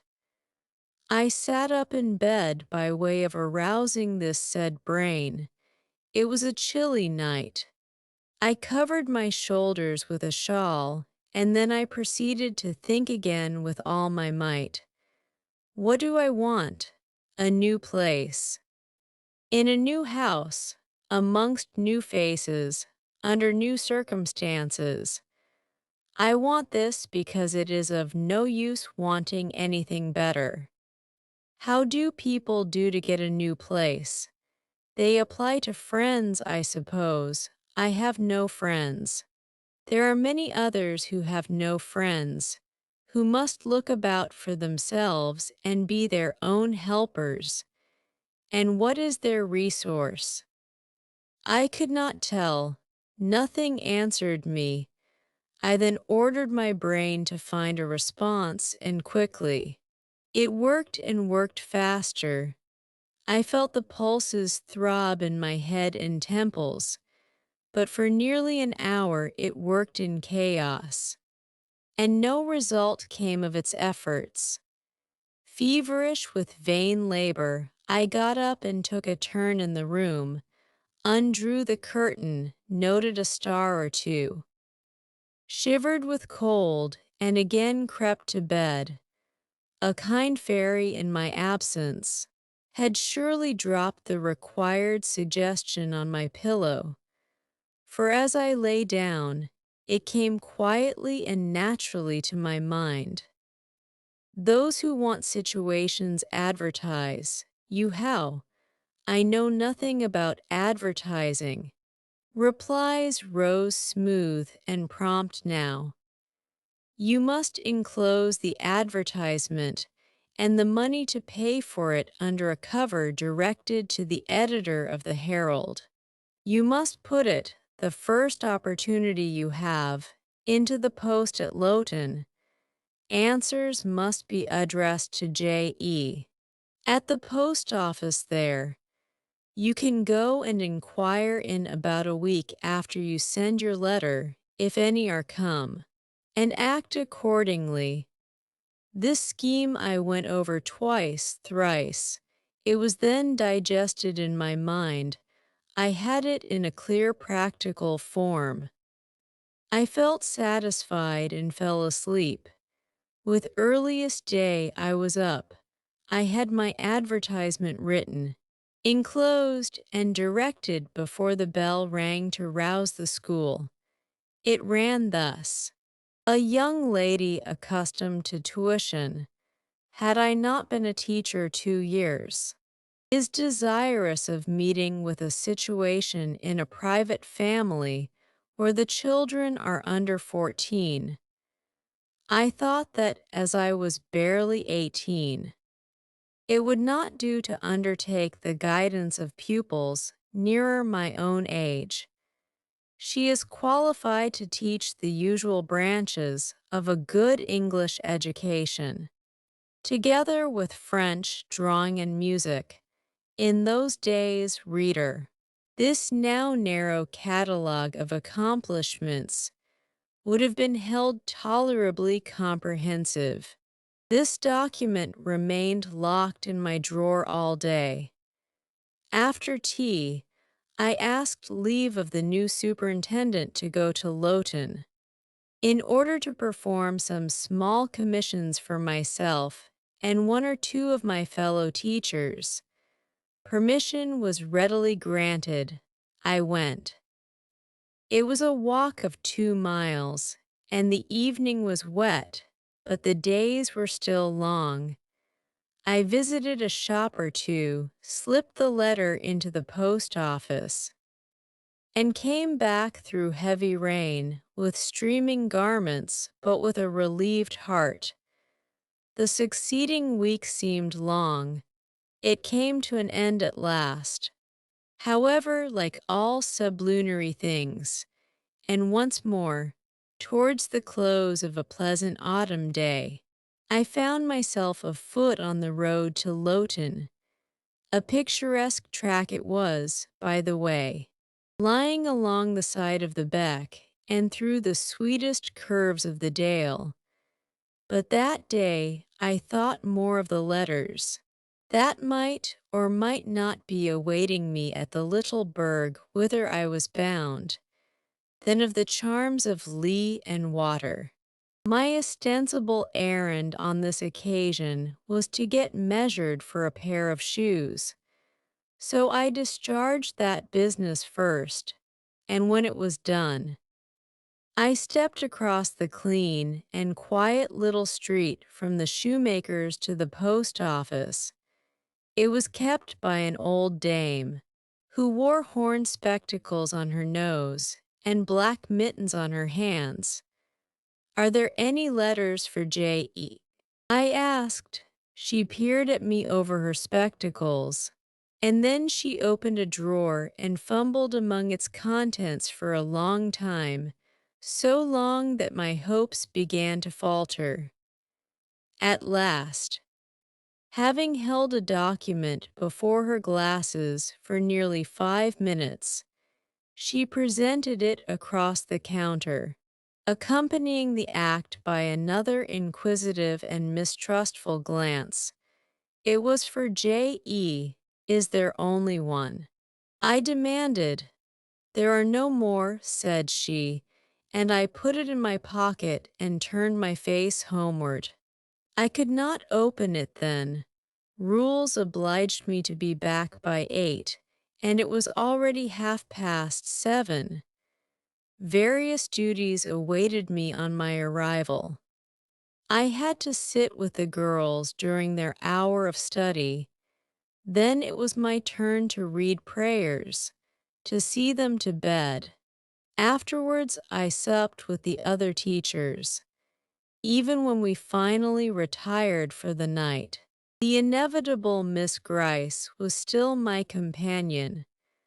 We had only a short end of candle in our candlestick, and I dreaded lest she should talk till it was all burnt out.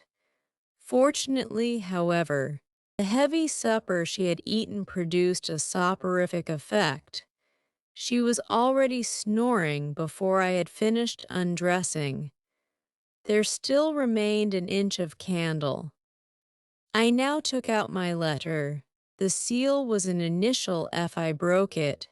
The contents were brief. Thursday possesses the acquirements mentioned, and if she is in a position to give satisfactory references as to character and competency, a situation can be offered her where there is but one pupil, a little girl under 10 years of age, and where the salary is £30 per annum. J.E. is requested to send references, name, address, and all particulars to the direction. I examined the document long. The writing was old-fashioned and rather uncertain, like that of an elderly lady. This circumstance was satisfactory. A private fear had haunted me, that in thus acting for myself, and by my own guidance, I ran the risk of getting into some scrape, and, above all things, I wished the result of my endeavors to be respectable, proper, en règle. I now felt that an elderly lady was no bad ingredient in the business I had on hand. Mrs. Fairfax. I saw her in a black gown and widow's cap, frigid perhaps, but not uncivil, a model of elderly English respectability. Thornfield, that doubtless was the name of her house. A neat, orderly spot, I was sure, though I failed in my efforts to conceive a recollections of the map of England. Yes, I saw it, both the shire and county where I now resided. That was a recommendation to me. I longed to go where there was life and movement. Millcote was a large doubtless, so much the better. It would be a complete change at least. Not that my fancy was much captivated by the idea of long chimneys and clouds of smoke, but, I argued, Thornfield will, probably, be a good way from the town. Here the socket of the candle dropped, and the wick went out. Next day new steps were to be taken. My plans could no longer be confined to my own breast. I must impart them in order to achieve their success. Having sought and obtained an audience of the superintendent during the noontide recreation, I told her I had a prospect of getting a new situation where the salary would be double what I now received, for at Loud I only got L15 per annum, and requested she would break the matter for me to Mr. Brocklehurst, or some of the committee, and ascertain whether they would permit me to mention them as references. She obligingly consented to act as mediatrix in the matter. The next day she laid the affair before Mr. Brocklehurst, who said that Mrs. Reed must be written to, as she was my natural guardian.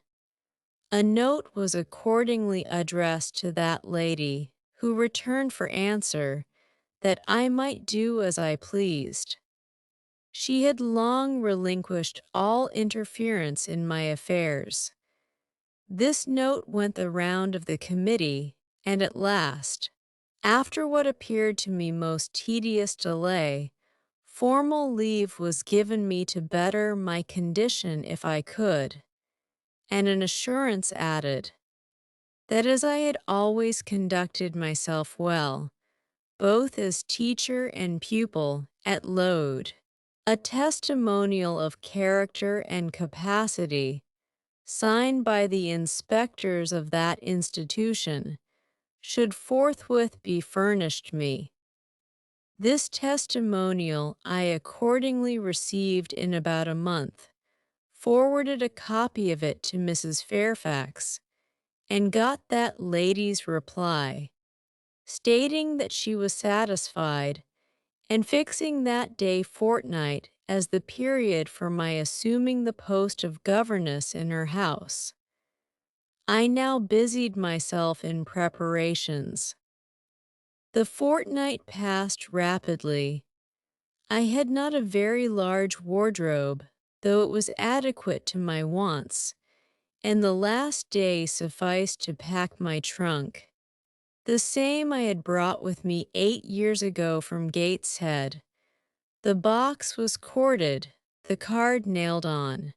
In half an hour the carrier was to call for it to take it to Loughton, whither I myself was to repair at an early hour the next morning to meet the coach. I had brushed my black stuff traveling dress, prepared my bonnet, gloves, and muff, sought in all my drawers to see that no article was left behind, and now having nothing more to do, I sat down and tried to rest. I could not. Though I had been on foot all day, I could not now repose an instant. I was too much excited. A phase of my life was closing tonight, a new one opening tomorrow. Impossible to slumber in the interval. I must watch feverishly while the change was being accomplished. "Miss," said a servant who met me in the lobby, where I was wandering like a troubled spirit, "a person below wishes to see you." The carrier, no doubt, I thought, and ran downstairs without inquiry. I was passing the back parlor or teacher's sitting room, the door of which was half open, to go to the kitchen, when someone ran out. "It's her." "I am sure I could have told her anywhere," cried the individual who stopped my progress and took my hand. I looked. I saw a woman attired like a well-dressed servant, matronly, yet still young, very good-looking, with black hair and eyes and lively complexion. "Well, who is it?" she asked, in a voice and with a smile I half recognized. "You've not quite forgotten me, I think, Miss Jane." In another second I was embracing and kissing her rapturously. "Bessie, Bessie, Bessie." That was all I said, whereat she half laughed, half cried, and we both went into the parlor. By the fire stood a little fellow of 3 years old, in plaid frock and trousers. "That is my little boy," said Bessie directly. "Then you are married, Bessie?" "Yes, nearly 5 years since to Robert Levin, the coachman, and I've a little girl besides Bobby there that I've christened Jane." "And you don't live at Gateshead?" "I live at the lodge the old porter has left." "Well, and how do they all get on? Tell me everything about them. Bessie, but sit down first. And Bobby, come and sit on my knee. Will you?" But Bobby preferred sidling over to his mother. "You're not grown so very tall, Miss Jane." "Nor so very stout," continued Mrs. Levin. "I dare say they've not kept you too well at school. Miss Reed is the head and shoulders taller than you are, and Miss Georgiana would make two of you in breadth. Georgiana is handsome." "I suppose, Bessie." "Very. She went up to London last winter with her mamma, and there everybody admired her, and a young lord fell in love with her, but his relations were against the match. And what do you think? He and Miss Georgiana made it up to run away, but they were found out and stopped. It was Miss Reed that found them out. I believe she was envious. And now she and her sister lead a cat and dog life together. They are always quarreling. Well, and what of John Reed? Oh, he is not doing so well as his mamma could wish. He went to college, and he got plucked. I think they call it. And then his uncles wanted him to be a barrister and study the law, but he is such a dissipated young man. They will never make much of him, I think. What does he look like? He is very tall. Some people call him a fine-looking young man, but he has such thick lips. And Mrs. Reed. Mrs. looks stout and well enough in the face, but I think she's not quite easy in her mind. Mr. John's conduct does not please her. He spends a deal of money. Did she send you here, Bessie? No. Indeed, but I have long wanted to see you, and when I heard that there had been a letter from you, and that you were going to another part of the country, I thought I'd just set off and get a look at you before you were quite out of my reach. I am afraid you are disappointed in me, Bessie. I said this laughing. I perceived that Bessie's glance, though it expressed regard, did in no shape denote admiration. No, Miss Jane, not exactly. You are genteel enough. You look like a lady, and it is as much as ever I expected of you. You were no beauty as a child. I smiled at Bessie's frank answer. I felt that it was correct, but I confess I was not quite indifferent to its import. At 18, most people wish to please, and the conviction that they have not an exterior likely to second that desire brings anything but gratification. I dare say you are clever, though, continued Bessie by way of solace. What can you do? Can you play on the piano? A little. There was one in the room. Bessie went and opened it, and then asked me to sit down and give her a tune. I played a waltz or two, and she was charmed. The Miss Reeds could not play as well, said she exultingly. I always said you would surpass them in learning. And can you draw? That is one of my paintings over the chimney-piece. It was a landscape in water colors, of which I had made a present to the superintendent, in acknowledgment of her obliging mediation with the committee on my behalf, and which she had framed and glazed. Well, that is beautiful, Miss Jane. It is as fine a picture as any Miss Reed's drawing master could paint, let alone the young ladies themselves, who could not come near it. And have you learnt French?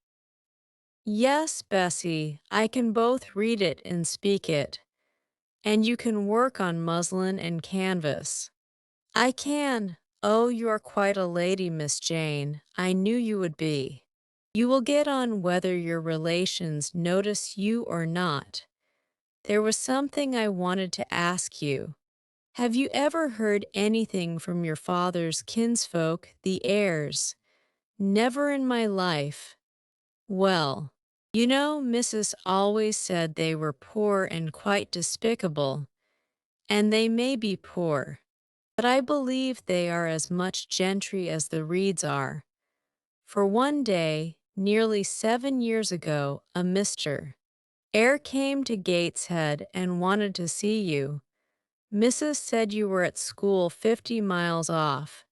He seemed so much disappointed, for he could not stay. He was going on a voyage to a foreign country, and the ship was to sail from London in a day or two. He looked quite a gentleman, and I believe he was your father's brother. What foreign country was he going to? Bessie, an island thousands of miles off, where they make wine the butler did tell me. Madeira, I suggested. Yes, that is it, that is the very word. So he went. Yes. He did not stay many minutes in the house. Mrs. was very high with him. She called him afterwards a sneaking tradesman. My Robert believes he was a wine merchant. Very likely, I returned. Or perhaps clerk or agent to a wine merchant. Bessie and I conversed about old times an hour longer, and then she was obliged to leave me. I saw her again for a few minutes the next morning at Lowton, while I was waiting for the coach. We parted finally at the door of the Brocklehurst Arms there. Each went her separate way. She set off for the brow of Load Fell to meet the conveyance which was to take her back to Gateshead. I mounted the vehicle which was to bear me to new duties and a new life in the unknown environs of Millcote. Chapter XI, a new chapter in a novel, is something like a new scene in a play. And when I draw up the curtain this time, reader, you must fancy you see a room in the George Inn at Millcote, with such large figured papering on the walls as inn rooms have. Such a carpet, such furniture, such ornaments on the mantelpiece, such prints, including a portrait of George III and another of the Prince of Wales, and a representation of the death of Wolfe. All this is visible to you by the light of an oil lamp hanging from the ceiling, and by that of an excellent fire, near which I sit in my cloak and bonnet. My muff and umbrella lie on the table, and I am warming away the numbness and chill contracted by 16 hours' exposure to the rawness of an October day. I left Lowton at 4 o'clock a.m., and the Millcote town clock is now just striking 8. Reader, though I look comfortably accommodated, I am not very tranquil in my mind. I thought when the coach stopped here, there would be someone to meet me. I looked anxiously round. As I descended the wooden steps the boots placed for my convenience, expecting to hear my name pronounced, and to see some description of carriage waiting to convey me to Thornfield. Nothing of the sort was visible, and when I asked a waiter if anyone had been to inquire after Miss Eyre, I was answered in the negative. So I had no resource but to request to be shown into a private room. And here I am waiting, while all sorts of doubts and fears are troubling my thoughts. It is a very strange sensation to inexperienced youth to feel itself quite alone in the world, cut adrift from every connection, uncertain whether the port to which it is bound can be reached, and prevented by many impediments from returning to that it has quitted. The charm of adventure sweetens that sensation, the glow of pride warms it, but then the throb of fear disturbs it. And fear with me became predominant when half an hour elapsed, and still I was alone. I bethought myself to ring the bell. Is there a place in this neighborhood called Thornfield? I asked of the waiter who answered the summons. Thornfield. I don't know, ma'am. I'll inquire at the bar. He vanished, but reappeared instantly. Is your name Eyre, miss? Yes. Person here waiting for you. I jumped up, took my muff and umbrella, and hastened into the inn passage. A man was standing by the open door, and in the lamplit street I dimly saw a one-horse conveyance. "This will be your luggage, I suppose," said the man rather abruptly when he saw me, pointing to my trunk in the passage. "Yes." He hoisted it on to the vehicle, which was a sort of car, and then I got in. Before he shut me up, I asked him how far it was to Thornfield. "A matter of 6 miles. How long shall we be before we get there?" "Happen an hour and a half." He fastened the car door, climbed to his own seat outside, and we set off. Our progress was leisurely and gave me ample time to reflect. I was content to be at length so near the end of my journey, and as I leaned back in the comfortable, though not elegant conveyance, I meditated much at my ease. I suppose, thought I, judging from the plainness of the servant and carriage, Mrs. Fairfax is not a very dashing person. So much the better. I never lived amongst fine people but once, and I was very miserable with them. I wonder if she lives alone except this little girl. If so, and if she is in any degree amiable, I shall surely be able to get on with her. I will do my best. It is a pity that doing one's best does not always answer. At Load, indeed, I took that resolution, kept it, and succeeded in pleasing. But with Mrs. Reed, I remember my best was always spurned with scorn. I pray God Mrs. Fairfax may not turn out a second Mrs. Reed, but if she does, I am not bound to stay with her. Let the worst come to the worst. I can advertise again. How far are we on our road now, I wonder? I let down the window and looked out. Millcote was behind us, judging by the number of its lights. It seemed a place of considerable magnitude, much larger than Loughton.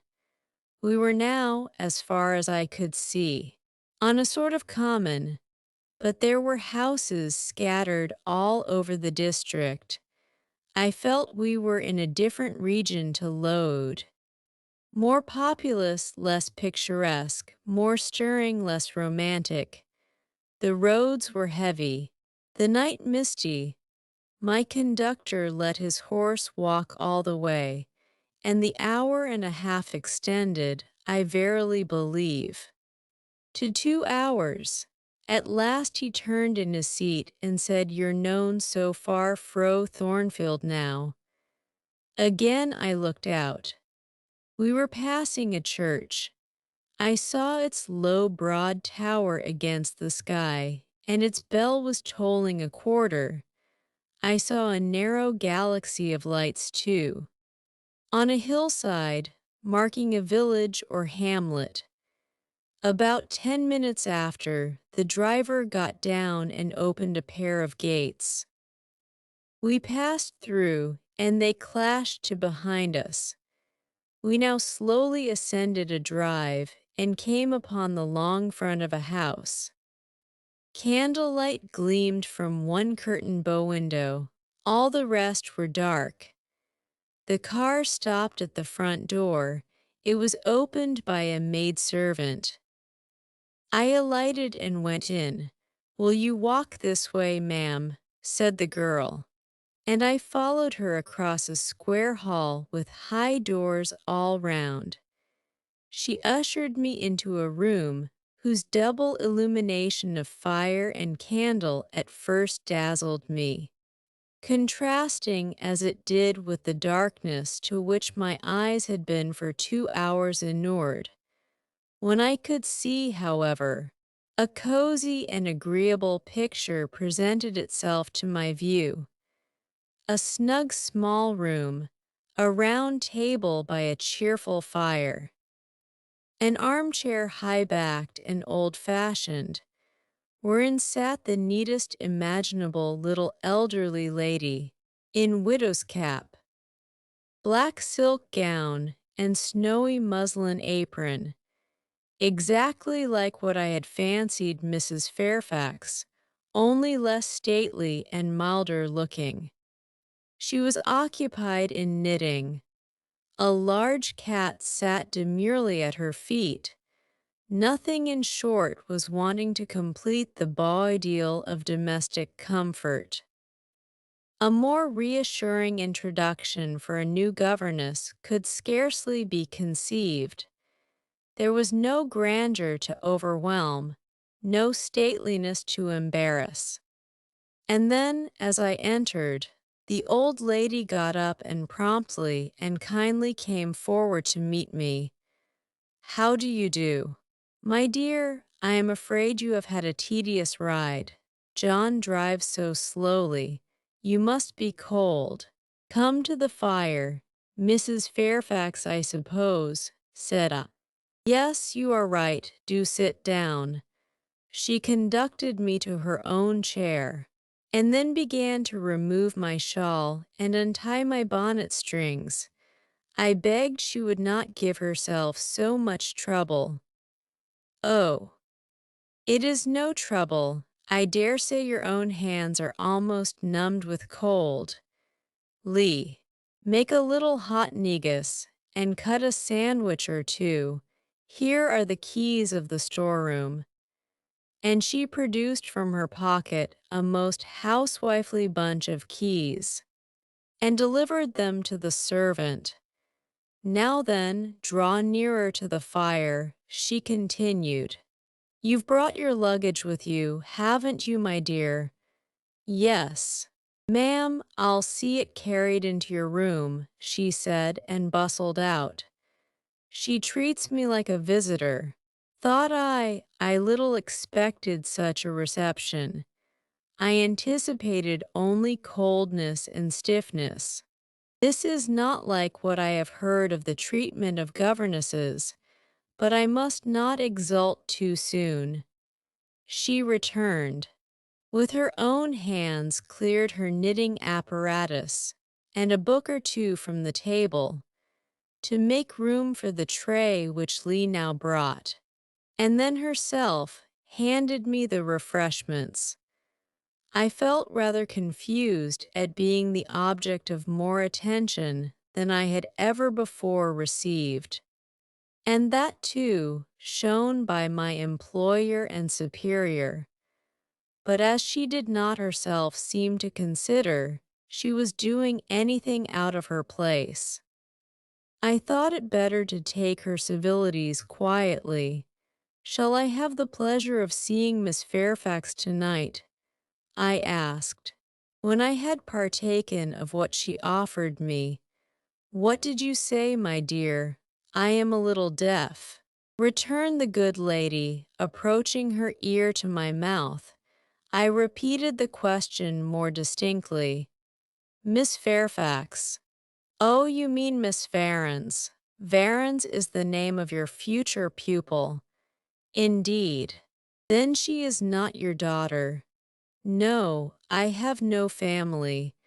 I should have followed up my first inquiry by asking in what way Miss Varens was connected with her, but I recollected it was not polite to ask too many questions. Besides, I was sure to hear in time. "I am so glad," she continued, as she sat down opposite to me and took the cat on her knee. "I am so glad you are come. It will be quite pleasant living here now with a companion. To be sure it is pleasant at any time, for Thornfield is a fine old hall, rather neglected of late years perhaps, but still it is a respectable place. Yet you know in winter-time one feels dreary quite alone in the best quarters. I say alone, Lee is a nice girl to be sure. And John and his wife are very decent people, but then you see they are only servants, and one can't converse with them on terms of equality. One must keep them at due distance, for fear of losing one's authority. I'm sure last winter it was a very severe one, if you recollect, and when it did not snow, it rained and blew. Not a creature but the butcher and postman came to the house, from November till February, and I really got quite melancholy with sitting night after night alone. I had Lee in to read to me sometimes, but I don't think the poor girl liked the task much. She felt it confining. In spring and summer one got on better. Sunshine and long days make such a difference. And then, just at the commencement of this autumn, little Adela Varens came and her nurse. A child makes a house alive all at once. And now you are here, I shall be quite gay. My heart really warmed to the worthy lady as I heard her talk, and I drew my chair a little nearer to her, and expressed my sincere wish that she might find my company as agreeable as she anticipated. "But I'll not keep you sitting up late tonight," said she. "It is on the stroke of 12 now, and you have been traveling all day. You must feel tired. If you have got your feet well warmed, I'll show you your bedroom. I've had the room next to mine prepared for you. It is only a small apartment, but I thought you would like it better than one of the large front chambers. To be sure they have finer furniture, but they are so dreary and solitary. I never sleep in them myself." I thanked her for her considerate choice, and as I really felt fatigued with my long journey, expressed my readiness to retire. She took her candle, and I followed her from the room. First she went to see if the hall door was fastened. Having taken the key from the lock, she led the way upstairs. The steps and banisters were of oak. The staircase window was high and latticed. Both it and the long gallery, into which the bedroom doors opened, looked as if they belonged to a church rather than a house. A very chill and vault-like air pervaded the stairs and gallery, suggesting cheerless ideas of space and solitude, and I was glad, when finally ushered into my chamber, to find it of small dimensions and furnished in ordinary modern style. When Mrs. Fairfax had bidden me a kind good night, and I had fastened my door, gazed leisurely round, and in some measure effaced the eerie impression made by that wide hall, that dark and spacious staircase, and that long, cold gallery by the livelier aspect of my little room, I remembered that, after a day of bodily fatigue and mental anxiety, I was now at last in safe haven. The impulse of gratitude swelled my heart, and I knelt down at the bedside and offered up thanks where thanks were due, not forgetting, ere I rose, to implore aid on my further path, and the power of meriting the kindness which seemed so frankly offered me before it was earned. My couch had no thorns in it that night. My solitary room no fears. At once weary and content, I slept soon and soundly. When I awoke it was broad day.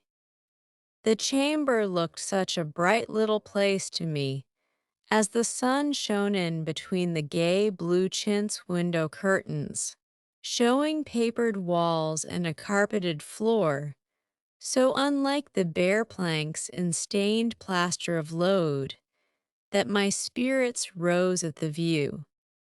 Externals have a great effect on the young. I thought that a fairer era of life was beginning for me, one that was to have its flowers and pleasures, as well as its thorns and toils. My faculties, roused by the change of scene, the new field offered to hope, seemed all astir. I cannot precisely define what they expected, but it was something pleasant, not perhaps that day or that month, but at an indefinite future period. I rose, I dressed myself with care, obliged to be plain, for I had no article of attire that was not made with extreme simplicity. I was still by nature solicitous to be neat. It was not my habit to be disregardful of appearance or careless of the impression I made. On the contrary, I ever wished to look as well as I could, and to please as much as my want of beauty would permit. I sometimes regretted that I was not handsomer. I sometimes wished to have rosy cheeks, a straight nose, and small cherry mouth. I desired to be tall, stately, and finely developed in figure. I felt it a misfortune that I was so little, so pale, and had features so irregular and so marked. And why had I these aspirations and these regrets? It would be difficult to say. I could not then distinctly say it to myself, yet I had a reason, and a logical, natural reason too. However, when I had brushed my hair very smooth, and put on my black frock, which, Quaker-like as it was, at least had the merit of fitting to a nicety, and adjusted my clean white tucker, I thought I should do respectably enough to appear before Mrs. Fairfax, and that my new pupil would not at least recoil from me with antipathy. Having opened my chamber window, and seen that I left all things straight and neat on the toilet table, I ventured forth. Traversing the long and matted gallery, I descended the slippery steps of oak. Then I gained the hall. I halted there a minute. I looked at some pictures on the walls. One, I remember, represented a grim man in a cuirass, and one a lady with powdered hair and a pearl necklace, at a bronze lamp pendant from the ceiling, at a great clock whose case was of oak curiously carved, and ebon black with time and rubbing. Everything appeared very stately and imposing to me, but then I was so little accustomed to grandeur. The hall door, which was half of glass, stood open. I stepped over the threshold. It was a fine autumn morning. The early sun shone serenely on embrowned groves and still green fields. Advancing onto the lawn, I looked up and surveyed the front of the mansion. It was 3 stories high, of proportions not vast, though considerable. A gentleman's manor house, not a nobleman's seat. Battlements round the top gave it a picturesque look. Its gray front stood out well from the background of a rookery, whose cawing tenants were now on the wing. They flew over the lawn and grounds to alight in a great meadow, from which these were separated by a sunk fence, and where an array of mighty old thorn trees, strong, knotty, and broad as oaks, at once explained the etymology of the mansion's designation. Farther off were hills, not so lofty as those round Load, nor so craggy, nor so like barriers of separation from the living world, but yet quiet and lonely hills enough, and seeming to embrace Thornfield with a seclusion I had not expected to find existent so near the stirring locality of Millcote, a little hamlet, whose roofs were blent with trees, straggled up the side of one of these hills. The church of the district stood nearer Thornfield. Its old tower top looked over a knoll between the house and gates. I was yet enjoying the calm prospect and pleasant fresh air, yet listening with delight to the cawing of the rooks, yet surveying the wide, hoary front of the hall, and thinking what a great place it was for one lonely little dame like Mrs. Fairfax to inhabit, when that lady appeared at the door. "What? Out already?" said she. "I see you are an early riser." I went up to her, and was received with an affable kiss and shake of the hand. "How do you like Thornfield?" she asked. I told her I liked it very much.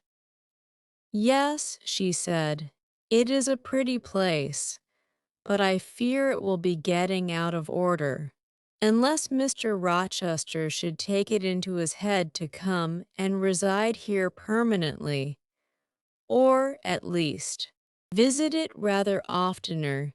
Great houses and fine grounds require the presence of the proprietor, Mr. Rochester."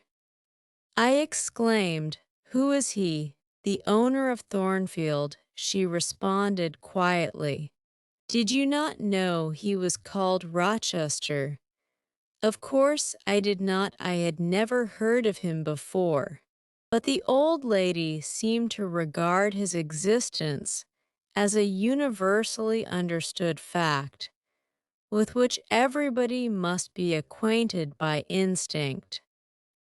"I thought," I continued, "Thornfield belonged to you." "To me, bless you." "Child, what an idea, to me. I am only the housekeeper, the manager. To be sure, I am distantly related to the Rochesters by the mother's side, or at least my husband was. He was a clergyman, incumbent of Hay, that little village yonder on the hill, and that church near the gates was his. The present Mr. Rochester's mother was a Fairfax, second cousin to my husband, but I never presume on the connection. In fact, it is nothing to me.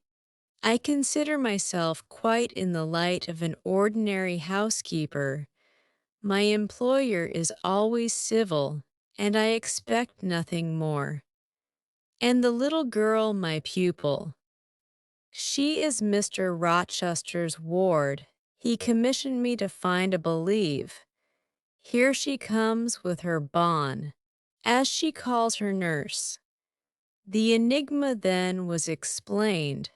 This affable and kind little widow was no great dame, but a dependent like myself.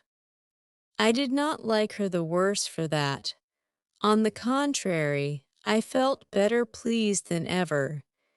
The equality between her and me was real, not the mere result of condescension on her part. So much the better my position was all the freer. As I was meditating on this discovery, a little girl, followed by her attendant, came running up the lawn. I looked at my pupil, who did not at first appear to notice me. She was quite a child, perhaps 7 or 8 years old, slightly built, with a pale, small-featured face, and a redundancy of hair falling in curls to her waist. "Good morning, Miss Adela," said Mrs. Fairfax. "Come and speak to the lady who is to teach you, and to make you a clever woman some day." She approached. "C'est la ma gouvernante," said she, pointing to me and addressing her nurse, who answered mais oui certainement. Are they foreigners? I inquired, amazed at hearing the French language. The nurse is a foreigner, and Adela was born on the continent, and I believe never left it till within 6 months ago. When she first came here, she could speak no English. Now she can make shift to talk it a little. I don't understand her. She mixes it so with French. But you will make out her meaning very well, I dare say. Fortunately, I had had the advantage of being taught French by a French lady, and as I had always made a point of conversing with Madame Pierrot as often as I could, and had besides, during the last 7 years, learnt a portion of French by heart daily applying myself to take pains with my accent, and imitating as closely as possible the pronunciation of my teacher, I had acquired a certain degree of readiness and correctness in the language, and was not likely to be much at a loss with Mademoiselle Adela. She came and shook hands with me when she heard that I was her governess, and as I led her in to breakfast, I addressed some phrases to her in her own tongue. She replied briefly at first, but after we were seated at the table, and she had examined me some 10 minutes with her large hazel eyes, she suddenly commenced chattering fluently. "Ah," cried she in French, "you speak my language as well as Mr. Rochester does. I can talk to you as I can to him. And so can Sophie. She will be glad. Nobody here understands her. Madame Fairfax is all English. Sophie is my nurse. She came with me over the sea in a great ship with a chimney that smoked how it did smoke. And I was sick, and so was Sophie, and so was Mr. Rochester. Mr. Rochester lay down on a sofa in a pretty room called the salon, and Sophie and I had little beds in another place. I nearly fell out of mine. It was like a shelf. And Mademoiselle, what is your name? Eyre, Jane Eyre. Eyre, bah! I cannot say it. Well, our ship stopped in the morning, before it was quite daylight, at a great city, a huge city, with very dark houses and all smoky, not at all like the pretty clean town I came from, and Mr. Rochester carried me in his arms over a plank to the land, and Sophie came after, and we all got into a coach, which took us to a beautiful large house, larger than this and finer, called an hotel. We stayed there nearly a week. I and Sophie used to walk every day in a great green place full of trees, called the park, and there were many children there besides me, and a pond with beautiful birds in it that I fed with crumbs. Can you understand her when she runs on so fast? Asked Mrs. Fairfax. I understood her very well, for I had been accustomed to the fluent tongue of Madame Pierrot. I wish, continued the good lady, you would ask her a question or two about her parents. I wonder if she remembers them. Adele. I inquired, with whom did you live when you were in that pretty clean town you spoke of? I lived long ago with Mamma, but she is gone to the Holy Virgin. Mamma used to teach me to dance and sing, and to say verses. A great many gentlemen and ladies came to see Mamma, and I used to dance before them, or to sit on their knees and sing to them. I liked it. Shall I let you hear me sing now? She had finished her breakfast, so I permitted her to give a specimen of her accomplishments. Descending from her chair, she came and placed herself on my knee. Then, folding her little hands demurely before her, shaking back her curls and lifting her eyes to the ceiling, she commenced singing a song from some opera. It was the strain of a forsaken lady who, after bewailing the perfidy of her lover, calls pride to her aid, desires her attendant to deck her in her brightest jewels and richest robes, and resolves to meet the false one that night at a ball, and prove to him, by the gaiety of her demeanor, how little his desertion has affected her. The subject seemed strangely chosen for an infant singer, but I suppose the point of the exhibition lay in hearing the notes of love and jealousy warbled with the lisp of childhood. And in very bad taste, that point was. At least I thought so. Adele sang the canzonet tunefully enough and with the naivete of her age. This achieved, she jumped from my knee and said, "Now, mademoiselle, I will repeat you some poetry." Assuming an attitude, she began La Ligue des Rats, Fable de La Fontaine. She then declaimed the little piece with an attention to punctuation and emphasis, a flexibility of voice and an appropriateness of gesture, very unusual indeed at her age, and which proved she had been carefully trained. "Was it your mamma who taught you that piece?" I asked. "Yes, and she just used to say it in this way. Qu'avez-vous donc, lui dit un de ces rats, parlez." She made me lift my hand so to remind me to raise my voice at the question, "Now shall I dance for you?" "No, that will do. But after your mamma went to the Holy Virgin, as you say, with whom did you live then?" "With Madame Frederic and her husband. She took care of me, but she is nothing related to me. I think she is poor, for she had not so fine a house as mamma. I was not long there. Mr. Rochester asked me if I would like to go and live with him in England, and I said yes, for I knew Mr. Rochester before I knew Madame Frederic, and he was always kind to me and gave me pretty dresses and toys. But you see he has not kept his word, for he has brought me to England, and now he is gone back again himself, and I never see him." After breakfast, Adele and I withdrew to the library, which room, it appears, Mr. Rochester had directed should be used as the schoolroom.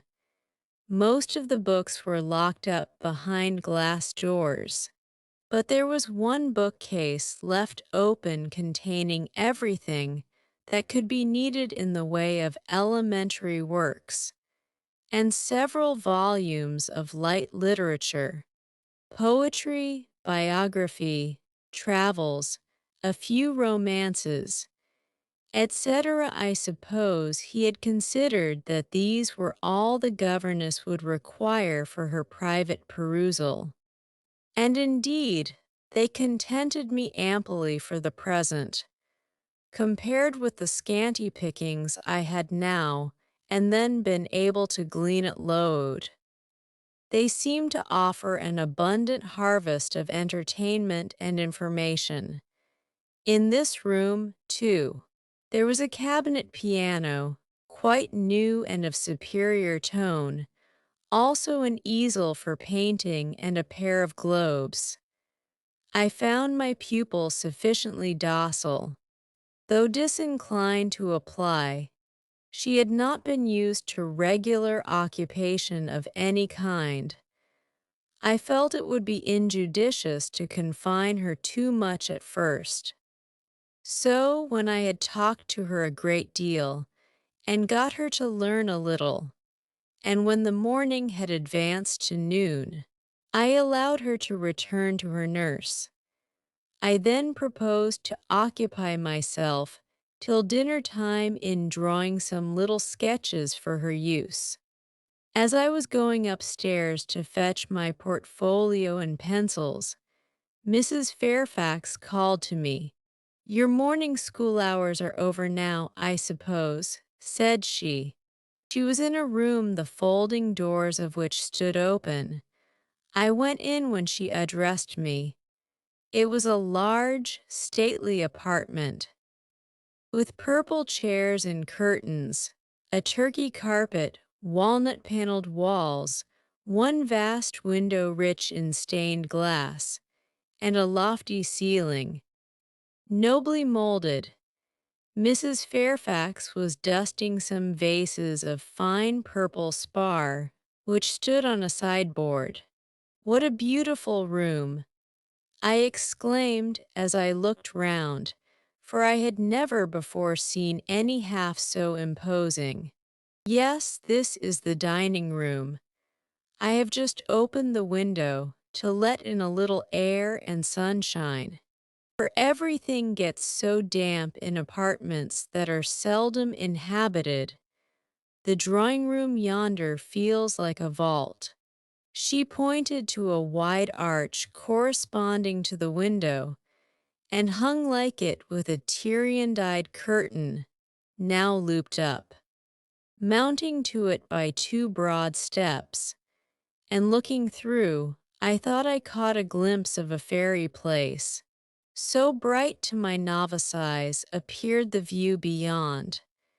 Yet it was merely a very pretty drawing-room, and within it a boudoir, both spread with white carpets, on which seemed laid brilliant garlands of flowers, both sealed with snowy moldings of white grapes and vine leaves, beneath which glowed in rich contrast crimson couches and ottomans, while the ornaments on the pale Parian mantelpiece were of sparkling Bohemian glass, ruby red, and between the windows large mirrors repeated the general blending of snow and fire.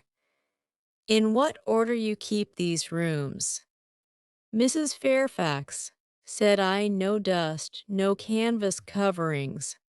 Except that the air feels chilly, one would think they were inhabited daily." "Why, Miss Eyre?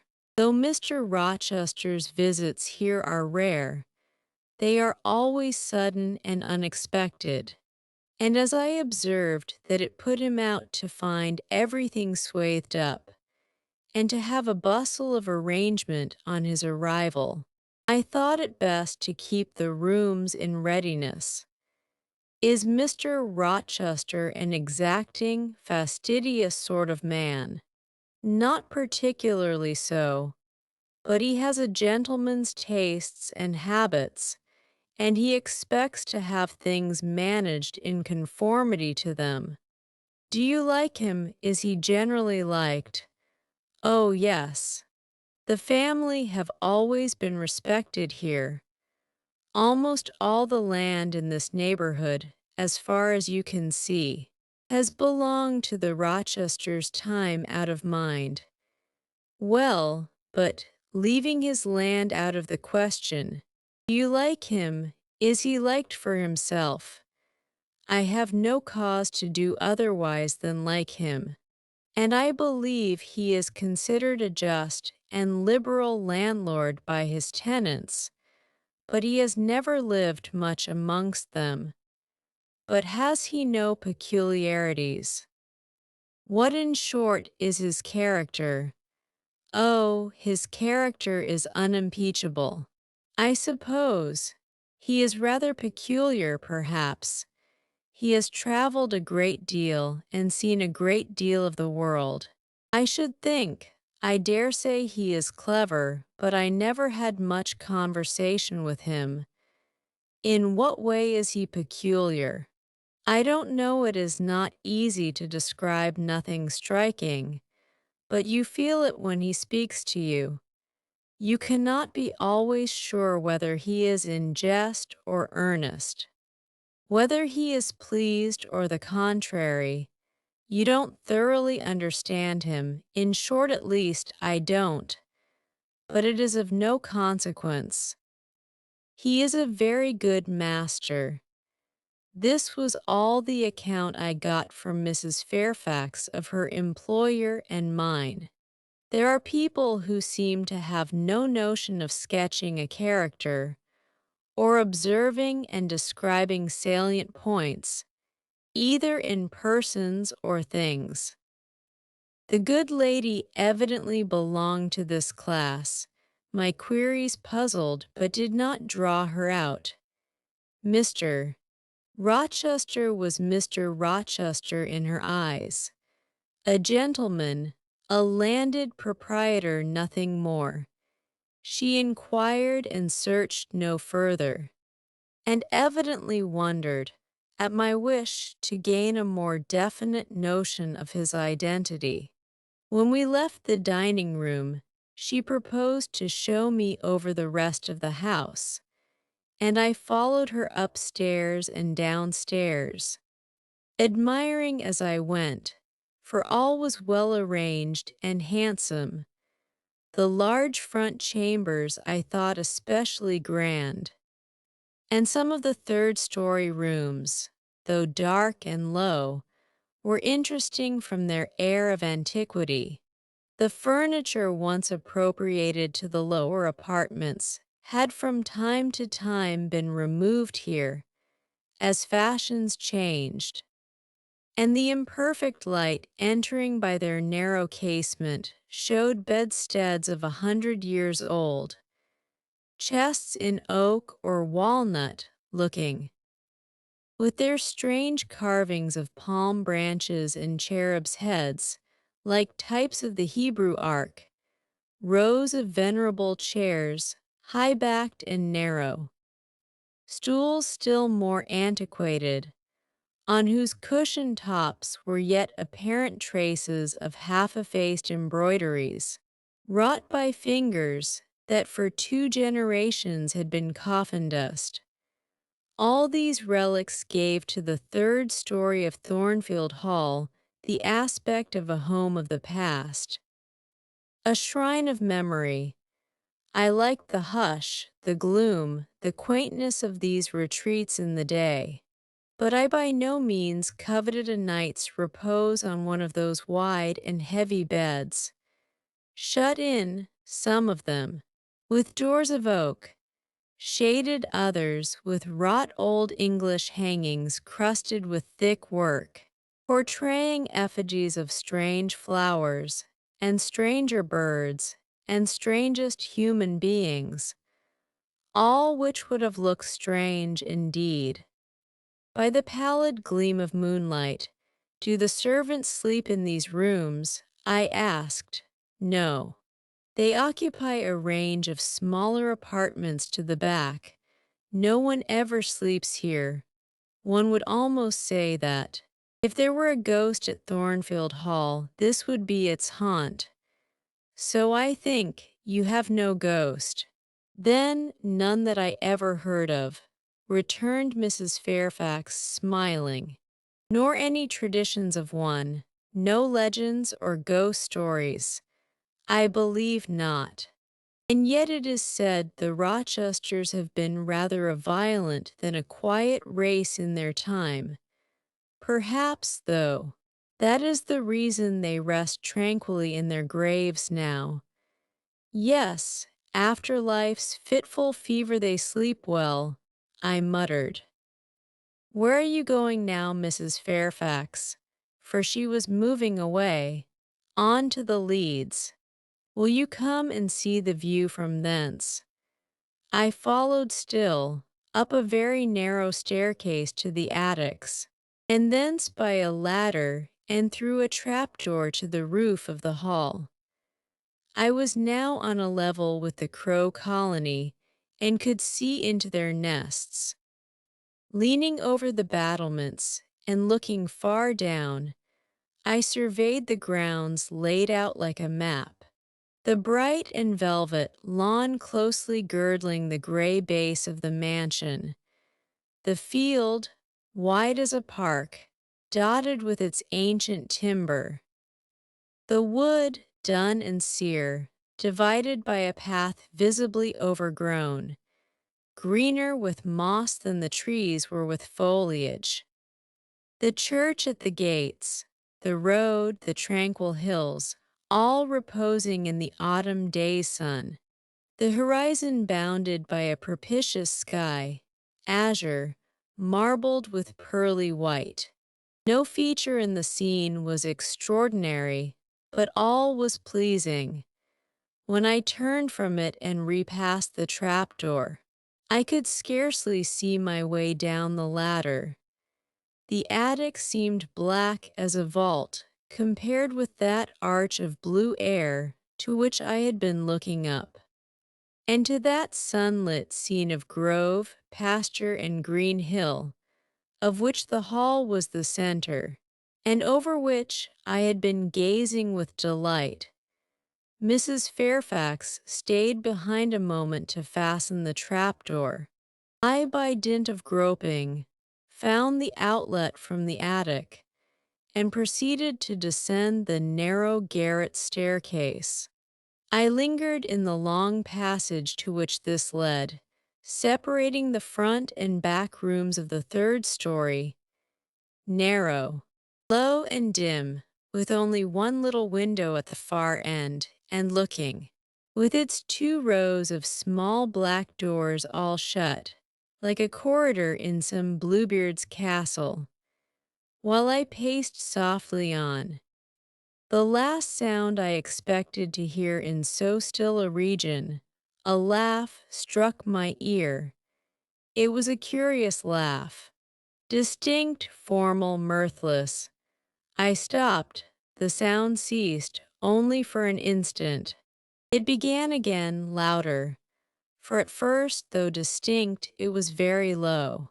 It passed off in a clamorous peal that seemed to wake an echo in every lonely chamber, though it originated but in one.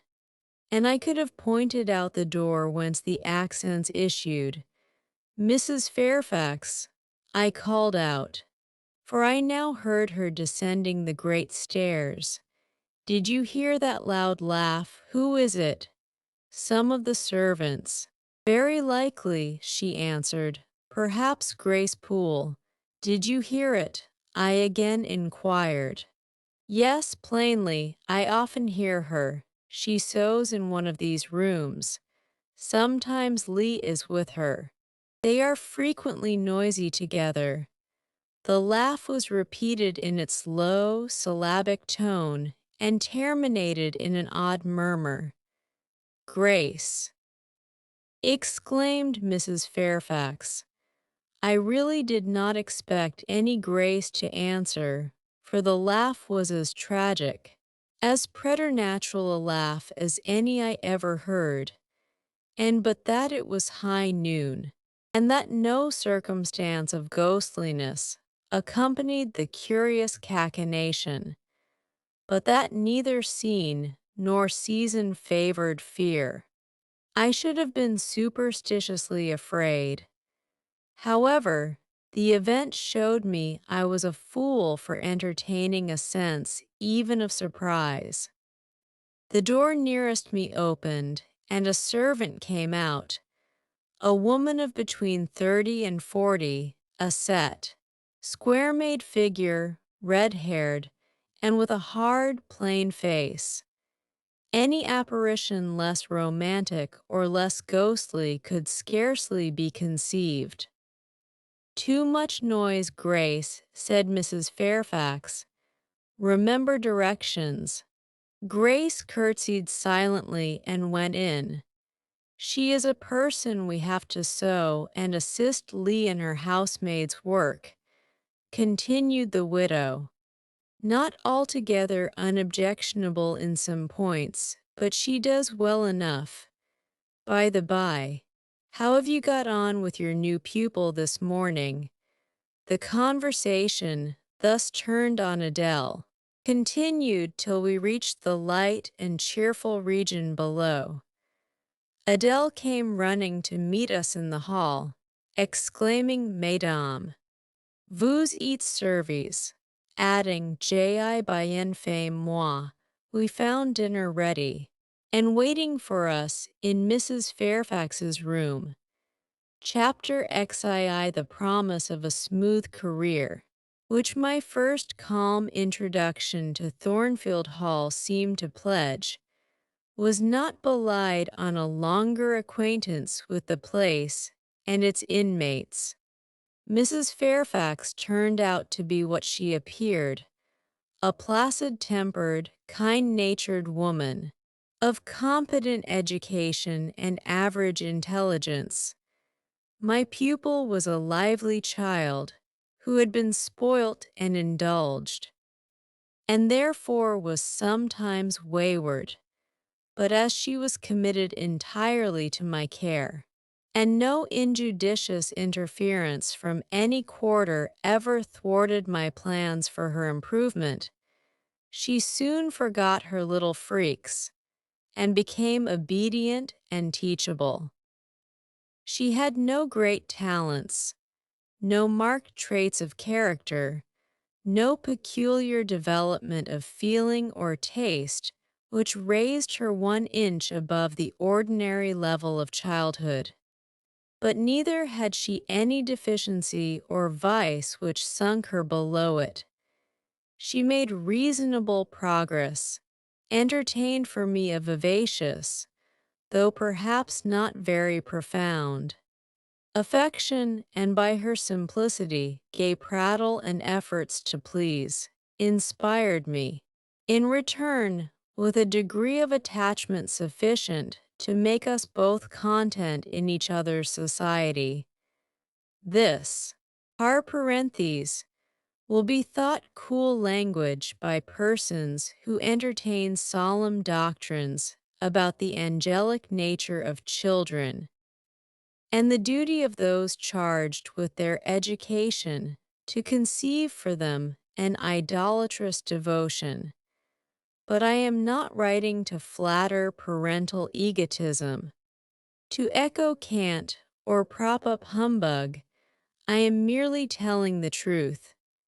I felt a conscientious solicitude for Adele's welfare and progress, and a quiet liking for her little self, just as I cherished towards Mrs. Fairfax a thankfulness for her kindness, and a pleasure in her society proportionate to the tranquil regard she had for me, and the moderation of her mind and character. Anybody may blame me who likes, when I add further that, now and then, when I took a walk by myself in the grounds, when I went down to the gates and looked through them along the road, or when, while Adele played with her nurse, and Mrs. Fairfax made jellies in the storeroom, I climbed the 3 staircases, raised the trapdoor of the attic, and having reached the leads, looked out afar over sequestered field and hill, and a long dim skyline, that then I longed for a power of vision which might overpass that limit, which might reach the busy world, towns, regions full of life I had heard of but never seen, that then I desired more of practical experience than I possessed, more of intercourse with my kind, of acquaintance with variety of character than was here within my reach. I valued what was good in Mrs. Fairfax, and what was good in Adele, but I believed in the existence of other and more vivid kinds of goodness, and what I believed in I wished to behold. Who blames me? Many, no doubt, and I shall be called discontented. I could not help it. The restlessness was in my nature. It agitated me to pain sometimes. Then my sole relief was to walk along the corridor of the third story, backwards and forwards, safe in the silence and solitude of the spot, and allow my mind's eye to dwell on whatever bright visions rose before it, and certainly they were many and glowing, to let my heart be heaved by the exultant movement which, while it swelled it in trouble, expanded it with life, and best of all, to open my inward ear to a tale that was never ended, a tale my imagination created and narrated continuously, quickened with all of incident, life, fire, feeling, that I desired and had not in my actual existence. It is in vain to say human beings ought to be satisfied with tranquility. They must have action, and they will make it if they cannot find it. Millions are condemned to a stiller doom than mine, and millions are in silent revolt against their lot. Nobody knows how many rebellions, besides political rebellions, ferment in the masses of life, which people earth. Women are supposed to be very calm generally, but women feel just as men feel. They need exercise for their faculties and a field for their efforts, as much as their brothers do. They suffer from too rigid a restraint, too absolute a stagnation, precisely as men would suffer, and it is narrow-minded in their more privileged fellow creatures to say that they ought to confine themselves to making puddings and knitting stockings, to playing on the piano and embroidering bags. It is thoughtless to condemn them or laugh at them if they seek to do more or learn more than custom has pronounced necessary for their sex. When thus alone, I not unfrequently heard Grace Poole's laugh, the same peal, the same low, slow ha, ha which when first heard had thrilled me. I heard, too, her eccentric murmurs, stranger than her laugh. There were days when she was quite silent, but there were others when I could not account for the sounds she made. Sometimes I saw her. She would come out of her room with a basin, or a plate or a tray in her hand, go down to the kitchen and shortly return, generally, oh, romantic reader, forgive me for telling the plain truth, bearing a pot of porter. Her appearance always acted as a damper to the curiosity raised by her oral oddities, hard-featured and staid. She had no point to which interest could attach. I made some attempts to draw her into conversation, but she seemed a person of few words. A monosyllabic reply usually cut short every effort of that sort. The other members of the household, viz., John and his wife, Lee the housemaid, and Sophie the French nurse, were decent people, but in no respect remarkable. With Sophie I used to talk French, and sometimes I asked her questions about her native country. But she was not of a descriptive or narrative turn, and generally gave such vapid and confused answers as were calculated rather to check than encourage inquiry. October, November, December passed away.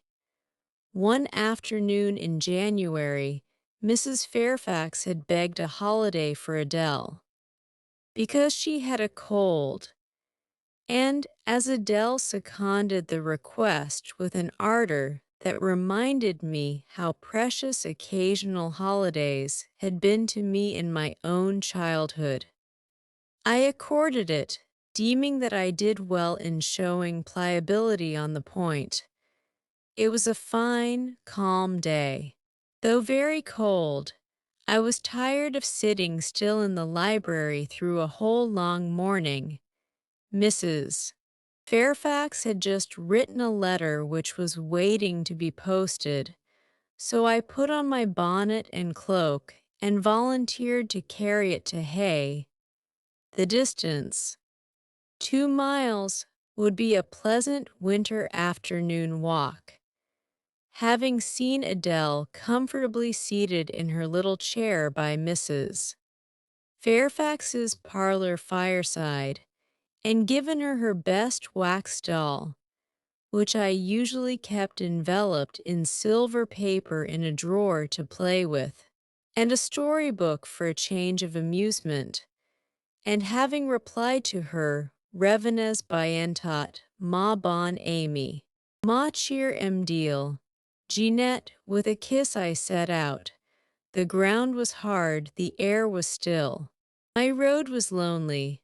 I walked fast till I got warm, and then I walked slowly to enjoy and analyze the species of pleasure brooding for me in the hour and situation.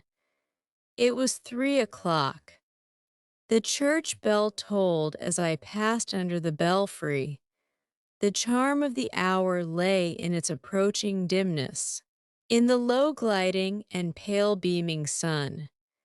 I was a mile from Thornfield, in a lane noted for wild roses in summer, for nuts and blackberries in autumn, and even now possessing a few coral treasures in hips and haws, but whose best winter delight lay in its utter solitude and leafless repose.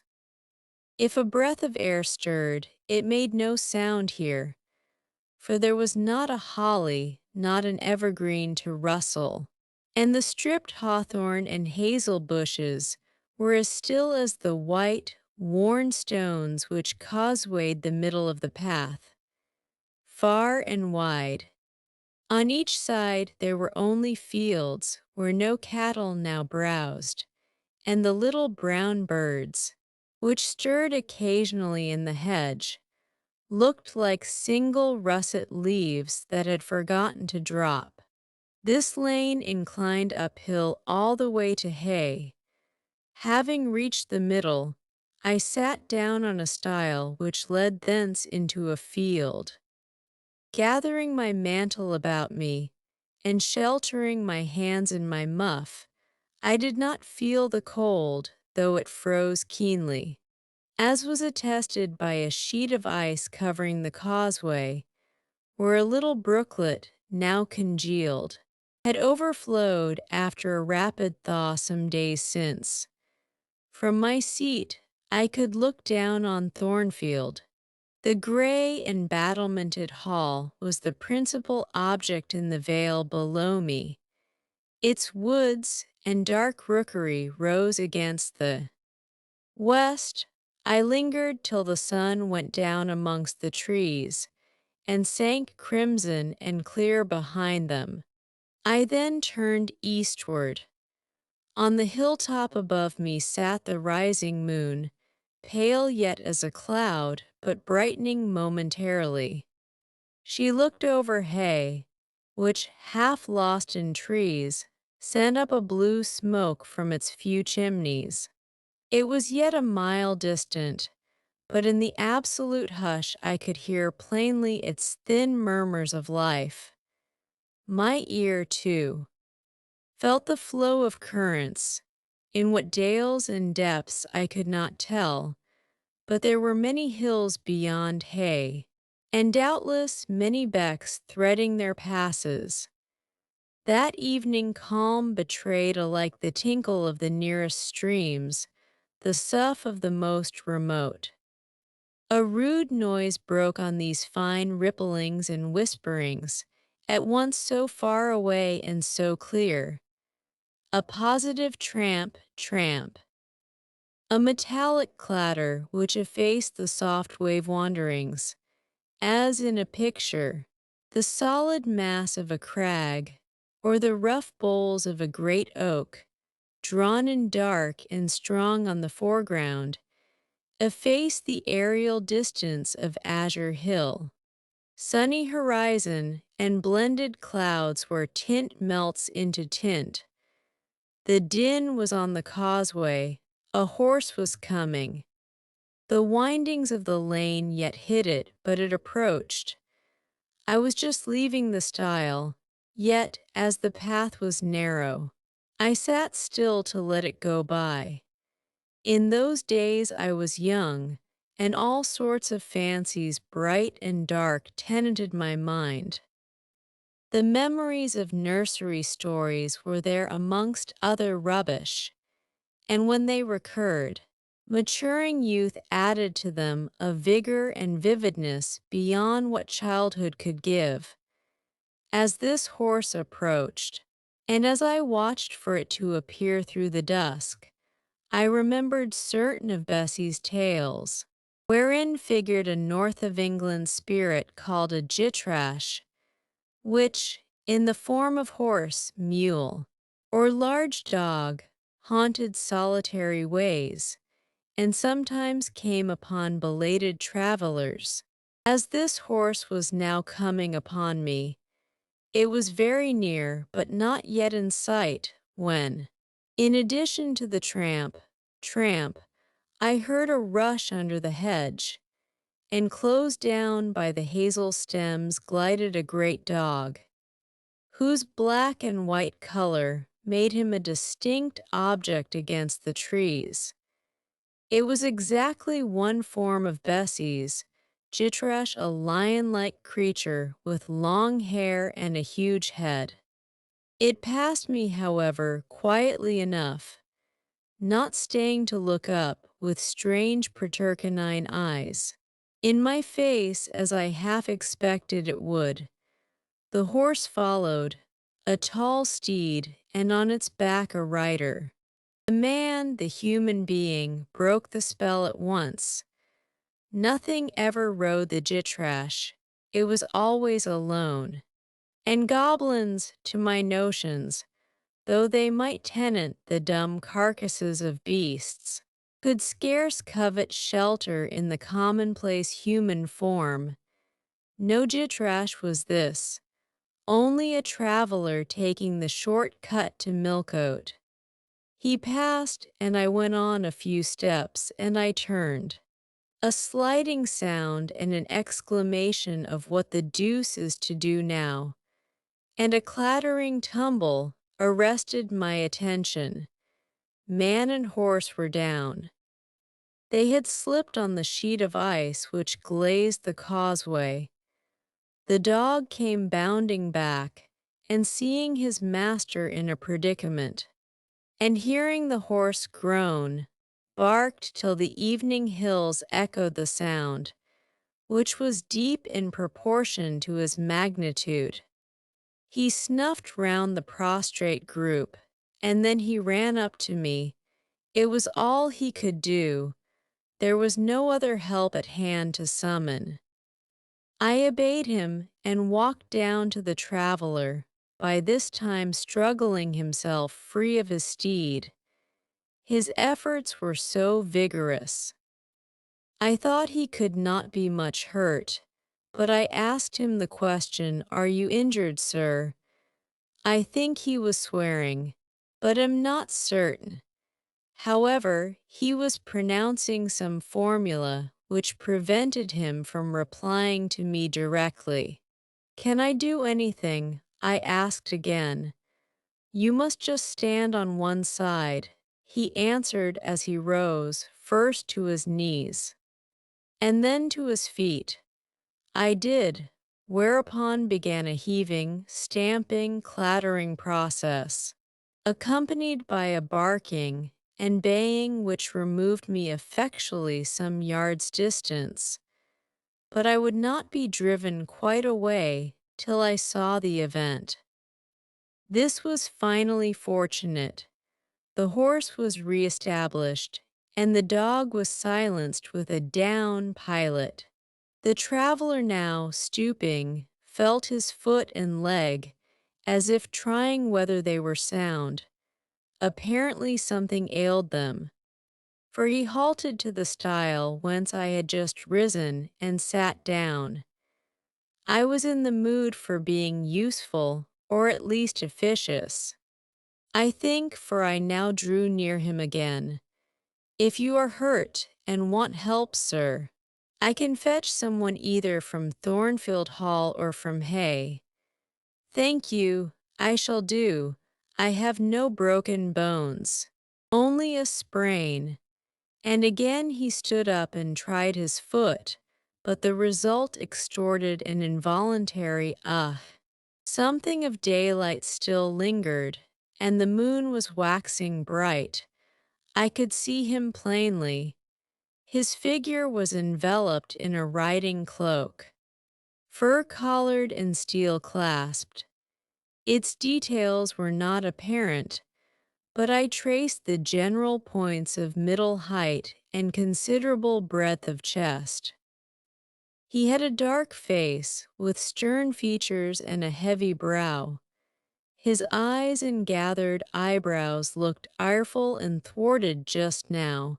He was past youth, but had not reached middle age. Perhaps he might be 35. I felt no fear of him and but little shyness. Had he been a handsome, heroic-looking young gentleman, I should not have dared to stand thus questioning him against his will, and offering my services unasked. I had hardly ever seen a handsome youth, never in my life spoken to one. I had a theoretical reverence and homage for beauty, elegance, gallantry, fascination. But had I met those qualities incarnate in masculine shape, I should have known instinctively that they neither had nor could have sympathy with anything in me, and should have shunned them as one would fire, lightning, or anything else that is bright but antipathetic. If even this stranger had smiled and been good-humored to me when I addressed him, if he had put off my offer of assistance gaily, and with thanks, I should have gone on my way and not felt any vocation to renew inquiries. But the frown, the roughness of the traveler, set me at my ease. I retained my station when he waved to me to go, and announced, "I cannot think of leaving you, sir, at so late an hour in this solitary lane, till I see you are fit to mount your horse." He looked at me when I said this. He had hardly turned his eyes in my direction before.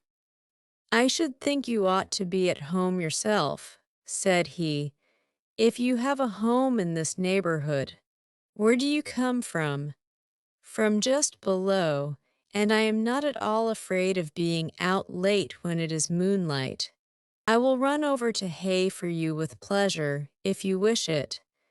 Indeed, I am going there to post a letter." "You live just below, do you mean at that house with the battlements?" Pointing to Thornfield Hall, on which the moon cast a hoary gleam, bringing it out distinct and pale from the woods, that by contrast with the western sky now seemed one mass of shadow. "Yes, sir. Whose house is it?" "Mr. Rochester's." "Do you know Mr. Rochester?" "No, I have never seen him. He is not resident." "Then, no. Can you tell me where he is?" "I cannot. You are not a servant at the hall." "Of course, you are." He stopped, ran his eye over my dress, which, as usual, was quite simple: a black merino cloak, a black beaver bonnet, neither of them half fine enough for a lady's maid. He seemed puzzled to decide what I was. I helped him. "I am the governess." "Ah, the governess," he repeated. Deuce take me if I had not forgotten, the governess. And again my raiment underwent scrutiny. In 2 minutes he rose from the stile. His face expressed pain when he tried to move. "I cannot commission you to fetch help," he said, "but you may help me a little yourself if you will be so kind." "Yes, sir, you have not an umbrella that I can use as a stick." "No. Try to get hold of my horse's bridle and lead him to me. You are not afraid." I should have been afraid to touch a horse when alone, but when told to do it, I was disposed to obey. I put down my muff on the stile and went up to the tall steed. I endeavored to catch the bridle, but it was a spirited thing and would not let me come near its head. I made effort on effort, though in vain. Meantime, I was mortally afraid of its trampling forefeet. The traveler waited and watched for some time, and at last he laughed. "I see," he said, "the mountain will never be brought to Mahomet. So all you can do is to aid Mahomet to go to the mountain. I must beg of you to come here." I came. "Excuse me," he continued. "Necessity compels me to make you useful." He laid a heavy hand on my shoulder and, leaning on me with some stress, limped to his horse. Having once caught the bridle, he mastered it directly and sprang to his saddle, grimacing grimly as he made the effort, for it wrenched his sprain. "Now," said he, releasing his underlip from a hard bite, "just hand me my whip. It lies there under the hedge." I sought it and found it. "Thank you. Now make haste with the letter to Hay, and return as fast as you can." A touch of a spurred heel made his horse first start and rear, and then bound away. The dog rushed in his traces. All three vanished. Like heath that, in the wilderness, the wild wind whirls away, I took up my muff and walked on. The incident had occurred and was gone for me. It was an incident of no moment, no romance, no interest in a sense. Yet it marked with change one single hour of a monotonous life. My help had been needed and claimed. I had given it. I was pleased to have done something. Trivial, transitory though the deed was, it was yet an active thing, and I was weary of an existence all passive. The new face, too, was like a new picture introduced to the gallery of memory, and it was dissimilar to all the others hanging there.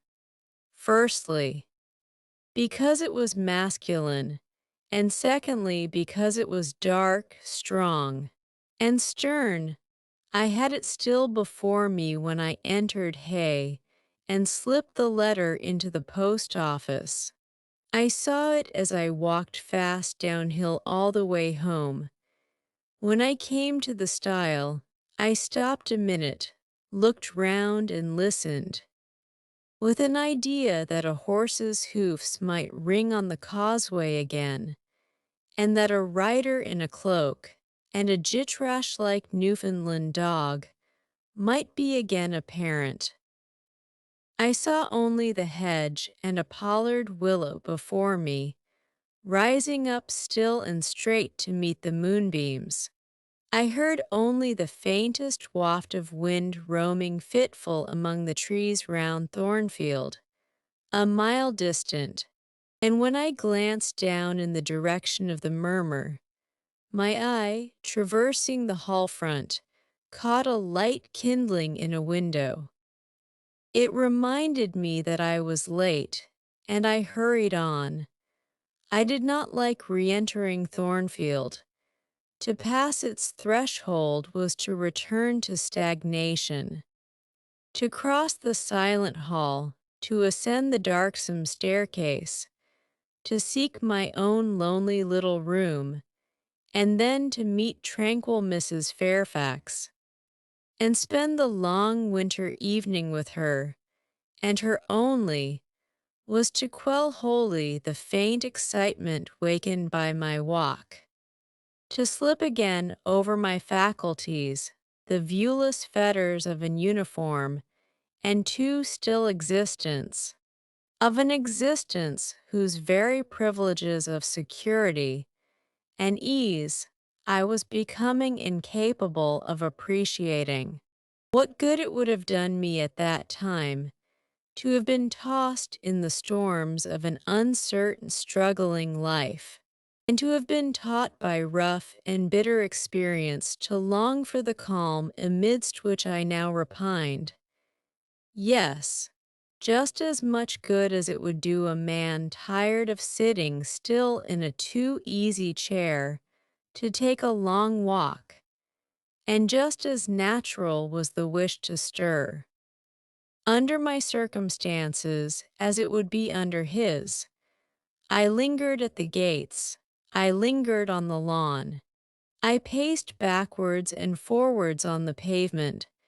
The shutters of the glass door were closed.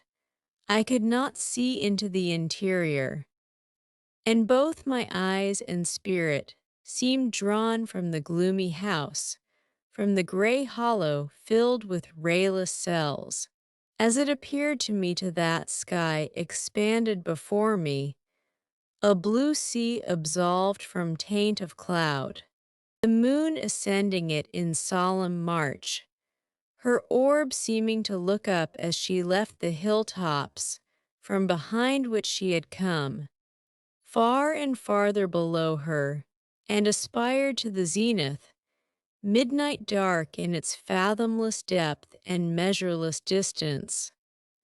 And for those trembling stars that followed her course, they made my heart tremble, my veins glow when I viewed them. Little things recall us to earth. The clock struck in the hall, that sufficed. I turned from moon and stars, opened a side door, and went in. The hall was not dark, nor yet was it lit, only by the high-hung bronze lamp. A warm glow suffused both it and the lower steps of the oak staircase. This ruddy shine issued from the great dining room, whose two-leaved door stood open, and showed a genial fire in the grate. Glancing on marble hearth and brass fire irons, and revealing purple draperies and polished furniture in the most pleasant radiance. It revealed, too, a group near the mantelpiece. I had scarcely caught it, and scarcely become aware of a cheerful mingling of voices, amongst which I seemed to distinguish the tones of Adele, when the door closed. I hastened to Mrs. Fairfax's room. There was a fire there too, but no candle and no Mrs. Fairfax. Instead, all alone, sitting upright on the rug and gazing with gravity at the blaze, I beheld a great black and white long-haired dog, just like the jitrash of the lane. It was so like it that I went forward and said, "Pilot." And the thing got up and came to me and snuffed me. I caressed him, and he wagged his great tail. But he looked an eerie creature to be alone with, and I could not tell whence he had come. I rang the bell, for I wanted a candle, and I wanted, too, to get an account of this visitant. Lee entered. "What dog is this?" He came with master. "With whom?" "With Master Mr. Rochester. He is just arrived." "Indeed, and is Mrs. Fairfax with him?" "Yes, and Miss Adele. They are in the dining room, and John is gone for a surgeon, for master has had an accident. His horse fell and his ankle is sprained." "Did the horse fall in Hay Lane?" Yes, coming downhill, it slipped on some ice. Ah, bring me a candle. Will you, Lee? Lee brought it. She entered, followed by Mrs. Fairfax, who repeated the news, adding that Mr. Carter, the surgeon, was come, and was now with Mr. Rochester. Then she hurried out to give orders about tea, and I went upstairs to take off my things.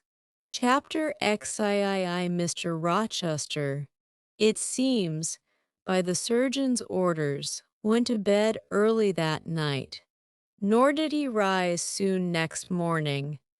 When he did come down, it was to attend to business.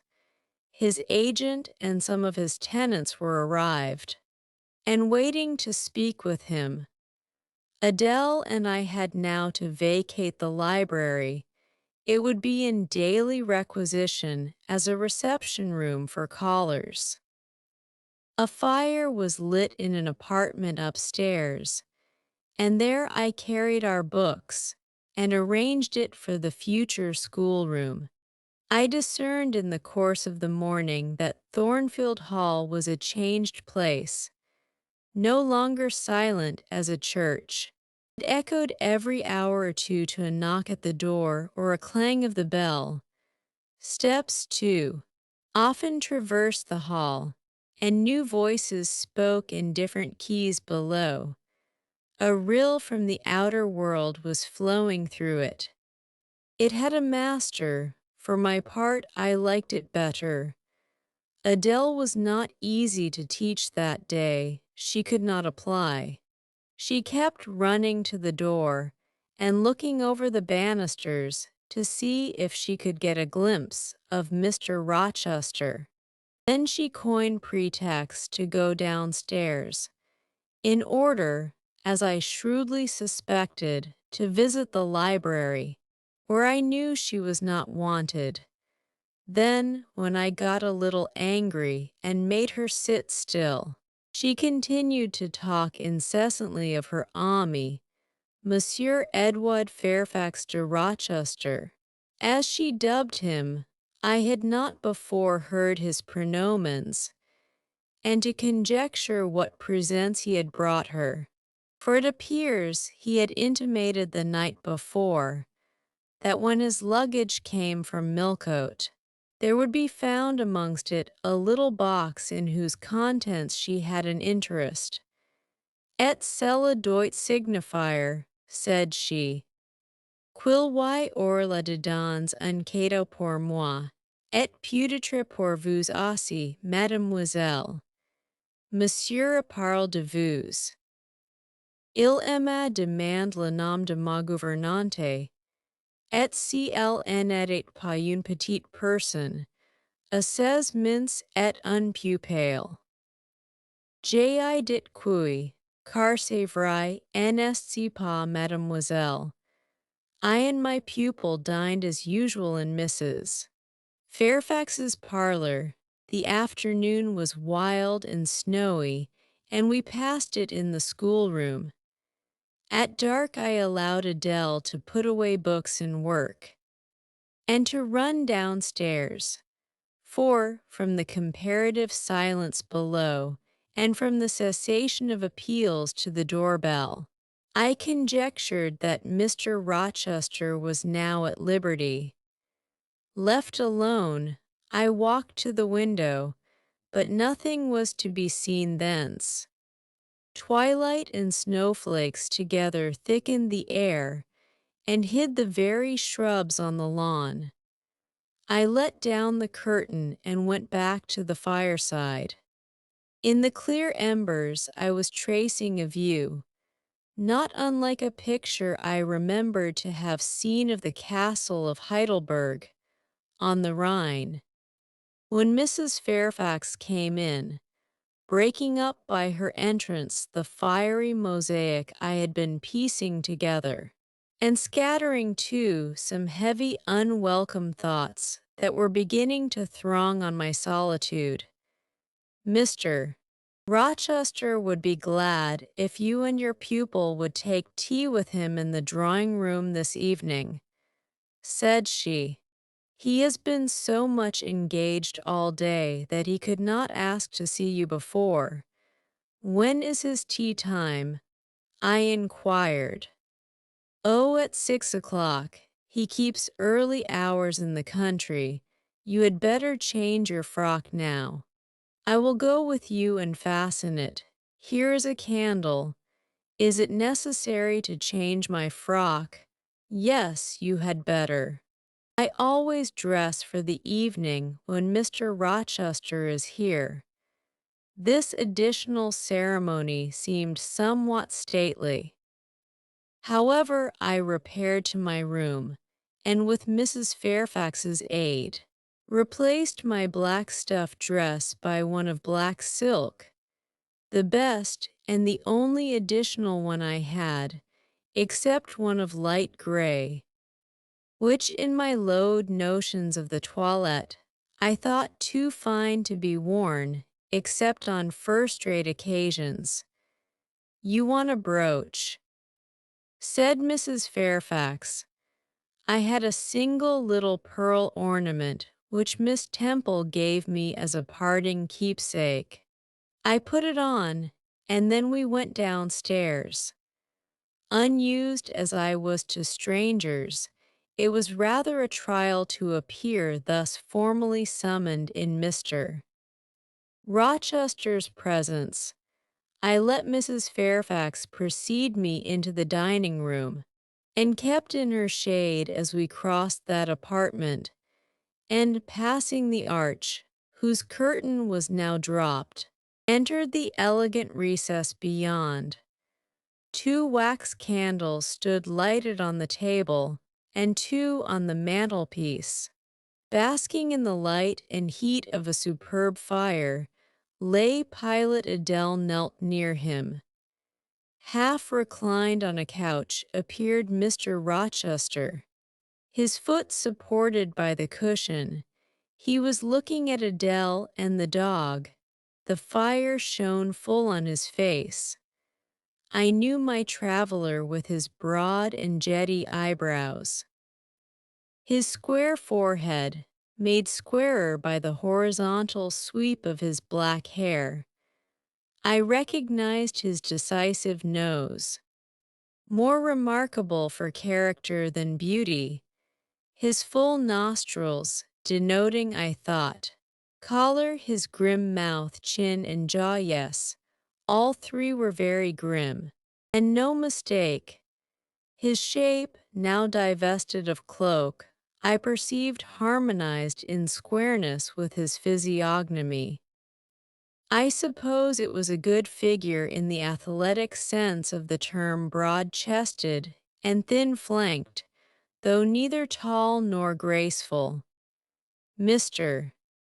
Rochester must have been aware of the entrance of Mrs. Fairfax and myself, but it appeared he was not in the mood to notice us, for he never lifted his head as we approached. "Here is Miss Eyre, sir," said Mrs. Fairfax in her quiet way. He bowed, still not taking his eyes from the group of the dog and child. "Let Miss Eyre be seated," said he, and there was something in the forced stiff bow, in the impatient yet formal tone, which seemed further to express, "What the deuce is it to me whether Miss Eyre be there or not? At this moment I am not disposed to accost her." I sat down quite disembarrassed. A reception of finished politeness would probably have confused me. I could not have returned or repaid it by answering grace and elegance on my part, but harsh caprice laid me under no obligation.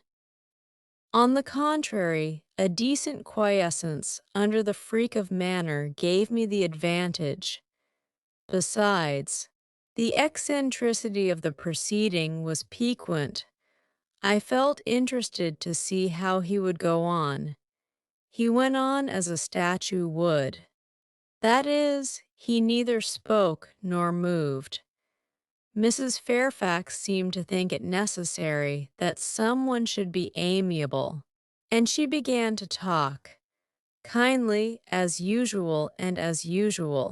Rather trite, she condoled with him on the pressure of business he had had all day, on the annoyance it must have been to him with that painful sprain. Then she commended his patience and perseverance in going through with it. "Madam, I should like some tea," was the sole rejoinder she got. She hastened to ring the bell, and when the tray came, she proceeded to arrange the cups, spoons, etc. with assiduous celerity. I and Adele went to the table, but the master did not leave his couch. "Will you hand Mr. Rochester's cup?" said Mrs. Fairfax to me. "Adele might perhaps spill it." I did as requested. As he took the cup from my hand, Adele, thinking the moment propitious for making a request in my favor, cried out, "N'est-ce pas, monsieur? Quilvoye un cadeau pour Mademoiselle Eyre dans votre petit coffre." "Who talks of cadocs?" said he gruffly. "Did you expect a present, Miss Eyre? Are you fond of presents?" And he searched my face with eyes that I saw were dark, irate and piercing. "I hardly know, sir. I have little experience of them. They are generally thought pleasant things." "Generally thought, but what do you think? I should be obliged to take time, sir, before I could give you an answer worthy of your acceptance. A present has many faces to it, has it not? And one should consider all before pronouncing an opinion as to its nature. Miss Eyre, you are not so unsophisticated as Adele. She demands a cadeau, clamorously, the moment she sees me. You beat about the bush, because I have less confidence in my deserts than Adele has. She can prefer the claim of old acquaintance, and the right too of custom, for she says you have always been in the habit of giving her playthings. But if I had to make out a case, I should be puzzled, since I am a stranger, and have done nothing to entitle me to an acknowledgment. Oh, don't fall back on over-modesty. I have examined Adele, and find you have taken great pains with her. She is not bright, she has no talents. Yet in a short time she has made much improvement. Sir, you have now given me my cadeau. I am obliged to you. It is the mead teachers most covet praise of their pupils' progress. "Humph," said Mr. Rochester, and he took his tea in silence. "Come to the fire," said the master, when the tray was taken away and Mrs. Fairfax had settled into a corner with her knitting, while Adele was leading me by the hand round the room, showing me the beautiful books and ornaments on the consoles and chiffoniers. We obeyed, as in duty bound. Adele wanted to take a seat on my knee, but she was ordered to amuse herself with Pilate. "You have been resident in my house 3 months. "Yes, sir." "And you came from—" "Ah, a charitable concern. How long were you there?" 8 years. 8 years. You must be tenacious of life. I thought half the time in such a place would have done up any constitution. No wonder you have rather the look of another world. I marveled where you had got that sort of face. When you came on me in Hay Lane last night, I thought unaccountably of fairy tales, and had half a mind to demand whether you had bewitched my horse. I am not sure yet. Who are your parents?" "I have none." Nor ever had, I suppose. Do you remember them? No, I thought not. And so you were waiting for your people when you sat on that stile. For whom, sir? For the men in green. It was a proper moonlight evening for them. Did I break through one of your rings, that you spread that damned ice on the causeway? I shook my head. The men in green all forsook England 100 years ago, said I, speaking as seriously as he had done. And not even in Hay Lane or the fields about it could you find a trace of them. I don't think either summer or harvest or winter moon will ever shine on their revels more. Mrs. Fairfax had dropped her knitting and, with raised eyebrows, seemed wondering what sort of talk this was. Well, resumed Mr. Rochester, if you disown parents, you must have some sort of kinsfolk, uncles and aunts. No, none that I ever saw. And your home, I have none. Where do your brothers and sisters live? I have no brothers or sisters. Who recommended you to come here? I advertised, and Mrs. Fairfax answered my advertisement. Yes, said the good lady, who now knew what ground we were upon, and I am daily thankful for the choice Providence led me to make. Miss Eyre has been an invaluable companion to me, and a kind and careful teacher to Adele. Don't trouble yourself to give her a character, returned Mr. Rochester. Eulogiums will not bias me. I shall judge for myself. She began by felling my horse. Sir, said Mrs. Fairfax, I have to thank her for this sprain. The widow looked bewildered. Miss Eyre, have you ever lived in a town? No, sir. Have you seen much society? None but the pupils and teachers of Aloud, and now the inmates of Thornfield. Have you read much? Only such books as came in my way, and they have not been numerous or very learned. You have lived the life of a nun. No doubt you are well drilled in religious forms. Brocklehurst, who I understand directs Aloud, is a parson, is he not? Yes, sir, and you girls probably worshipped him, as a convent full of religieuses would worship their director. Oh no, you are very cool. No, what? A novice not worship her priest? That sounds blasphemous. I disliked Mr. Brocklehurst, and I was not alone in the feeling. He is a harsh man, at once pompous and meddling. He cut off our hair, and for economy's sake bought us bad needles and thread, with which we could hardly sew. That was very false economy, remarked Mrs. Fairfax, who now again caught the drift of the dialogue. And was that the head and front of his offending? Demanded Mr. Rochester. He starved us when he had the sole superintendence of the provision department before the committee was appointed. And he bored us with long lectures once a week, and with evening readings from books of his own inditing about sudden deaths and judgments, which made us afraid to go to bed. What age were you when you went to Aloud? About 10, and you stayed there 8 years. You are now, then, 18, I assented. Arithmetic, you see, is useful. Without its aid, I should hardly have been able to guess your age.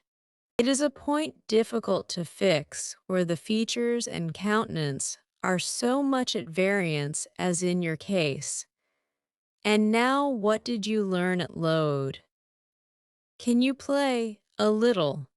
Of course, that is the established answer. Go into the library, I mean. If you please. Excuse my tone of command. I am used to say, do this, and it is done. I cannot alter my customary habits for one new inmate. Go, then, into the library. Take a candle with you, leave the door open, sit down to the piano and play a tune. I departed, obeying his directions. Enough, he called out in a few minutes. You play a little, I see.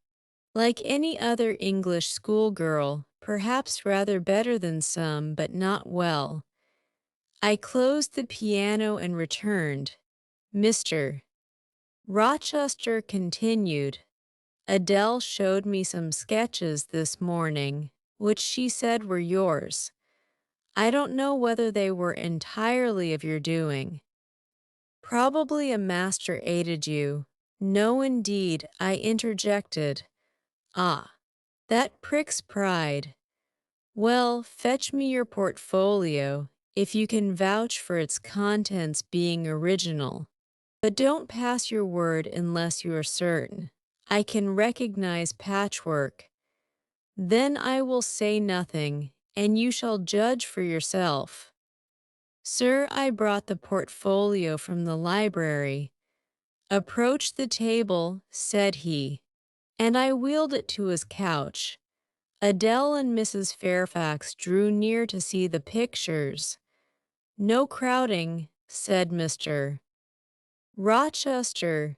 Take the drawings from my hand as I finish with them, but don't push your faces up to mine. He deliberately scrutinized each sketch and painting. 3 he laid aside. The others, when he had examined them, he swept from him.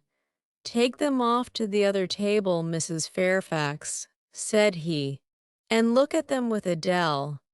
You, glancing at me, resume your seat and answer my questions. I perceived those pictures were done by one hand. Was that hand yours? Yes. And when did you find time to do them? They have taken much time and some thought. I did them in the last 2 vacations I spent at Aloud, when I had no other occupation. Where did you get your copies? Out of my head. That head I see now on your shoulders. Yes, sir. Has it other furniture of the same kind within? I should think it may have. I should hope better. He spread the pictures before him, and again surveyed them alternately. While he is so occupied, I will tell you, reader, what they are. And first, I must premise that they are nothing wonderful. The subjects had, indeed, risen vividly on my mind. As I saw them with the spiritual eye before I attempted to embody them, they were striking.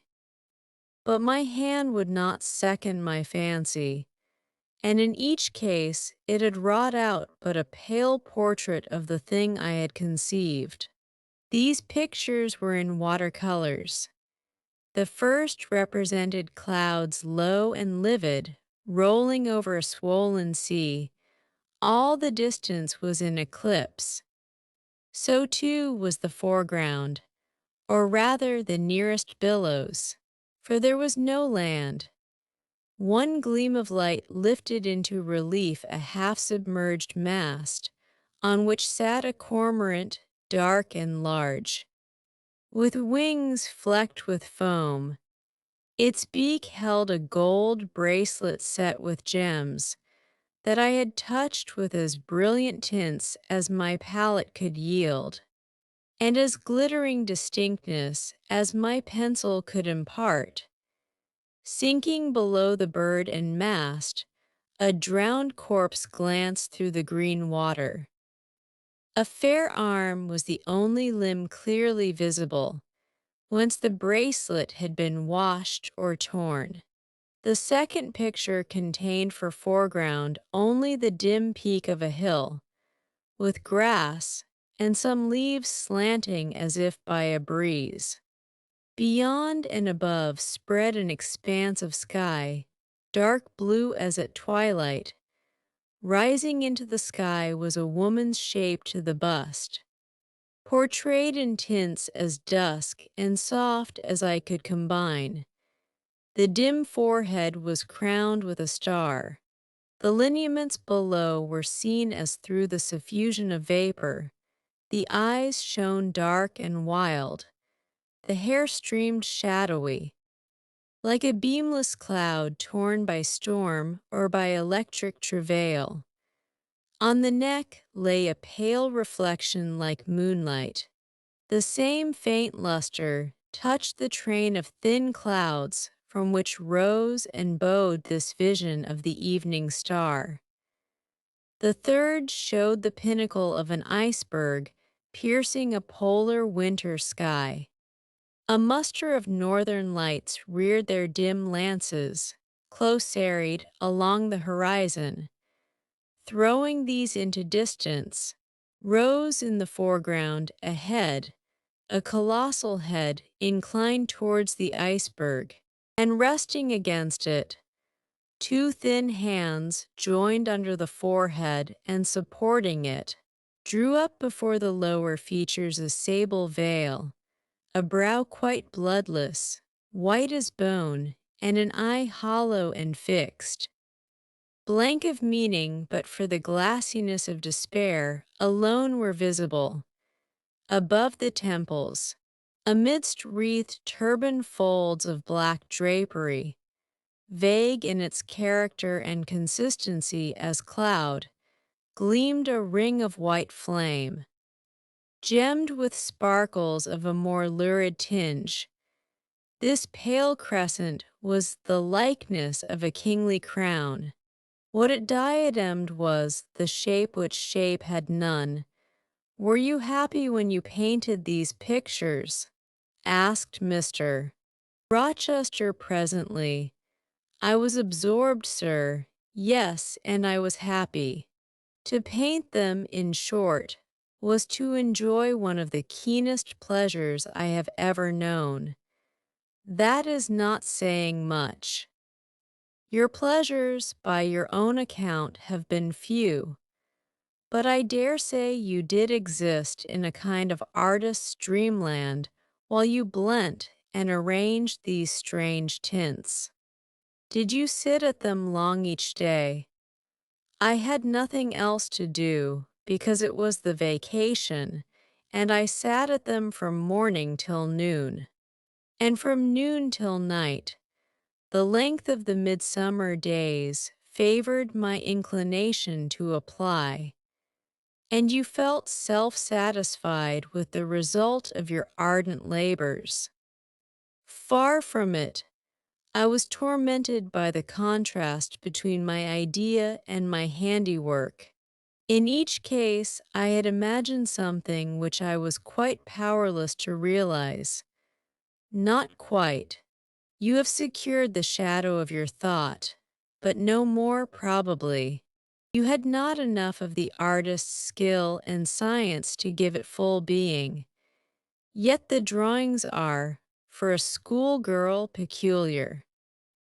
As to the thoughts, they are elfish. These eyes in the evening star you must have seen in a dream.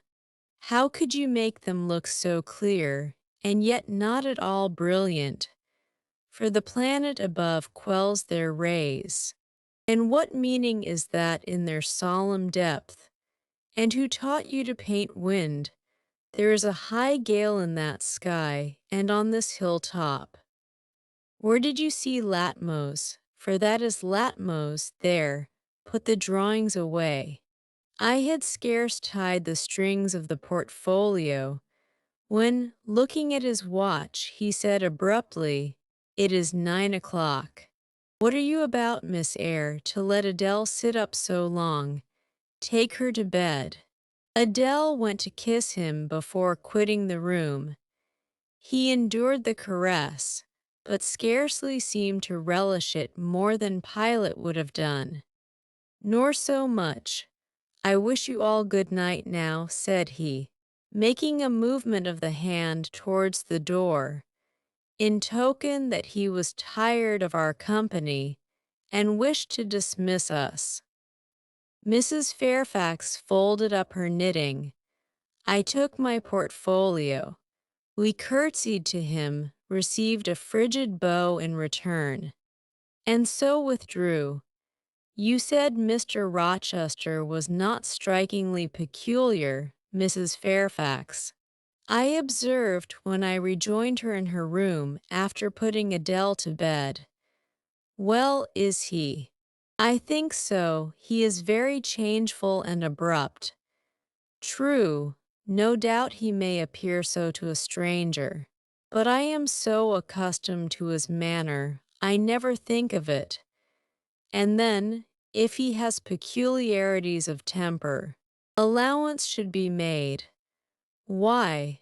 Partly because it is his nature and we can none of us help our nature, and partly because he has painful thoughts, no doubt, to harass him and make his spirits unequal. What about family troubles for one thing? But he has no family, not now. But he has had, or at least relatives. He lost his elder brother a few years since. His elder brother, yes.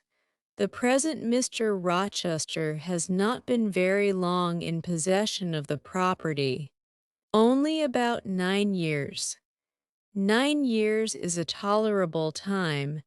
Was he so very fond of his brother as to be still inconsolable for his loss? Why, no, perhaps not. I believe there were some misunderstandings between them. Mr.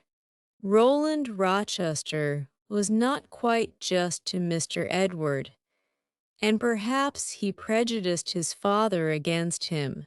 The old gentleman was fond of money, and anxious to keep the family estate together. He did not like to diminish the property by division, and yet he was anxious that Mr. Edward should have wealth, too, to keep up the consequence of the name, and soon after he was of age, some steps were taken that were not quite fair and made a great deal of mischief. Old Mr. Rochester and Mr. Roland combined to bring Mr. Edward into what he considered a painful position, for the sake of making his fortune. What the precise nature of that position was I never clearly knew, but his spirit could not brook what he had to suffer in it. He is not very forgiving. He broke with his family, and now for many years he has led an unsettled kind of life. I don't think he has ever been resident at Thornfield for a fortnight together. Since the death of his brother without a will left him master of the estate, and indeed, no wonder he shuns the old place. Why should he shun it? Perhaps he thinks it gloomy. The answer was evasive. I should have liked something clearer, but Mrs. Fairfax either could not, or would not, give me more explicit information of the origin and nature of Mr. Rochester's trials. She averred they were a mystery to herself, and that what she knew was chiefly from conjecture. It was evident, indeed, that she wished me to drop the subject, which I did accordingly. Chapter XIV. For several subsequent days, I saw little of Mr. Rochester. In the mornings, he seemed much engaged with business, and in the afternoon gentlemen from Millcote or the neighborhood called, and sometimes stayed to dine with him. When his sprain was well enough to admit of horse exercise, He rode out a good deal, probably to return these visits, as he generally did not come back till late at night. During this interval, even Adele was seldom sent for to his presence, and all my acquaintance with him was confined to an occasional rencounter in the hall, on the stairs, or in the gallery, when he would sometimes pass me haughtily and coldly, just acknowledging my presence by a distant nod or a cool glance, and sometimes bow and smile with gentlemanlike affability. His changes of mood did not offend me, because I saw that I had nothing to do with their alternation. The ebb and flow depended on causes quite disconnected with me. One day he had had company to dinner, and had sent for my portfolio in order, doubtless, to exhibit its contents. The gentleman went away early to attend a public meeting at Millcote, as Mrs. Fairfax informed me. But the night being wet and inclement, Mr. Rochester did not accompany them. Soon after they were gone, he rang the bell. A message came that I and Adele were to go downstairs.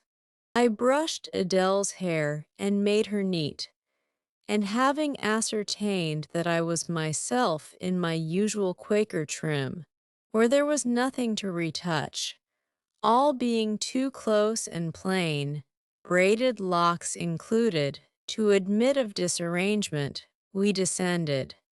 Adele wondering whether the petit coffer was at length come, for owing to some mistake its arrival had hitherto been delayed. She was gratified. There it stood, a little carton, on the table when we entered the dining room. She appeared to know it by instinct. Ma boit, exclaimed she, running toward it. Yes, there is your Boit at last. Take it into a corner, you genuine daughter of Paris, and amuse yourself with disemboweling it, said the deep and rather sarcastic voice of Mr. Rochester, proceeding from the depths of an immense easy-chair at the fireside. And mind, he continued, don't bother me with any details of the anatomical process, or any notice of the condition of the entrails. Let your operation be conducted in silence, tinstoi tranquil. Enfant comprends tu. Adele seemed scarcely to heed the warning. She had already retired to a sofa with her treasure, and was busy untying the cord which secured the lid. Having removed this impediment, and lifted certain silvery envelopes of tissue paper, she merely exclaimed, "Oh, ciel, que c'est beau!" and then remained absorbed in ecstatic contemplation. "Is Miss Eyre there?" now demanded the master, half rising from his seat to look round to the door near which I still stood. "Ah, well. Come forward, be seated here." He drew a chair near his own. "I am not fond of the prattle of children," he continued, "for old bachelor as I am, I have no pleasant associations connected with their lisp. It would be intolerable to me to pass a whole evening tete-a-tete with a brat. Don't draw that chair further off, Miss Eyre. Sit down exactly where I placed it, if you please, that is. Confound these civilities, I continually forget them. Nor do I particularly affect simple-minded old ladies. By the by, I must have mine in mind. It won't do to neglect her. She is a Fairfax, or wed to one, and blood is said to be thicker than water. He rang and dispatched an invitation to Mrs. Fairfax, who soon arrived, knitting basket in hand. "Good evening, madam. I sent to you for a charitable purpose. I have forbidden Adele to talk to me about her presents, and she is bursting with repletion. Have the goodness to serve her as auditress and interlocutress. It will be one of the most benevolent acts you ever performed." Adele, indeed, no sooner saw Mrs. Fairfax than she summoned her to the sofa, and there quickly filled her lap with the porcelain, the ivory, the waxen contents of her boit, pouring out, meantime, the explanations and raptures in such broken English as she was mistress of. "Now I have performed the part of a good host," pursued Mr. Rochester, "put my guests into the way of amusing each other. I ought to be at liberty to attend to my own pleasure. Miss Eyre, draw your chair a little further forward. You are yet too far back. I cannot see you without disturbing my position in this comfortable chair, which I have no mind to do."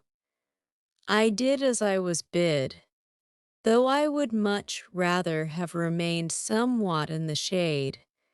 But Mr. Rochester had such a direct way of giving orders.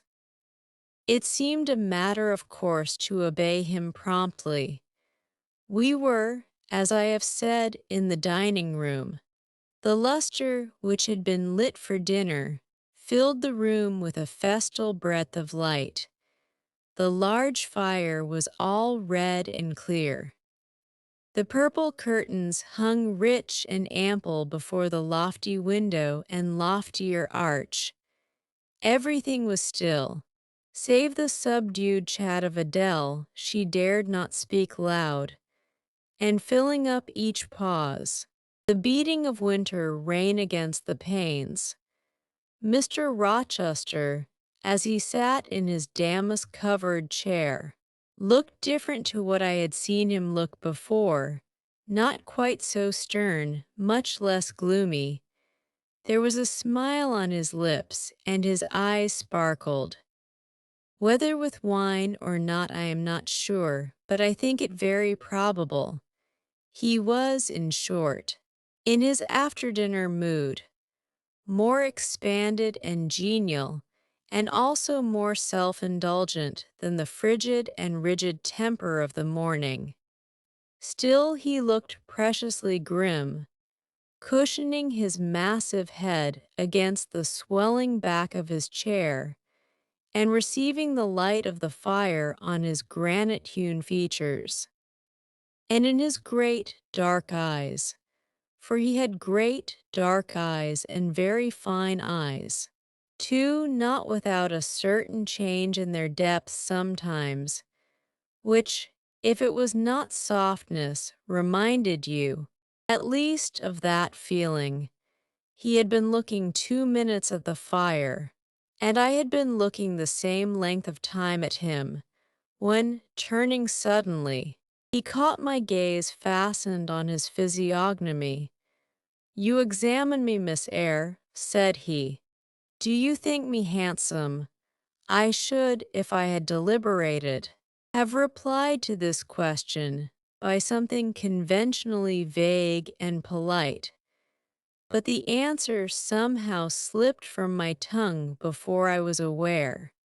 "No, sir. Ah, by my word, there is something singular about you," said he. "You have the air of a little nonnet, quaint, quiet, grave, and simple, as you sit with your hands before you, and your eyes generally bent on the carpet, except, by the by, when they are directed piercingly to my face, as just now, for instance, and when one asks you a question, or makes a remark to which you are obliged to reply, you rap out a round rejoinder which, if not blunt, is at least brusque. What do you mean by it?"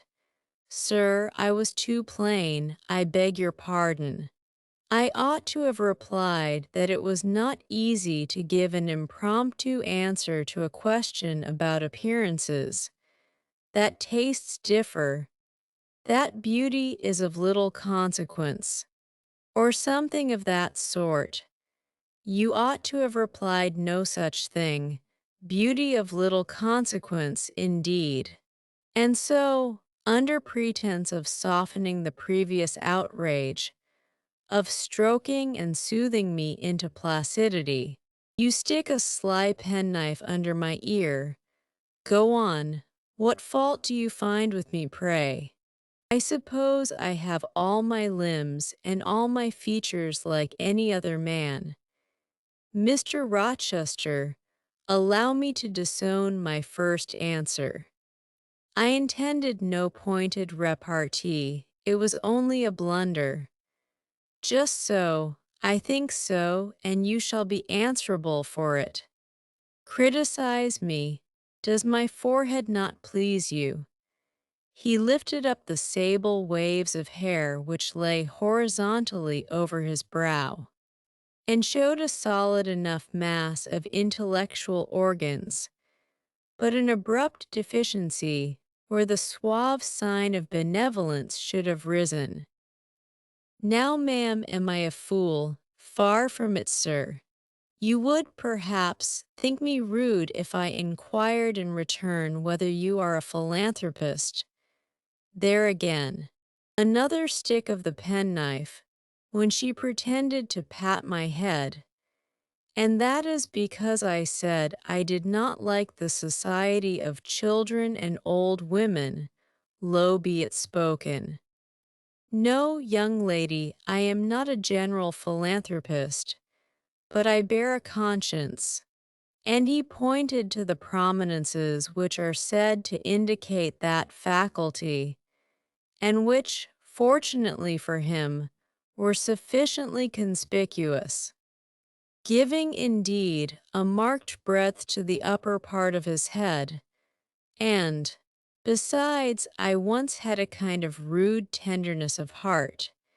When I was as old as you, I was a feeling fellow enough, partial to the unfledged, unfostered, and unlucky, but fortune has knocked me about since.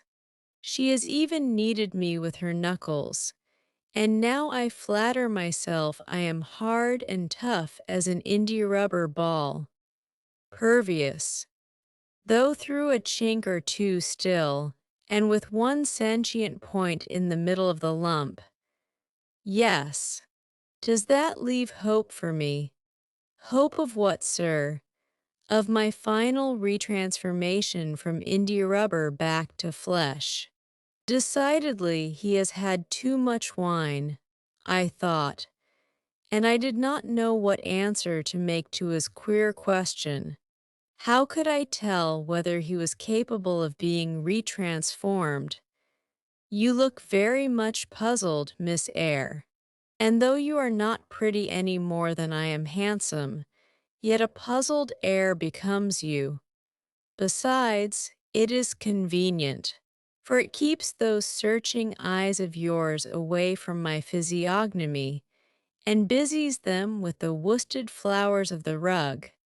So puzzle on. Young lady, I am disposed to be gregarious and communicative tonight. With this announcement, he rose from his chair, and stood, leaning his arm on the marble mantelpiece. In that attitude his shape was seen plainly as well as his face. His unusual breadth of chest, disproportionate almost to his length of limb. I am sure most people would have thought him an ugly man.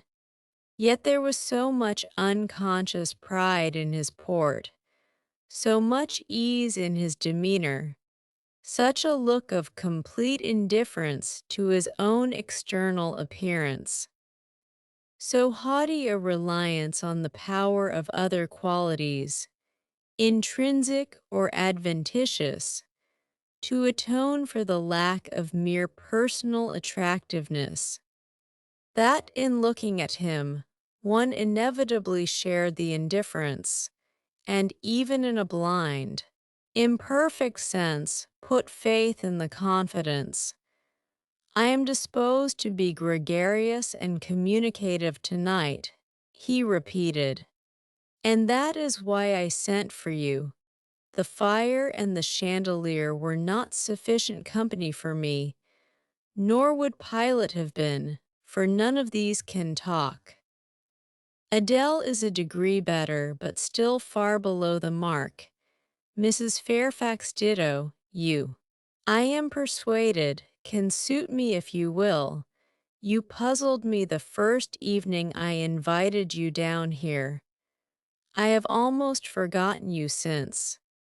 Other ideas have driven yours from my head, but tonight I am resolved to be at ease, to dismiss what importunes, and recall what pleases.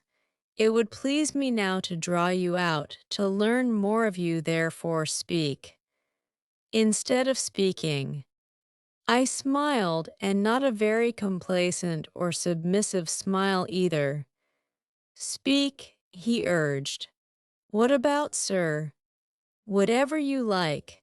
I leave both the choice of subject and the manner of treating it entirely to yourself.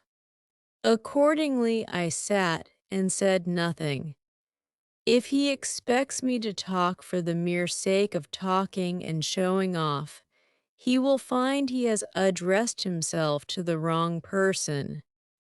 I thought, you are dumb, Miss Eyre. I was dumb still. He bent his head a little toward me, and with a single hasty glance seemed to dive into my eyes. Stubborn, he said, and annoyed. Ah, it is consistent. I put my request in an absurd, almost insolent form. Miss Eyre, I beg your pardon. The fact is, once for all, I don't wish to treat you like an inferior. That is, correcting himself. I claim only such superiority as must result from 20 years' difference in age and a century's advance in experience. This is legitimate, et ji tines, as Adele would say, and it is by virtue of this superiority and this alone that I desire you to have the goodness to talk to me a little now, and divert my thoughts, which are galled with dwelling on one point, cankering as a rusty nail. He had deigned an explanation, almost an apology. I did not feel insensible to his condescension, and would not seem so. I am willing to amuse you if I can, sir, quite willing. But I cannot introduce a topic, because how do I know what will interest you? Ask me questions, and I will do my best to answer them. Then, in the first place, do you agree with me that I have a right to be a little masterful, abrupt, perhaps exacting, sometimes, on the grounds I stated, namely, that I am old enough to be your father, and that I have battled through a varied experience with many men of many nations, and roamed over half the globe, while you have lived quietly with one set of people in one house? Do as you please, sir. That is no answer. Or rather, it is a very irritating, because a very evasive one. Reply clearly. I don't think, sir. You have a right to command me, merely because you are older than I, or because you have seen more of the world than I have. Your claim to superiority depends on the use you have made of your time and experience. Humph, promptly spoken. But I won't allow that, feeling that it would never suit my case, as I have made an indifferent, not to say bad, use of both advantages. Leaving superiority out of the question, then, you must still agree to receive my orders now and then. Without being piqued or hurt by the tone of command, will you? I smiled. I thought to myself, Mr. Rochester is peculiar. He seems to forget that he pays me £30 per annum for receiving his orders. The smile is very well, said he, catching instantly the passing expression, but speak too. I was thinking, sir, that very few masters would trouble themselves to inquire whether or not their paid subordinates were piqued and hurt by their orders. Paid subordinates. What, you are my paid subordinate, are you? Oh yes, I had forgotten the salary. Well then, on that mercenary ground, will you agree to let me hector a little? No, sir, not on that ground, but on the ground that you did forget it, and that you care whether or not a dependent is comfortable in his dependency. I agree heartily. And will you consent to dispense with a great many conventional forms and phrases, without thinking that the omission arises from insolence? I am sure, sir, I should never mistake informality for insolence. One I rather like. The other nothing free-born would submit to, even for a salary. Humbug. Most things free-born will submit to anything for a salary. Therefore, keep to yourself, and don't venture on generalities of which you are intensely ignorant. However, I mentally shake hands with you for your answer. Despite its inaccuracy, and as much for the manner in which it was said as for the substance of the speech, the manner was frank and sincere. One does not often see such a manner. No, on the contrary, affectation, or coldness, or stupid, coarse-minded misapprehensions of one's meaning are the usual rewards of candor. Not 3 in 3,000 raw schoolgirl governesses would have answered me as you have just done. But I don't mean to flatter you. If you are cast in a different mold to the majority, it is no merit of yours. Nature did it. And then, after all, I go too fast in my conclusions. For what I yet know, you may be no better than the rest. You may have intolerable defects to counterbalance your few good points. And so may you, I thought. My eye met his as the idea crossed my mind. He seemed to read the glance, answering as if its import had been spoken as well as imagined. Yes, yes, you are right, said he. I have plenty of faults of my own. I know it, and I don't wish to palliate them, I assure you. God wot I need not be too severe about others. I have a past existence, a series of deeds, a color of life to contemplate within my own breast, which might well call my sneers and censures from my neighbors to myself. I started, or rather, for, like other defaulters, I like to lay half the blame on ill fortune and adverse circumstances, was thrust on to a wrong tack at the age of 21, and have never recovered the right course since. But I might have been very different. I might have been as good as you, wiser, almost as stainless. I envy you your peace of mind, your clean conscience, your unpolluted memory. Little girl, a memory without blot or contamination must be an exquisite treasure, an inexhaustible source of pure refreshment. Is it not? How was your memory when you were 18, sir? All right then, limpid. Salubrious. No gush of bilge water had turned it to a fetid puddle.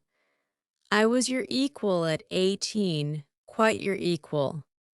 Nature meant me to be, on the whole, a good man, Miss Eyre, one of the better kind. And you see I am not so. You would say you don't see it. At least I flatter myself I read as much in your eye, beware by the by. What you express with that organ, I am quick in interpreting its language. Then take my word for it, I am not a villain. You are not to suppose that, not to attribute to me any such bad eminence, but owing, I verily believe, rather to circumstances than to my natural bent. I am a trite, commonplace sinner, hackneyed in all the poor petty dissipations with which the rich and worthless try to put on life. Do you wonder that I avow this to you? Know that in the course of your future life, you will often find yourself elected the involuntary confidant of your acquaintances' secrets. People will instinctively find out, as I have done, that it is not your forte to tell of yourself, but to listen while others talk of themselves.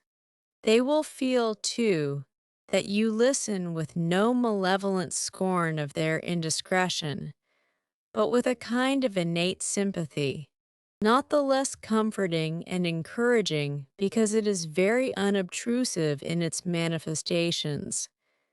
How do you know? How can you guess all this? Sir, I know it well. Therefore I proceed almost as freely as if I were writing my thoughts in a diary. You would say I should have been superior to circumstances. So I should, but you see I was not. When fate wronged me, I had not the wisdom to remain cool.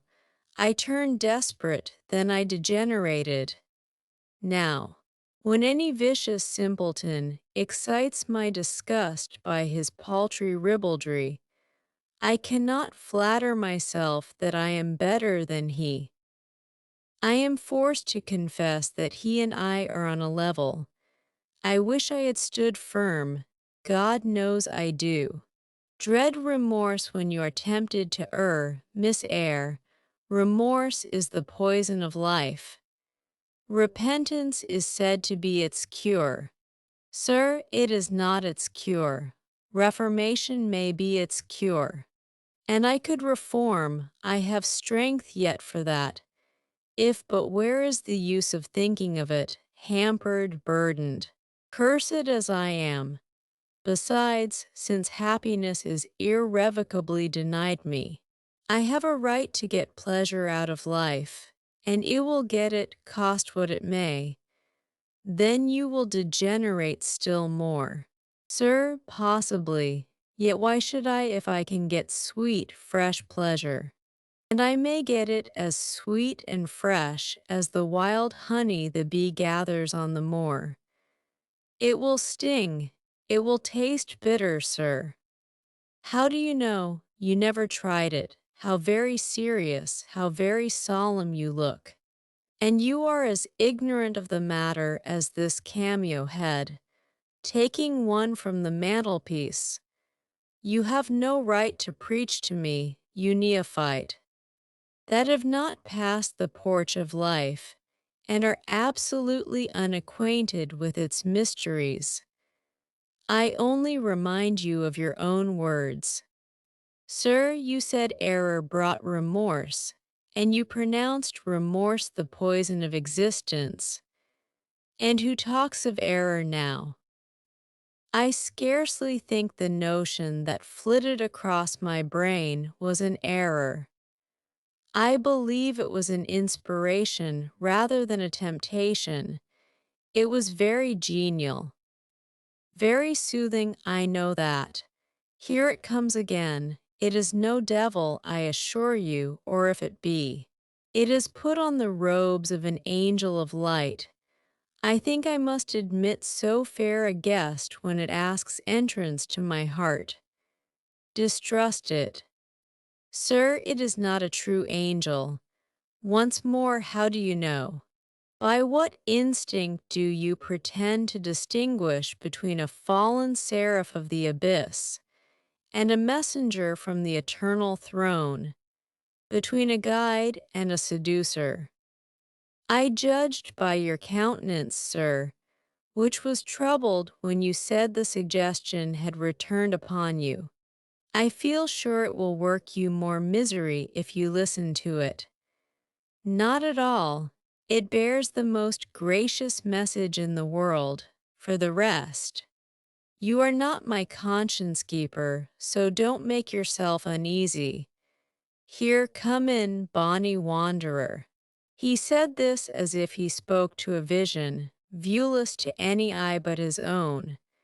Then, folding his arms, which he had half extended on his chest, he seemed to enclose in their embrace the invisible being. Now, he continued, again addressing me, I have received the pilgrim, a disguised deity, as I verily believe. Already it has done me good. My heart was a sort of charnel, it will now be a shine. To speak truth, sir, I don't understand you at all. I cannot keep up the conversation because it has got out of my depth. Only one thing I know. You said you were not as good as you should like to be, and that you regretted your own imperfection. One thing I can comprehend. You intimated that to have a sullied memory was a perpetual bane. It seems to me that if you tried hard you would in time find it possible to become what you yourself would approve, and that if from this day you began with resolution to correct your thoughts and actions, you would in a few years have laid up a new and stainless store of recollections to which you might revert with pleasure. Justly thought, rightly said Miss Eyre, and at this moment, I am paving hell with energy. Sir, I am laying down good intentions which I believe durable as flint. Certainly, my associates and pursuits shall be other than they have been, and better, so much better as pure ore is than foul dross. You seem to doubt me. I don't doubt myself. I know what my aim is, what my motives are, and at this moment I pass a law, unalterable as that of the Medes and Persians, that both are right. They cannot be, sir. If they require a new statute to legalize them, they are, Miss Eyre, though they absolutely require a new statute. Unheard of combinations of circumstances demand unheard of rules. That sounds a dangerous maxim, sir, because one can see at once that it is liable to abuse. Sententious age. So it is, but I swear by my household gods not to abuse it. You are human and fallible. I am. So are you. What then? The human and fallible should not arrogate a power with which the divine and perfect alone can be safely entrusted. What power? That of saying of any strange, unsanctioned line of action, let it be right. Let it be right, the very words. You have pronounced them. May it be right then, I said as I rose, deeming it useless to continue a discourse which was all darkness to me, and besides, sensible that the character of my interlocutor was beyond my penetration, at least beyond its present reach, and feeling the uncertainty, the vague sense of insecurity which accompanies a conviction of ignorance, Where are you going? To put Adele to bed. It is past her bedtime. You are afraid of me because I talk like a sphinx. Your language is enigmatical, sir. But though I am bewildered, I am certainly not afraid. You are afraid. Your self-love dreads a blunder. In that sense, I do feel apprehensive. I have no wish to talk nonsense. If you did, it would be in such a grave, quiet manner I should mistake it for sense. Do you never laugh, Miss Eyre? Don't trouble yourself to answer. I see you laugh rarely, but you can laugh very merrily. Believe me, you are not naturally austere, any more than I am naturally vicious. The load constraint still clings to you somewhat, controlling your features, muffling your voice, and restricting your limbs.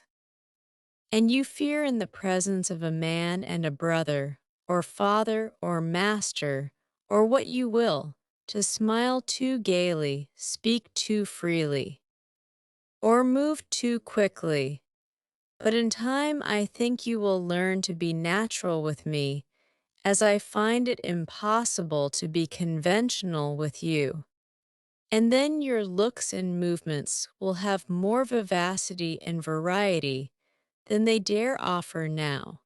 I see at intervals the glance of a curious sort of bird through the close-set bars of a cage. A vivid, restless, resolute captive is there. Were it but free, it would soar cloud-high. You are still bent on going. It has struck 9.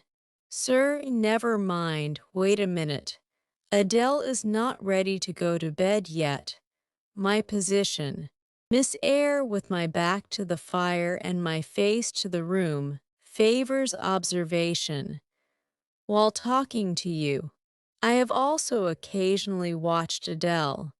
I have my own reasons for thinking her a curious study, reasons that I may, nay, that I shall impart to you some day. She pulled out of her box about 10 minutes ago a little pink silk frock.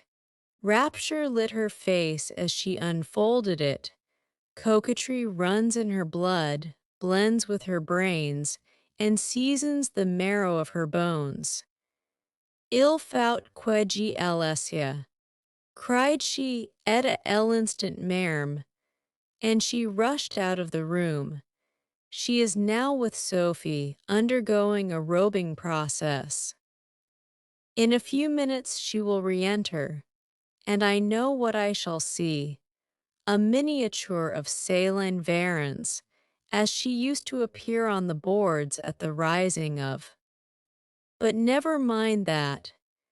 However, my tenderest feelings are about to receive a shock, such is my presentiment. Stay now to see whether it will be realized. Ere long Adele's little foot was seen tripping across the hall. She entered, transformed as her guardian had predicted.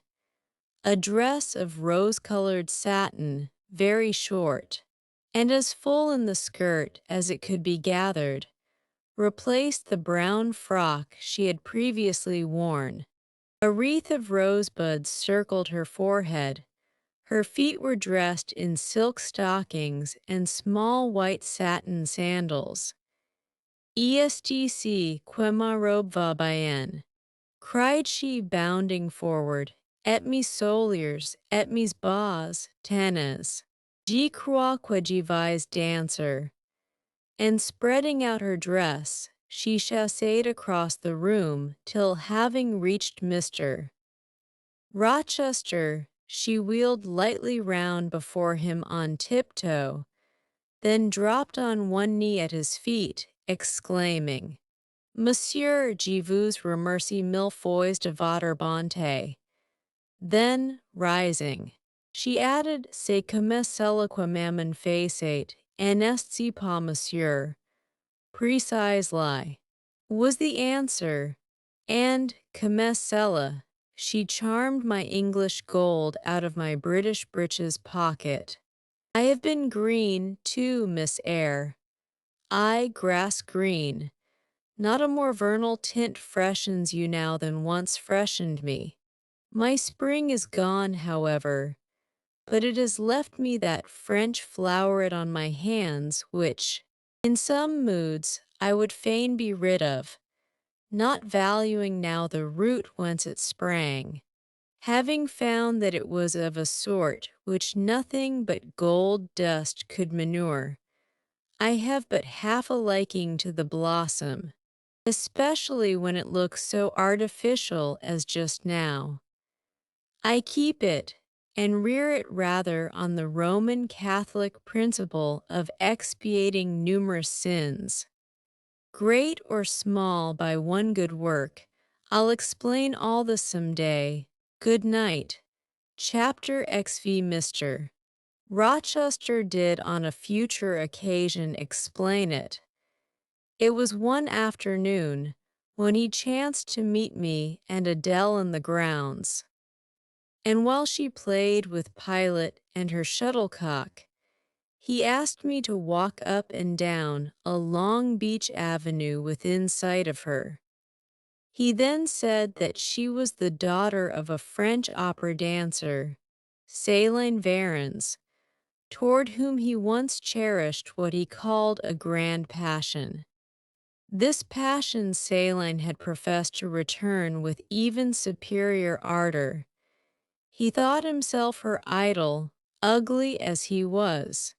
He believed, as he said, that she preferred his tail dathelt to the elegance of the Apollo Belvedere.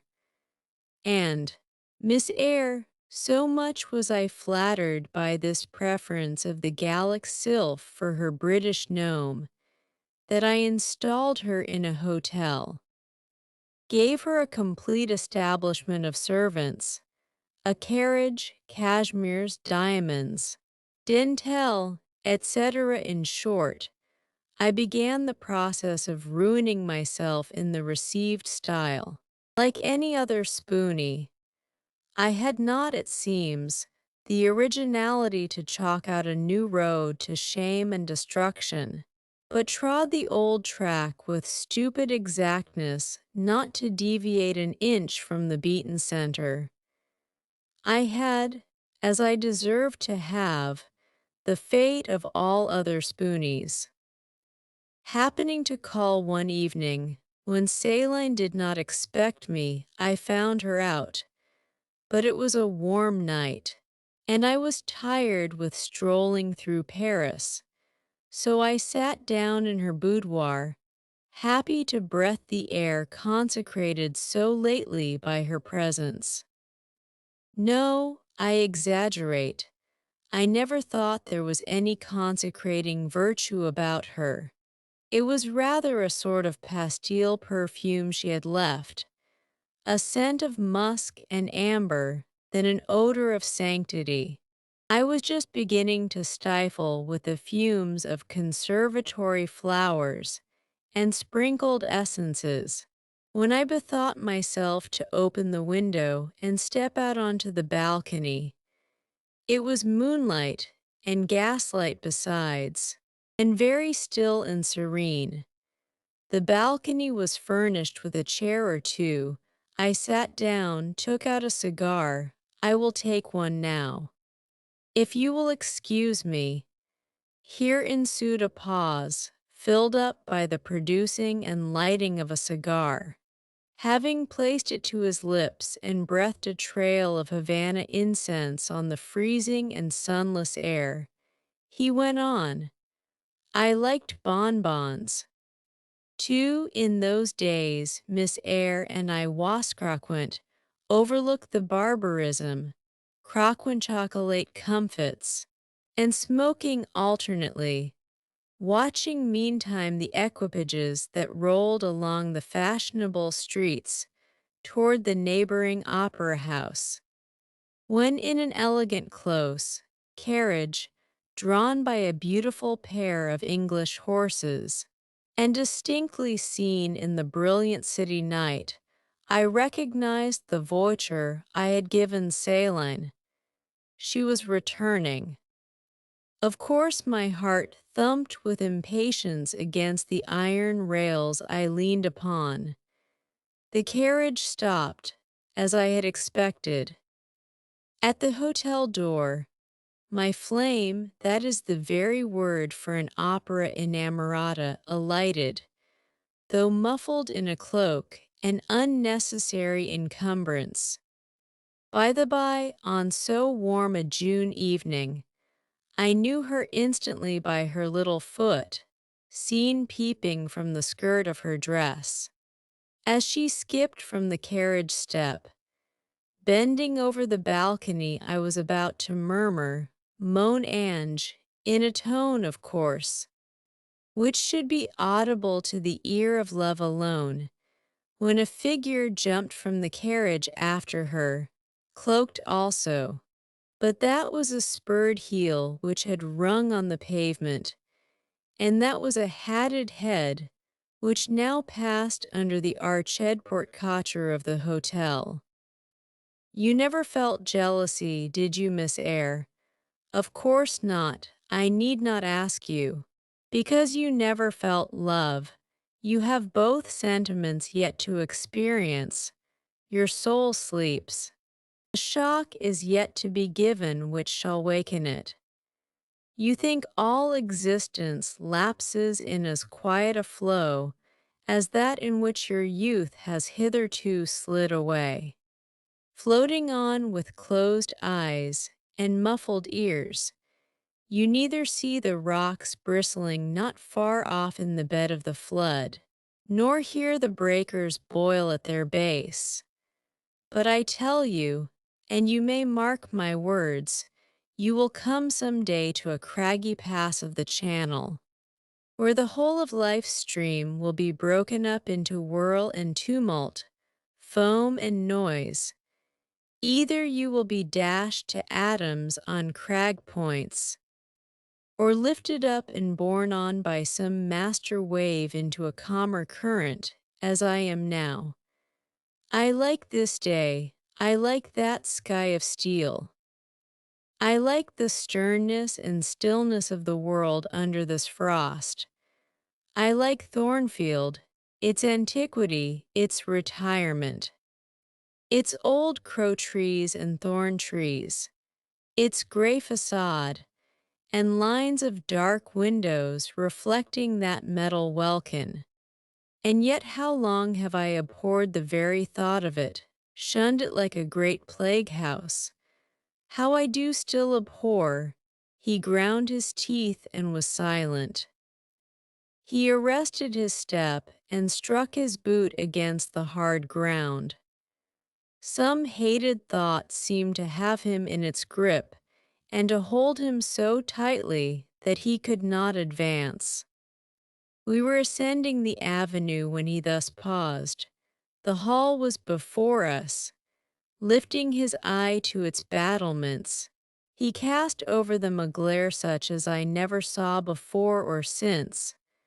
Pain, shame, ire, impatience, disgust, detestation, seemed momentarily to hold a quivering conflict in the large pupil dilating under his ebon eyebrow. Wild was the wrestle which should be paramount, but another feeling rose and triumphed, something hard and cynical, self-willed and resolute. It settled his passion and petrified his countenance. He went on. During the moment I was silent, "Miss Eyre, I was arranging a point with my destiny."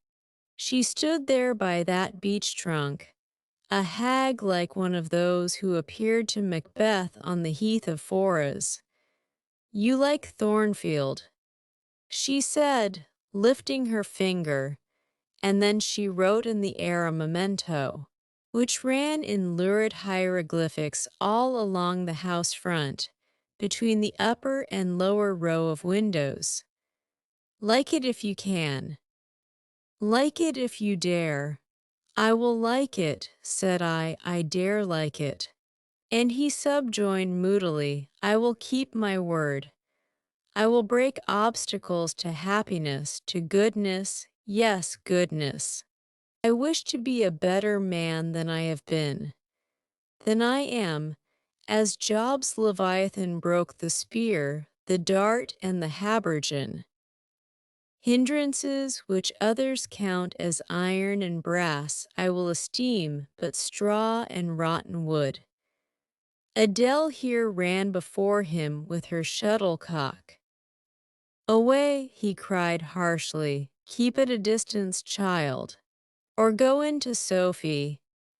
Continuing then to pursue his walk in silence, I ventured to recall him to the point whence he had abruptly diverged. Did you leave the balcony, sir? I asked, when M. Deal, Varens entered. I almost expected a rebuff for this hardly well-timed question, but on the contrary, waking out of his scowling abstraction, he turned his eyes toward me, and the shade seemed to clear off his brow. Oh, I had forgotten saline. Well, to resume, when I saw my charmer thus come in, accompanied by a cavalier, I seemed to hear a hiss, and the green snake of jealousy, rising on undulating coils from the moonlit balcony, glided within my waistcoat and ate its way in 2 minutes to my heart's core. Strange, he exclaimed, suddenly starting again from the point. Strange that I should choose you for the confidant of all this, young lady. Passing strange that you should listen to me quietly, as if it were the most usual thing in the world for a man like me to tell stories of his opera mistresses to a quaint, inexperienced girl like you. But the last singularity explains the first, as I intimated once before, you, with your gravity, considerateness, and caution, were made to be the recipient of secrets. Besides, I know what sort of a mind I have placed in communication with my own. I know it is one not liable to take infection. It is a peculiar mind. It is an unique one. Happily, I do not mean to harm it. But if I did, it would not take harm from me. The more you and I converse, the better. For while I cannot blight you, you may refresh me. After this digression, he proceeded, I remained in the balcony. They will come to her boudoir, no doubt, thought I. Let me prepare an ambush. So putting my hand in through the open window, I drew the curtain over it, leaving only an opening through which I could take observations. Then I closed the casement, all but a chink just wide enough to furnish an outlet to lovers' whispered vows. Then I stole back to my chair, and as I resumed it the pair came in. My eye was quickly at the aperture. Saline's chambermaid entered, lit a lamp, left it on the table, and withdrew. The couple were thus revealed to me clearly. Both removed their cloaks, and there was the Varens shining its satin and jewels, my gifts of course, and there was her companion in an officer's uniform, and I knew him for a young roué of a vicomte, a brainless and vicious youth whom I had sometimes met in society, and had never thought of hating because I despised him so absolutely. On recognizing him, the fang of the snake, jealousy, was instantly broken, because at the same moment my love for Saline sank under an extinguisher. A woman who could betray me for such a rival was not worth contending for. She deserved only scorn, less. However, than I, who had been her dupe, they began to talk. Their conversation eased me completely. Frivolous, mercenary, heartless, and senseless. It was rather calculated to weary than enrage a listener. A card of mine lay on the table. This being perceived, brought my name under discussion. Neither of them possessed energy or wit to belabor me soundly, but they insulted me as coarsely as they could in their little way, especially Saline, who even waxed rather brilliant on my personal defects, deformities she termed them.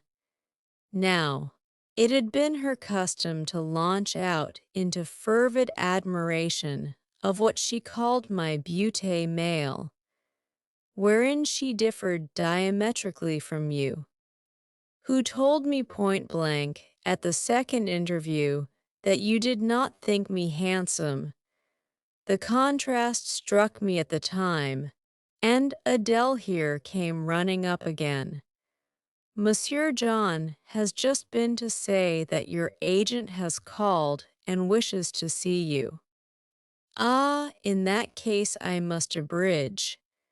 Opening the window, I walked in upon them, liberated Saline from my protection, gave her notice to vacate her hotel, offered her a purse for immediate exigencies, disregarded screams, hysterics, prayers, protestations, convulsions, made an appointment with the Vicomte for a meeting at the Bois de Boulogne.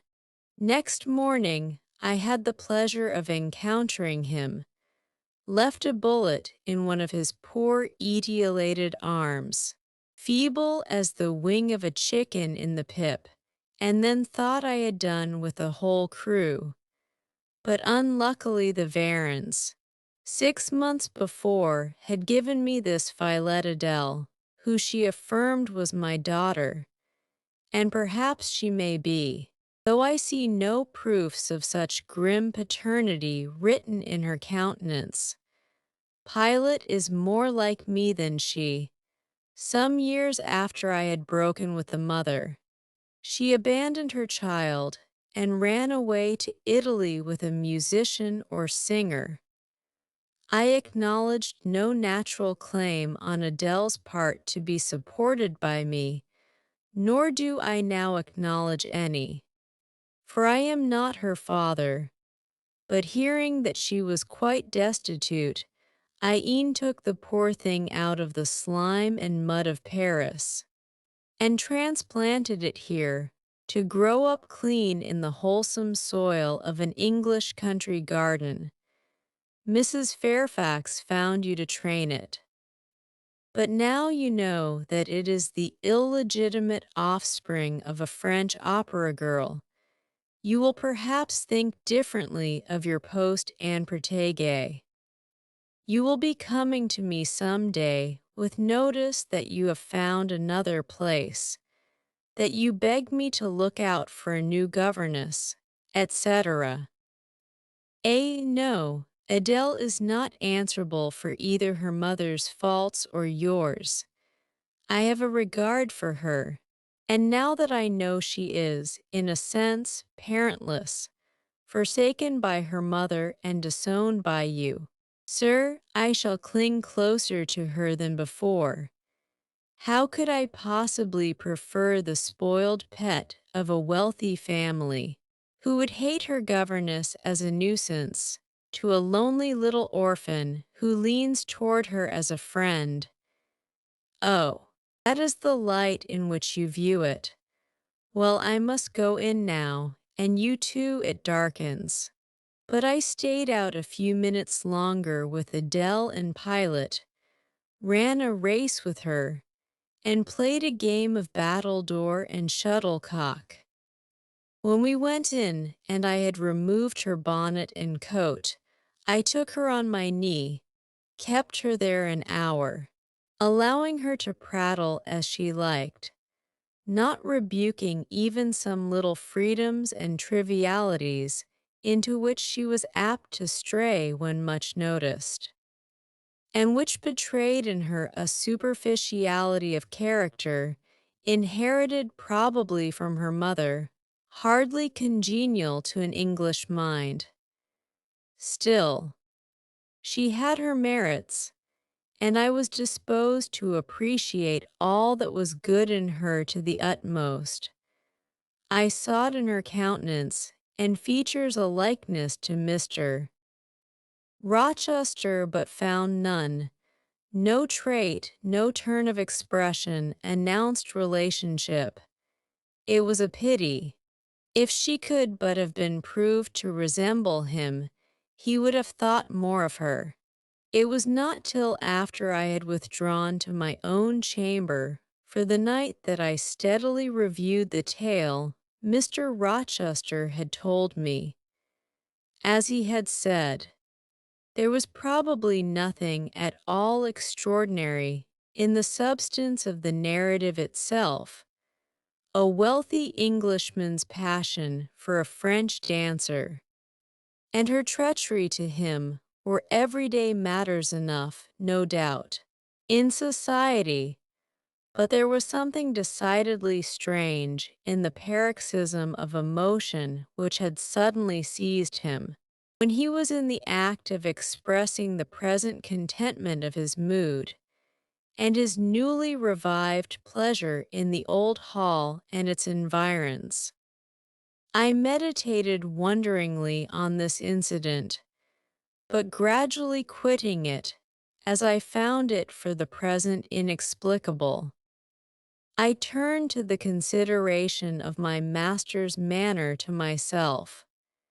The confidence he had thought fit to repose in me seemed a tribute to my discretion.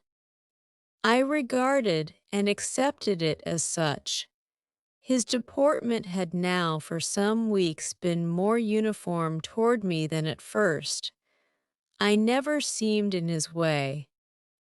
He did not take fits of chilling hauteur. When he met me unexpectedly, the encounter seemed welcome.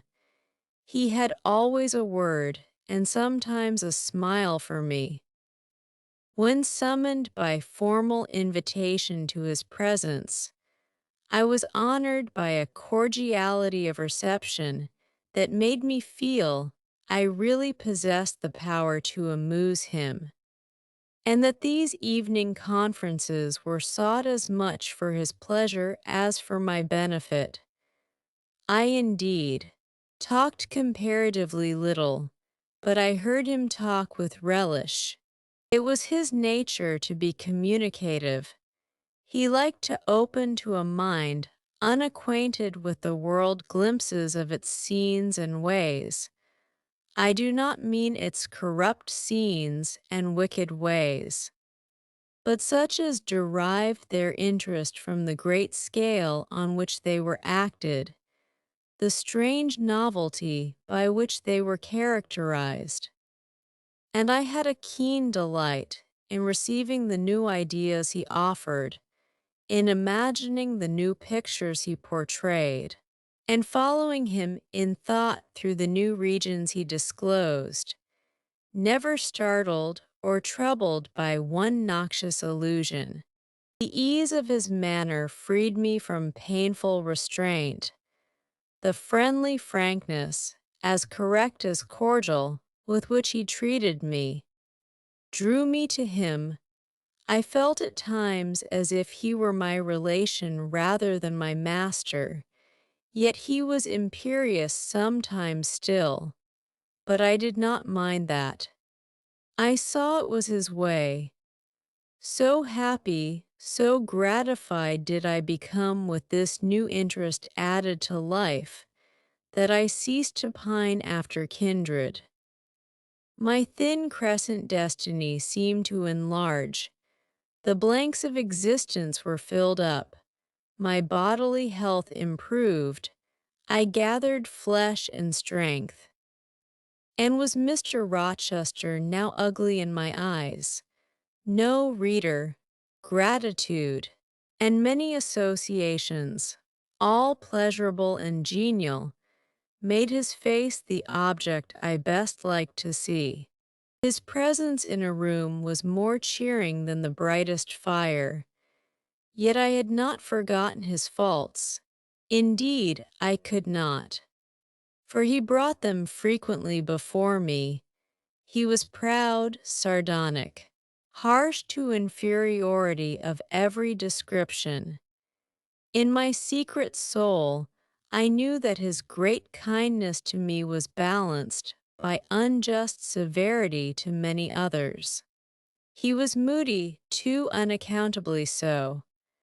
I more than once, when sent for to read to him, found him sitting in his library alone, with his head bent on his folded arms, and when he looked up, a morose, almost a malignant scowl blackened his features.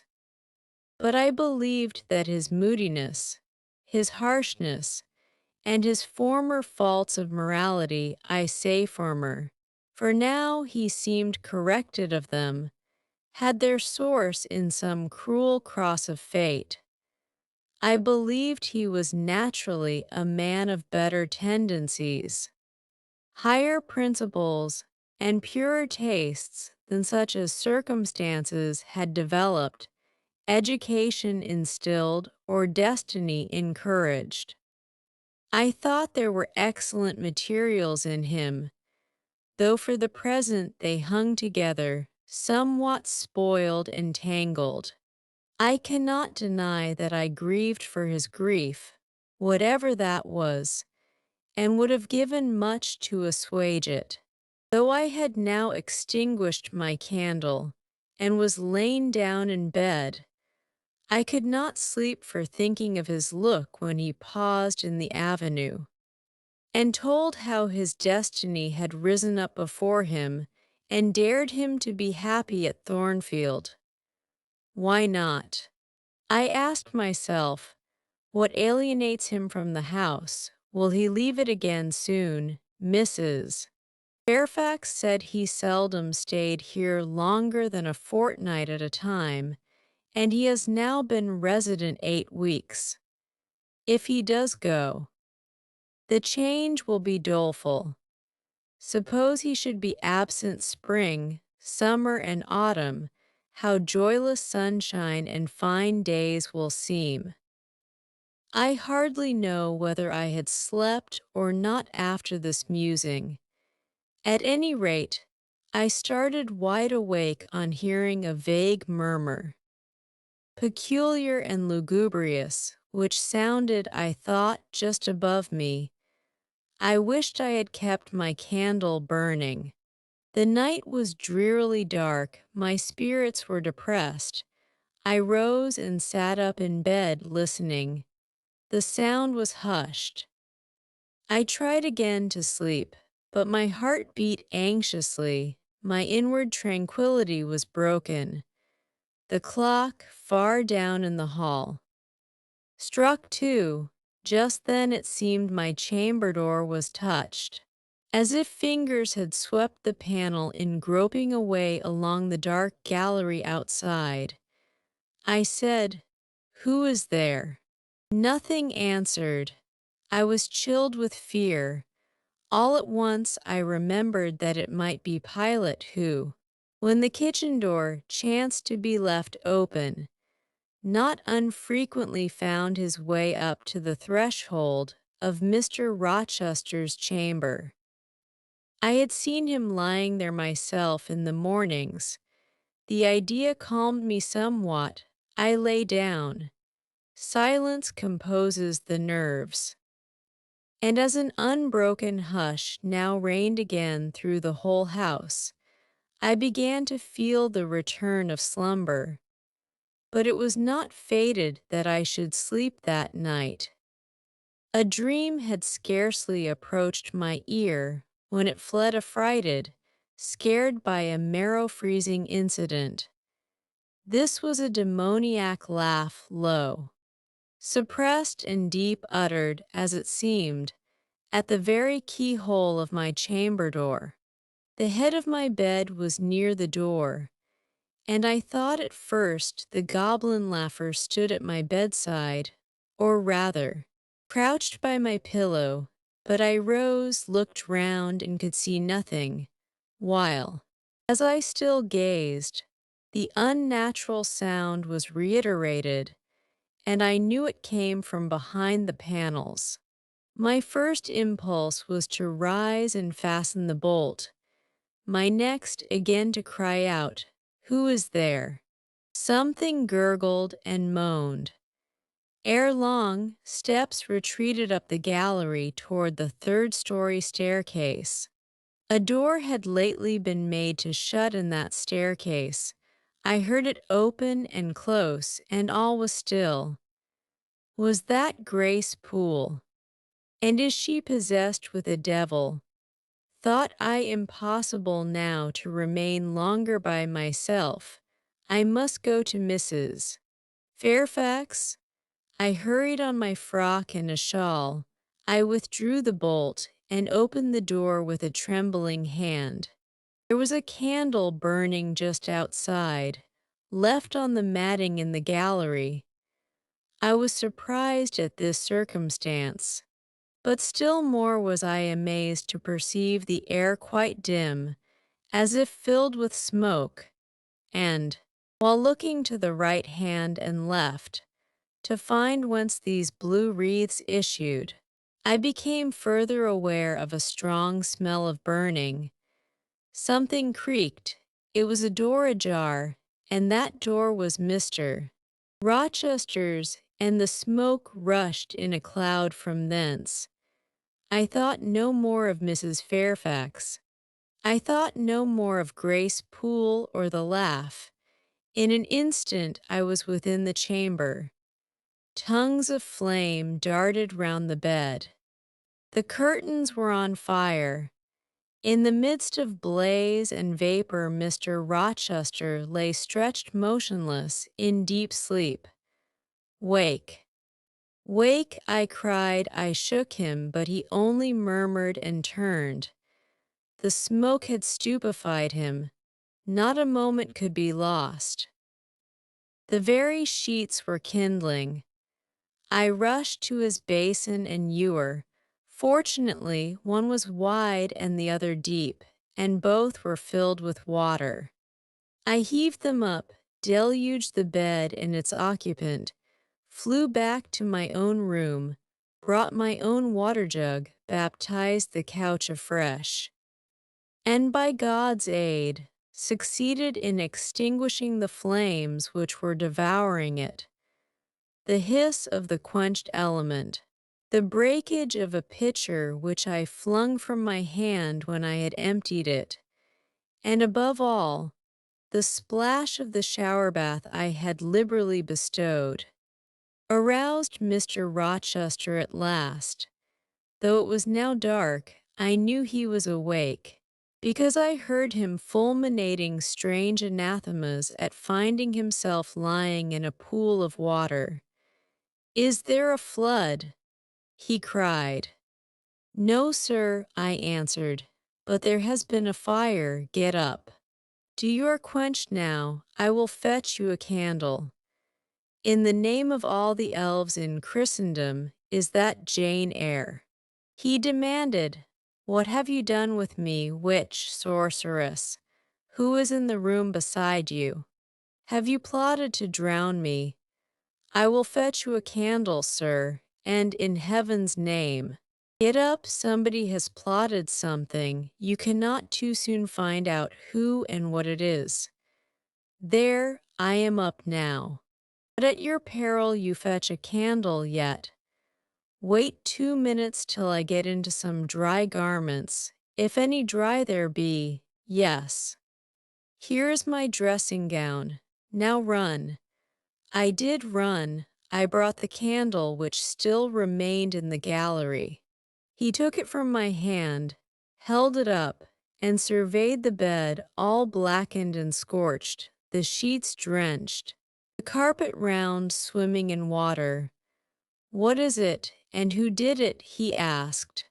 I briefly related to him what had transpired. the strange laugh I had heard in the gallery, the step ascending to the third story, the smoke, the smell of fire which had conducted me to his room, in what state I had found matters there, how I had deluged him with all the water I could lay hands on. He listened very gravely. His face, as I went on, expressed more concern than astonishment. He did not immediately speak when I had concluded. "Shall I call Mrs. Fairfax?" I asked. "Mrs. Fairfax? No, what the deuce would you call her for? What can she do? Let her sleep unmolested. Then I will fetch Lee and wake John and his wife." "Not at all. Just be still. You have a shawl on.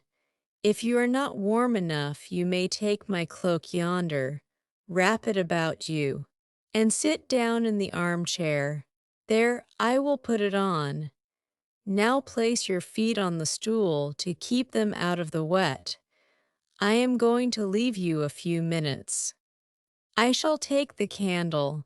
Remain where you are till I return. Be as still as a mouse. I must pay a visit to the third story. Don't move. Remember or call anyone." He went. I watched the light withdraw. He passed up the gallery very softly, unclosed the staircase door with as little noise as possible, shut it after him, and the last ray vanished. I was left in total darkness. I listened for some noise, but heard nothing. A very long time elapsed. I grew weary, it was cold, in spite of the cloak, and then I did not see the use of staying, as I was not to rouse the house. I was on the point of risking Mr. Rochester's displeasure by disobeying his orders, when the light once more gleamed dimly on the gallery wall, and I heard his unshod feet tread the matting. I hope it is he, thought I, and not something worse. He re-entered, pale and very gloomy. "I have found it all out," said he, setting his candle down on the washstand. "It is as I thought." "How, sir?" He made no reply, but stood with his arms folded, looking on the ground. At the end of a few minutes, he inquired in rather a peculiar tone, "I forgot whether you said you saw anything when you opened your chamber doors." "No, sir, only the candlestick on the ground." "But you heard an odd laugh. You have heard that laugh before, I should think, or something like it." "Yes, sir. There's a woman who sews here, called Grace Poole. She laughs in that way. She is a singular person." "Just so, Grace Poole, you have guessed it. She is, as you say, singular, very. Well, I shall reflect on the subject. Meantime, I am glad that you are the only person besides myself acquainted with the precise details of tonight's incident. You are no talking fool. Say nothing about it. I will account for this state of affairs, pointing to the bed, and now return to your own room. I shall do very well on the sofa in the library for the rest of the night. It is near 4. In 2 hours the servants will be up. Good night." "Then, sir," said I, departing. He seemed surprised, very inconsistently so, as he had just told me to go. "What!" he exclaimed, "are you quitting me already, and in that way?" "You said I might go, sir, but not without taking leave, not without a word or two of acknowledgment and good-will. Not, in short, in that brief, dry fashion. Why, you have saved my life, snatched me from a horrible and excruciating death, and you walk past me as if we were mutual strangers. At least shake hands." He held out his hand. I gave him mine. He took it first in one, then in both his own. "You have saved my life. I have a pleasure in owing you so immense a debt. I cannot say more. Nothing else that has being would have been tolerable to me in the character of creditor for such an obligation. But you, it is different. I feel your benefits no burden, Jane." He paused, gazed at me. Words almost visible trembled on his lips, but his voice was checked. "Good night again, sir. There is no debt, benefit, burden, obligation in the case. I knew," he continued, "you would do me good in some way. At some time. I saw it in your eyes when I first beheld you. Their expression and smile did not." Again he stopped. "Did not," he proceeded hastily, "strike delight to my very inmost heart so for nothing. People talk of natural sympathies. I have heard of good genii. There are grains of truth in the wildest fable. My cherished preserver, good night." Strange energy was in his voice. Strange fire in his look. "I am glad I happened to be awake," I said, and then I was going. "What?"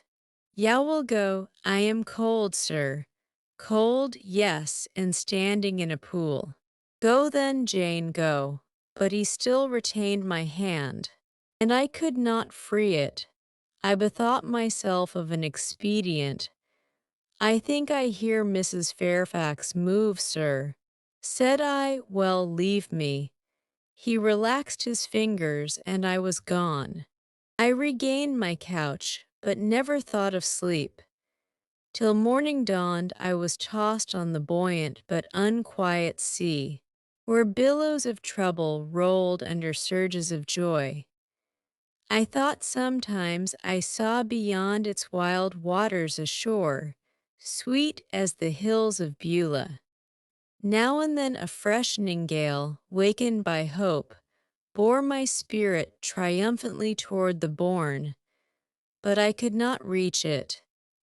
Even in fancy, a counteracting breeze blew off land and continually drove me back. Sense would resist delirium, judgment would warn passion. Too feverish to rest, I rose as soon as day dawned. Chapter XVI. On the day which followed this sleepless night, I both wished and feared to see Mr. Rochester. I wanted to hear his voice again, yet feared to meet his eye.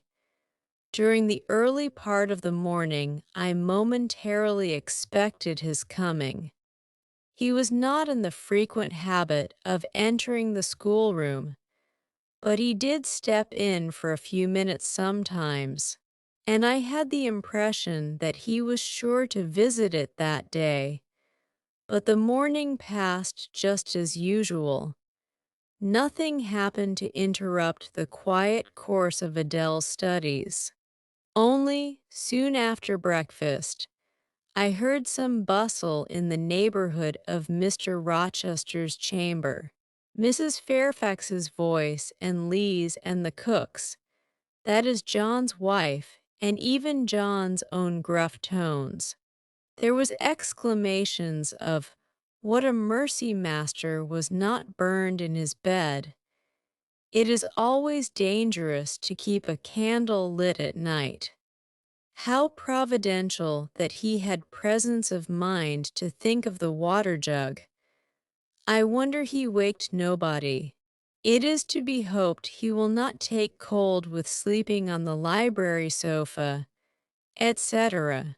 To much confabulation succeeded a sound of scrubbing and setting to rights, and when I passed the room, in going downstairs to dinner, I saw through the open door that all was again restored to complete order, only the bed was stripped of its hangings. Lee stood up in the window seat, rubbing the panes of glass dimmed with smoke. I was about to address her, for I wished to know what account had been given of the affair. But on advancing, I saw a second person in the chamber, a woman sitting on a chair by the bedside, and sewing rings to new curtains. That woman was no other than Grace Poole. There she sat, staid and taciturn-looking, as usual in her brown stuff gown, her check apron, white handkerchief, and cap.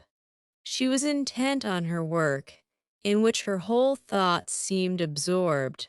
On her hard forehead, and in her commonplace features, was nothing either of the paleness or desperation one would have expected to see marking the countenance of a woman who had attempted murder, and whose intended victim had followed her last night to her lair, and, as I believed, charged her with the crime she wished to perpetrate. I was amazed, confounded. She looked up while I still gazed at her. No start, no increase or failure of color betrayed emotion, consciousness of guilt, or fear of detection. She said, "Good morning, miss," in her usual phlegmatic and brief manner, and taking up another ring and more tape went on with her sewing. I will put her to some test, thought I. Such absolute impenetrability is past comprehension. "Good morning, Grace," I said. "Has anything happened here? I thought I heard the servants all talking together a while ago." Only Master had been reading in his bed last night. He fell asleep with the candle lit, and the curtains got on fire, but fortunately, he awoke before the bedclothes or the woodwork caught, and contrived to quench the flame with the water in the ewer.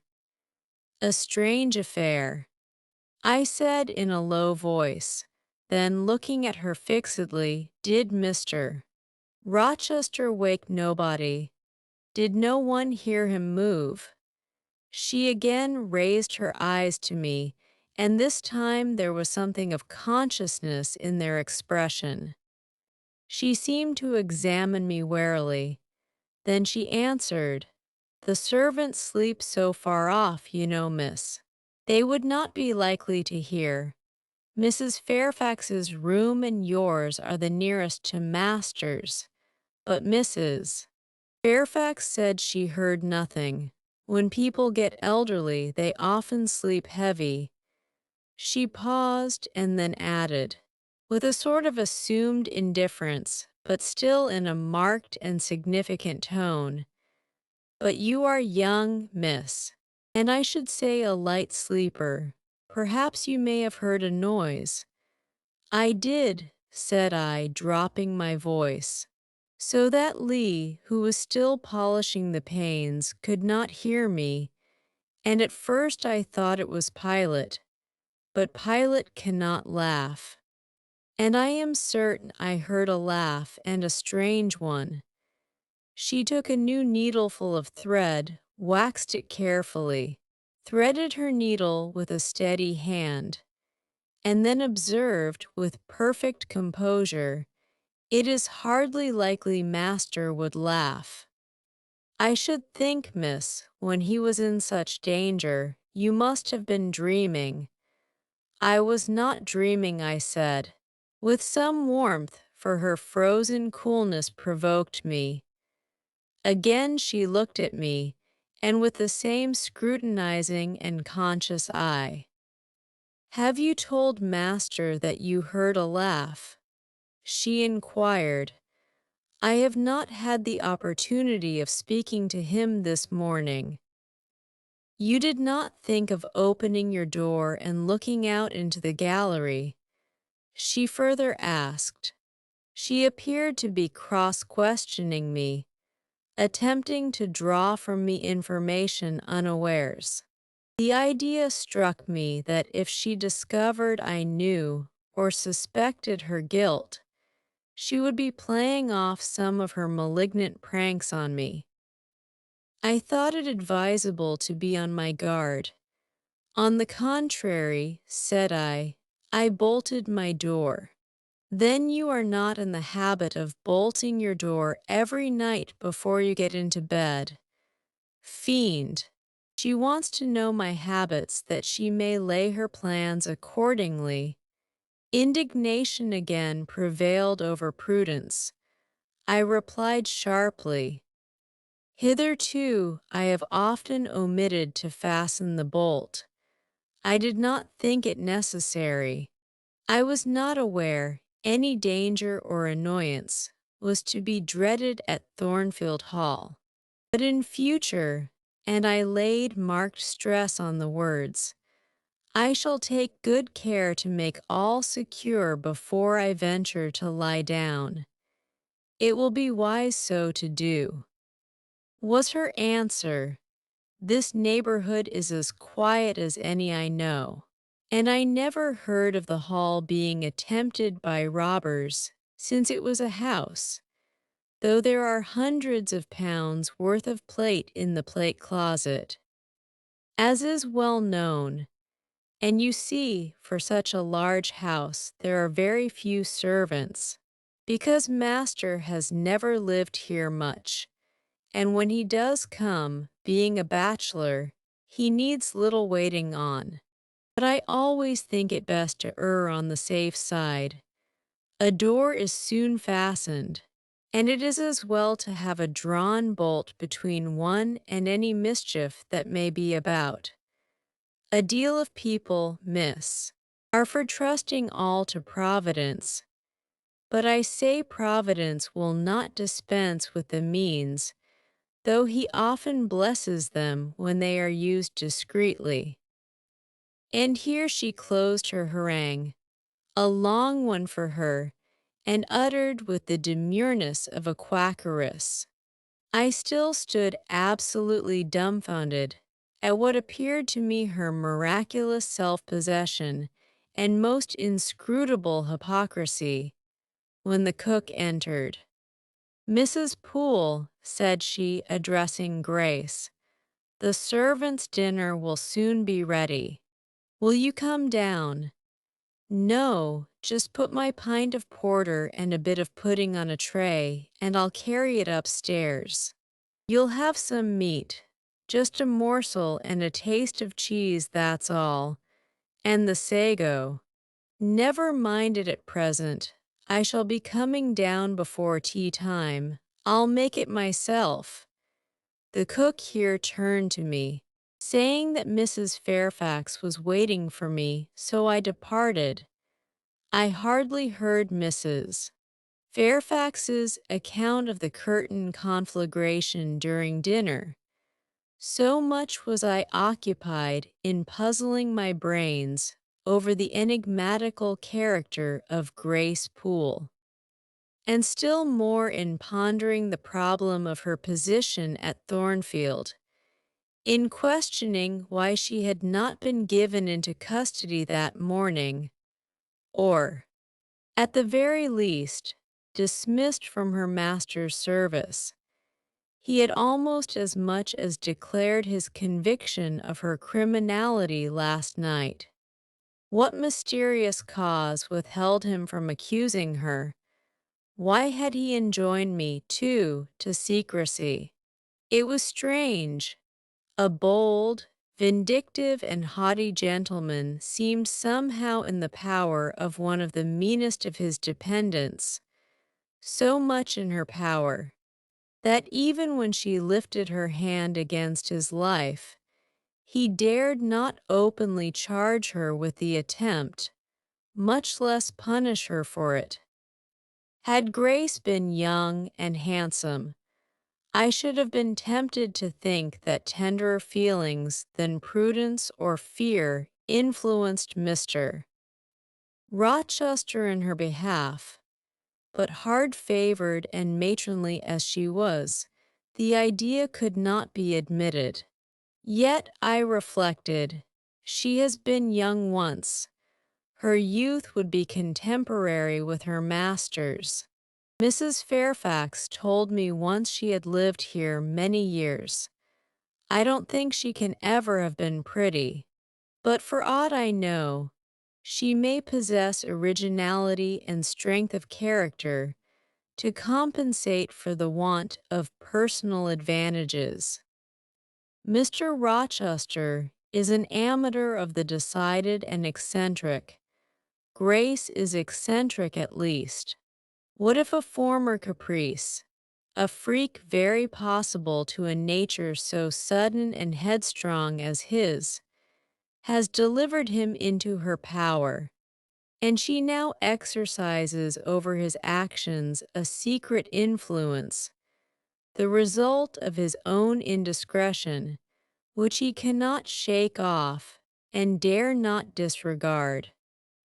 But having reached this point of conjecture, Mrs. Poole's square, flat figure and uncomely, dry, even coarse face recurred so distinctly to my mind's eye that I thought, no, impossible, my supposition cannot be correct yet, suggested the secret voice which talks to us in our own hearts.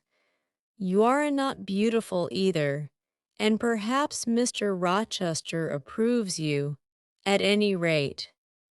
You have often felt as if he did, and last night, remember his words, remember his look, remember his voice. I well remembered all language. Glance and tone seemed at the moment vividly renewed. I was now in the schoolroom. Adele was drawing. I bent over her and directed her pencil. She looked up with a sort of start. Qu'avez-vous, mademoiselle? Said she, vos doigts tremblant comme fuel, et vos joues sont rouges. Mais, rouge comme des cerises. I am hot, Adele, with stooping. She went on sketching. I went on thinking. I hastened to drive from my mind the hateful notion I had been conceiving respecting Grace Poole. It disgusted me. I compared myself with her and found we were different. Bessie Levin had said I was quite a lady, and she spoke truth.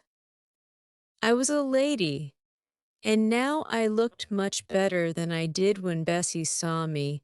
I had more color and more flesh, more life, more vivacity because I had brighter hopes and keener enjoyments.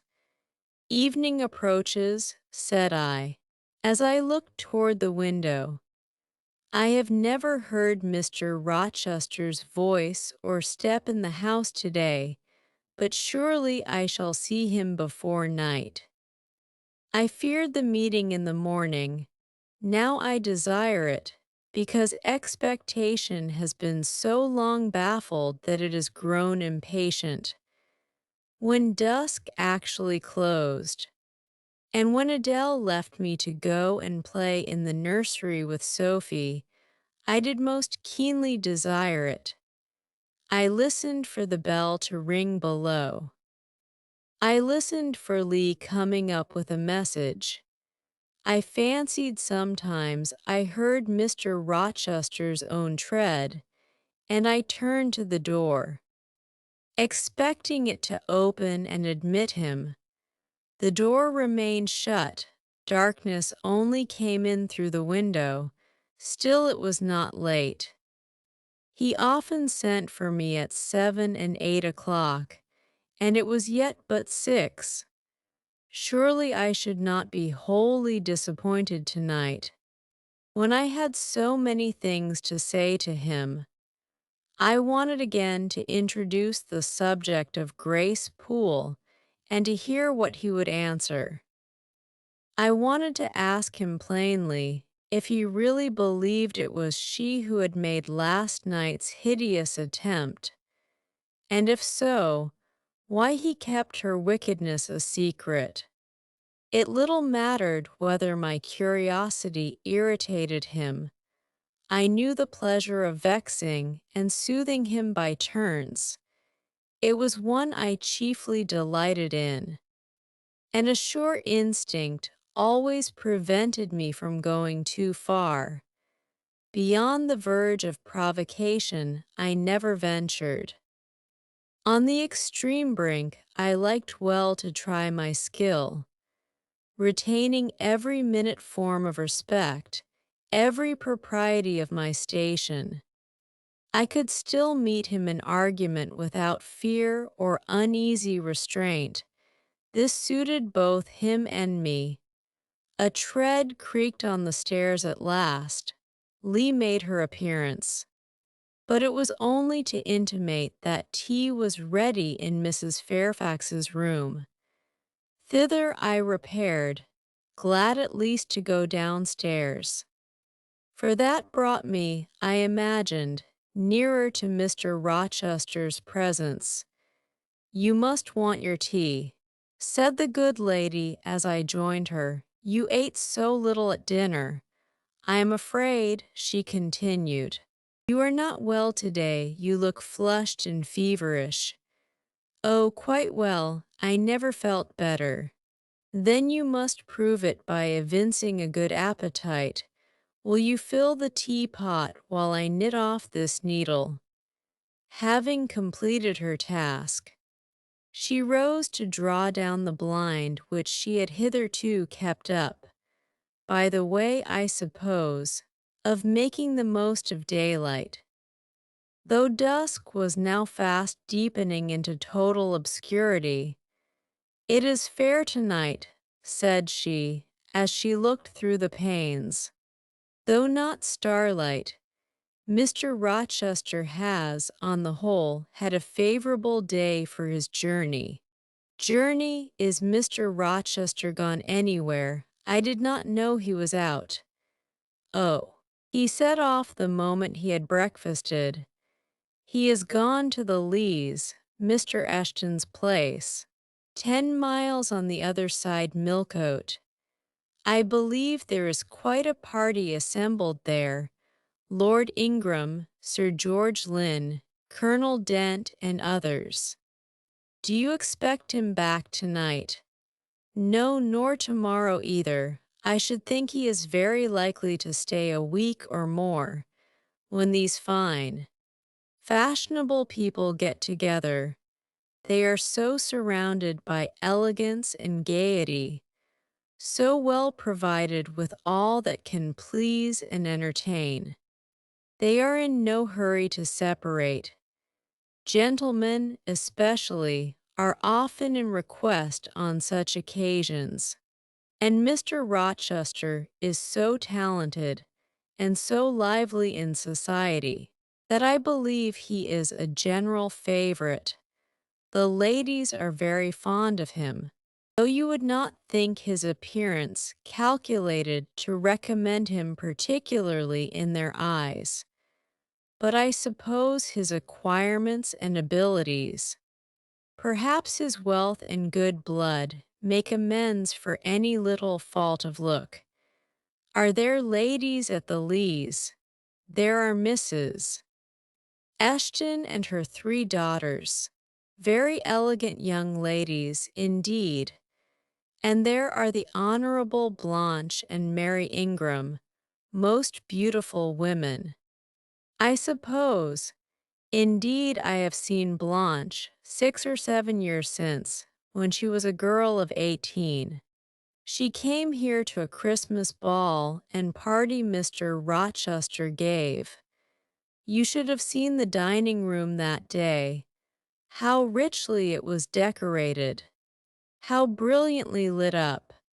I should think there were 50 ladies and gentlemen present, all of the first county families. And Miss Ingram was considered the belle of the evening. You saw her, you say, Mrs. Fairfax. Tell me, what was she like? Yes, I saw her. The dining room doors were thrown open, and as it was Christmas time, the servants were allowed to assemble in the hall to hear some of the ladies sing and play. Mr. Rochester would have me come in, and I sat down in a quiet corner and watched them. I never saw a more splendid scene. The ladies were magnificently dressed. Most of them, at least most of the younger ones, looked handsome, but Miss Ingram was certainly the queen. And what was she like? Tall, fine bust, sloping shoulders, long, graceful neck, olive complexion, dark and clear, noble features, eyes rather like Mr. Rochester's, large and black, and as brilliant as her jewels. And then she had such fine head of hair, raven black, and so becomingly arranged. A crown of thick plaits behind, and in front the longest, the glossiest curls I ever saw. She was dressed in pure white.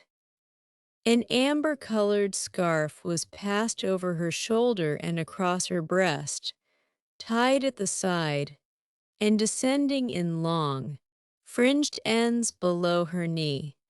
She wore an amber-colored flower, too, in her hair. It contrasted well with the jetty mass of her curls. She was greatly admired, of course. Yes, indeed, and not only for her beauty, but for her accomplishments. She was one of the ladies who sang. A gentleman accompanied her on the piano. She and Mr. Rochester sang a duet. Mr. Rochester, I was not aware he could sing. Oh, he has a fine bass voice and an excellent taste for music. And Miss Ingram, what sort of a voice had she? A very rich and powerful one. She sang delightfully. It was a treat to listen to her. And she played afterward. I am no judge of music, but Mr. Rochester is. And I heard him say her execution was remarkably good. And this beautiful and accomplished lady is not yet married. It appears not. I fancy neither she nor her sister have very large fortunes. Old Lord Ingram's estates were chiefly entailed, and the eldest son came in for everything almost. But I wonder no wealthy nobleman or gentleman has taken a fancy to her. Mr. Rochester, for instance, he is rich, is he not? Oh, yes, but you see there is a considerable difference in age.